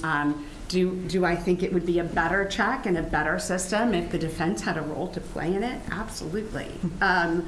But we don't have that now, and just because we don't have everything, I don't think we throw out what is there. And I just, yeah, and in terms of, I would like to bring up, just as the practitioner who's still doing it in the courtroom every day, some of the other checks, like a preliminary hearing, so often in the metro area, those aren't happening. So, we say, oh, well, you get this. If you're in jail without a bond, you get it. Oftentimes you don't. So we feel that it's important to keep. Are there, other than police officers being charged with certain crimes, anybody else have a right to appear in front of a grand jury? No. The cases where police officers have the ability to appear, are they limited to certain cases? It's my recollection is that anytime a police officer is charged, they have a right to appear. So any charge that a law enforcement officer has, any felony, they would have a right to appear in front of the grand jury. Yes. No. Tell Is us- it tell just us. in the line of duty? Sorry. But as far as what the In my crime mind, I is, it would be thought that's what we were- any felony. Senator Setzler. Thank you. I'm persuaded that some movement on this is necessary. I don't know that we found the line. I didn't read this to apply. You're saying this only applies, if we were to enact this bill, the only circumstances that would go to a grand jury are 7 deadlies, is what you're talking about? That's what it says. Okay, no. I've got an issue with drawing the line there. I am persuaded by DA Boston saying there's some cases we need to move to accusation. I'm going to talk on both sides of this. I think we have, through criminal justice reform and first offender treatment, there's some things, essentially we have misdemeanorized a lot of things that are lower level felonies. And I think they can't, I personally could be very easily persuaded they could move straight to without a grand jury. But if we're drawing the line at 7 deadlies, I'm not cool with that. I mean, you've got child molestation cases and things like that to me are the most grand jury fraught. I mean, I remember Representative Burt Reeves said, there's cases that it's a he said, she said, but it's a child molestation case. You put it before the jury, not a grand jury, but a jury, and the jury kind of knows what to do. They use their common sense. There's some cases like that I think grand juries really add value to. I'm not comfortable drawing the line at 7 deadlies. I think that is a mistake, but I do believe we ought to do something. I believe that some of these lower level, I was looking at these theft, these 16-8. Those are accusable today. Yeah. So it's a pretty. I know it's. So I guess I'm not prepared in what I've been given as a committee member. If I saw a matrix that said, "Here's what we're moving, here's what we're not moving," I don't have that information. I'm not comfortable with a bill that cuts it at 7 deadlies. I'm open to change, though. I just don't. Right. I don't have the information for me to be able to do it, Mr. Chairman. Let's do this. Let's let the author come up and close this out. I'll tell you one other weedy thing. Really quick. Best I can. So there's another practical impact, and that relates to bonds. Under our law, if your case is not indicted within 90 days of your arrest, you have a right to have a bond set. Doesn't mean it's going to be set at a level that you can afford, but you have a right to finally have a court set a bond. 90 days. To the extent that this bill would allow indictments to be drawn in some haste ahead of that time, and prevent someone even the opportunity to have to have a bond set sorry, so tired, is it's just an implication here that you ought to know about. That the 90-day running sometimes runs, I would imagine in places where you have longer terms of court, there's probably lots of variables that play in to why those 90 days sometimes run without an indictment. But when they do, it is one of the mechanisms that we have in place to try to keep people from languishing in jail pre-trial by giving them an opportunity. Now, of course, as I've mentioned, Senator Robertson's bail constructs apply. No one's getting unsecured judicial release on these crimes that you all have, are concerned about. But it is worth noting that there are other implications to this scheme beyond just whether and how indictments are drawn. Appreciate the federal prosecutor speaking to this.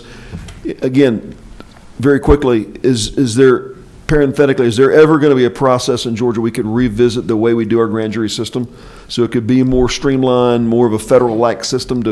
I'm really troubled by the idea that it's a 6-month process. Might be something you could do as a study committee. Senator Stats, who wants to be a part of the study committee? Leader Gooch? All right, thank you. Thank you so much. Senator Jones, if you want to come back up, you've heard some concerns from the committee. I'd be inclined to think we probably want to continue to work on this and figure out where to draw that line, but I'll give you a chance to have your last word and tell us what you want us to do. Well, I would just address a couple of things, though, just from a perception standpoint and policy standpoint. I think it's important. One of the things we were talking about from a standpoint of, because these things were said about DAs snatching cases, that's just not possible. A solicitor's case is filed in state court. A district attorney works in superior court. A solicitor files his case or her case under their name. So when I file my case, it's under the name of Harold Jones. So there's no way for a district attorney to snatch my case. They operate in superior court. I operate in state court. Yes, they're going to go downstairs and physically take it from me because it would have to be dismissed I would have to dismiss it. That's just not realistic. It doesn't happen. It's not possible. Secondly, accusations, of course, are drawn up today by misdemeanor prosecutors all the time, and also from a felony standpoint. We trust our prosecutors to drop misdemeanor accusations all the time. Fact of the matter is, many of them are, the matrix of the accusation is going to be the same. The impact on a person's life is truly the same. A person get charged by a crime, they're charged by a crime. And we're trusting our misdemeanor prosecutors, our solicitors, drop accusations every single day. And we say, well, that's just a misdemeanor. To that person who has that misdemeanor, it's not just a misdemeanor. It's a major case. It's the most important thing in their life at that moment. And so when you give the prosecutor the opportunity to do that, you also should have the same faith that a prosecutor can actually drop an accusation from a felony standpoint too. And when we say that there's no accountability to that, absolutely false. Because every single accusation that had my name on it for 5 years was accountability. Because it says Harold Jones. When it goes to a jury, it says Harold Jones. That's what it says. So it's absolute 100% accountability. The idea that when you drop an accusation, there's no accountability is just not true. Since that's when you're talking about, putting something in front of a jury, that's an adversarial process, as you know. So when you say, well, a child molestation case in front of a jury and it does this, that's an adversarial process when we're talking about how, this idea that for some reason all of a sudden the grand jury is this great matrix that is end all to be all this. I've never heard defense attorneys talk like that before, ever. That they just, oh my God, the grand jury, they would always complain about that. Absolutely. They always complain about the grand jury system. And that's not saying it's horrible, it's terrible, but what I am saying is I think it's being elevated to a point that is not realistic and is never talked about that way within the legal community.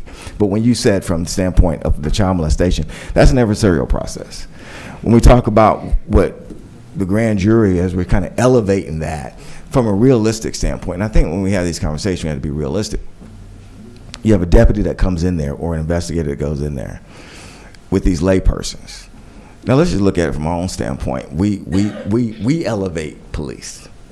How do you think that a layperson is going to do with a deputy or an investigator that walks into a grand jury room and starts talking about and has no cross-examination, no other evidence against him? How do you think those grand jurors actually perceive that person? Doesn't mean the grand jury system is horrible, but what it does mean is let's don't try to make this elevated thing to where we make it so elevated that we denigrate our prosecutors that are elected and to make these decisions all the time. We talk about making decisions. They absolutely make the decisions as far as having discretion. The grand jury doesn't give you discretion.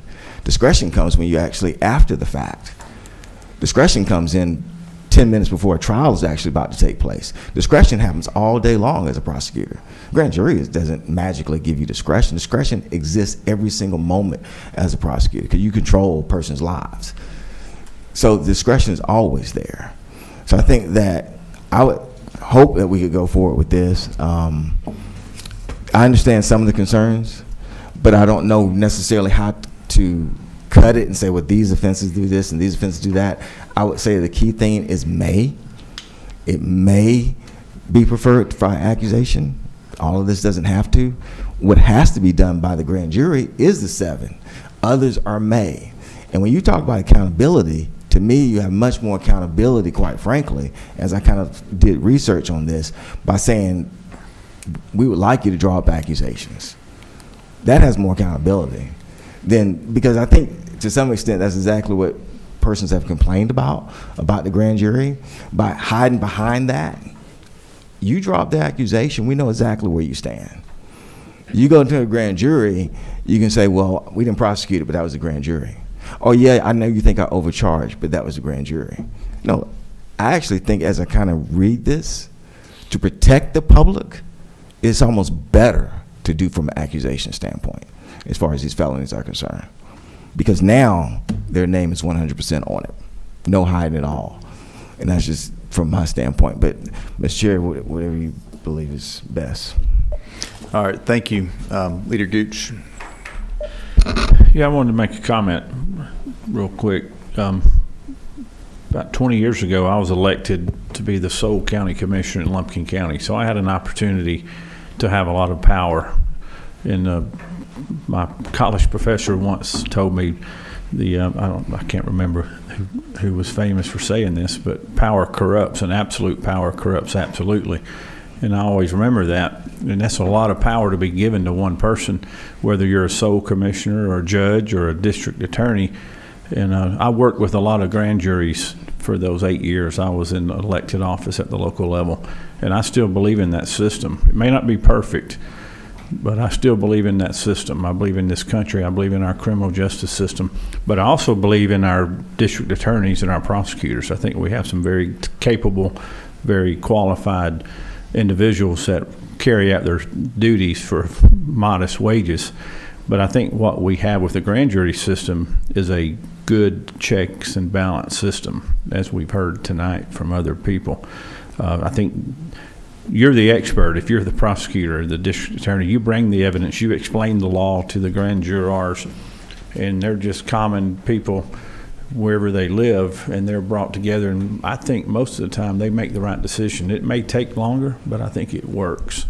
And this has been a very interesting concept for me to get my arms around. Without being a trained attorney, I don't have your experience, Whip, that you've had. And so I appreciate your knowledge and your expertise in this field, but I would be reluctant to vote for this, especially tonight. So I will vote no on this bill if there's a motion to pass it, but I would prefer that we table it at this time. So.